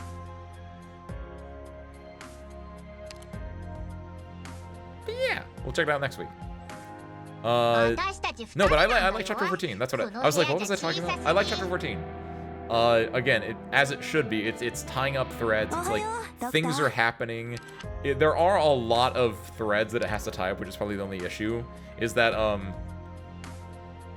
like again, I'm gonna be real. I think the siege stuff is like the weakest of it. So I'm really glad that like there was no siege stuff at all. Like, it feels like at this point, a lot of the siege stuff would be like, outside like maybe one more thing. Like, I feel like a lot of it can be handled in Ego, right? Ending a Grand Overture. Or like now I want to like, we're in the thick of like this big Sarkaz plot, this big world-ending plot, which I'll let it have a world-ending plot. It's been like 14 episodes. They can have a world-ending plot. That's fine. I'm okay with it, even though it's like it's reaching the big like cinematic levels. Like it's fine. You've earned it at this point. But like since we're on that level, it's like I don't care about those damn dukes. But I do care about like the shiny one. I was like Shiny is like whatever. She's okay. She does her thing. I liked her family, her awkward family dinner, right? But yeah, like her here and Neural coming in for the save as well. Like that was good. That was actually like quality. It wasn't them like pussyfooting around. It was like actually like, hey, Shining's here. There's Kwisatz Siraj, and they're gonna fight. And then they fought, and it was good. Done. It wasn't machinations, manipulations. It was action was taken. And then here, like and then like everyone gets to like meet back together. And then we go on the ship. Like, very good. Overall, very solid story today. These are fair number of loose ends, but those are picked up later. Yeah, like the overall story, I imagine, right? Like, yeah, like this is definitely a loose end that gets, like, happens and probably gets picked up either later on or in Ego. Maybe it's only a Victoria ending plot. I feel like the way they're describing it, I feel like it's a little bit more than just Victoria. Like up until Omnanam showed up, I was like, yeah, it's just a Victoria ending plot. But once Omnanam shows up, that's very much like your Thanos. That's your not Silver Surfer. What's the other one? Galacticus. Like that's your like, oh, we're gonna call the big guy from beyond the world to come here. And maybe it is just Victoria ending. Like in the end, I don't know actually how powerful Omnanam is, but like my gut reaction, which is neither good nor bad, it's just what my gut tells me, is like, oh, we're doing like goofy little like we're summoning Outer God type stuff, right? We'll see how that actually plays out, right? Let's see. I think that's all we got, though. Of course. Thank you guys for showing up. Of course. And also, don't forget to check out... Is this still up? Oh, it's not up anymore. I closed it. Don't forget to check out youtube.com/@AceWindfall channel. Because, more importantly, don't check that out. Actually, check out this. Stay here. Stay on Twitch. Not like after we end, don't stay on Twitch. Actually, stay on Twitch to whoever I raid. But more importantly, don't stay on Twitch too long because you need to be back and ready on Thursday. Man, it took me a while to get there. On Thursday, we're doing that stream I talked about.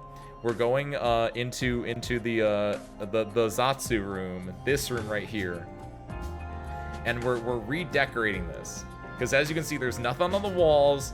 There's no tables. There's no chairs. I just stand here, right?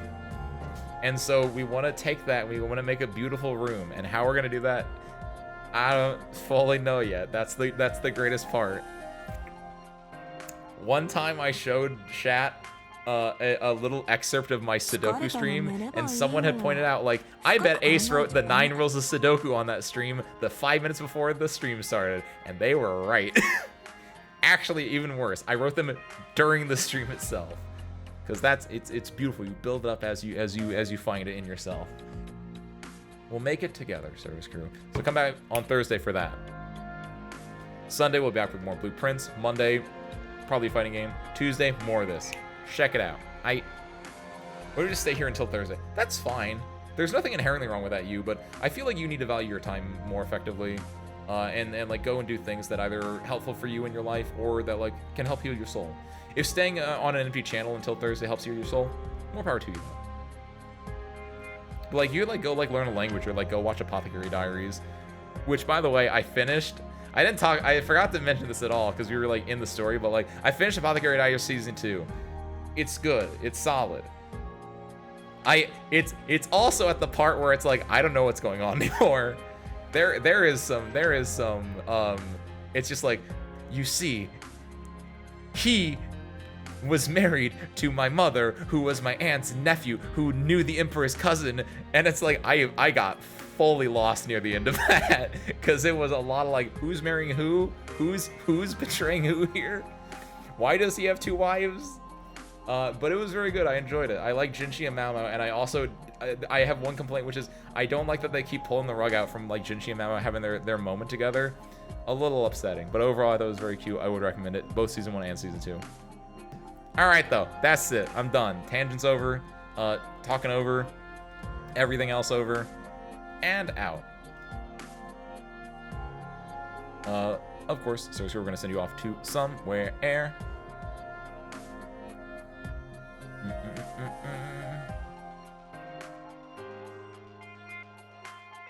I'm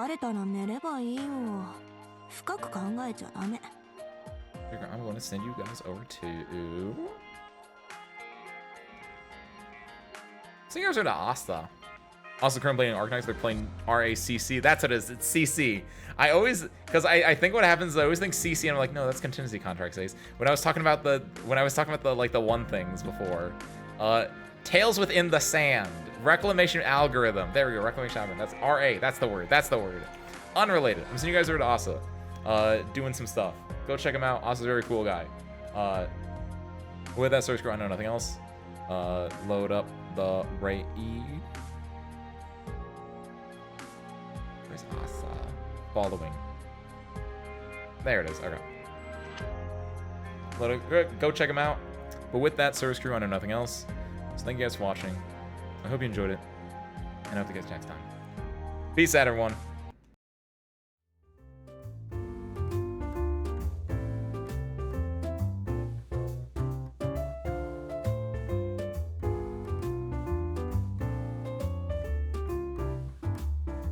And see you there in 3, 2, 1. Go say hi.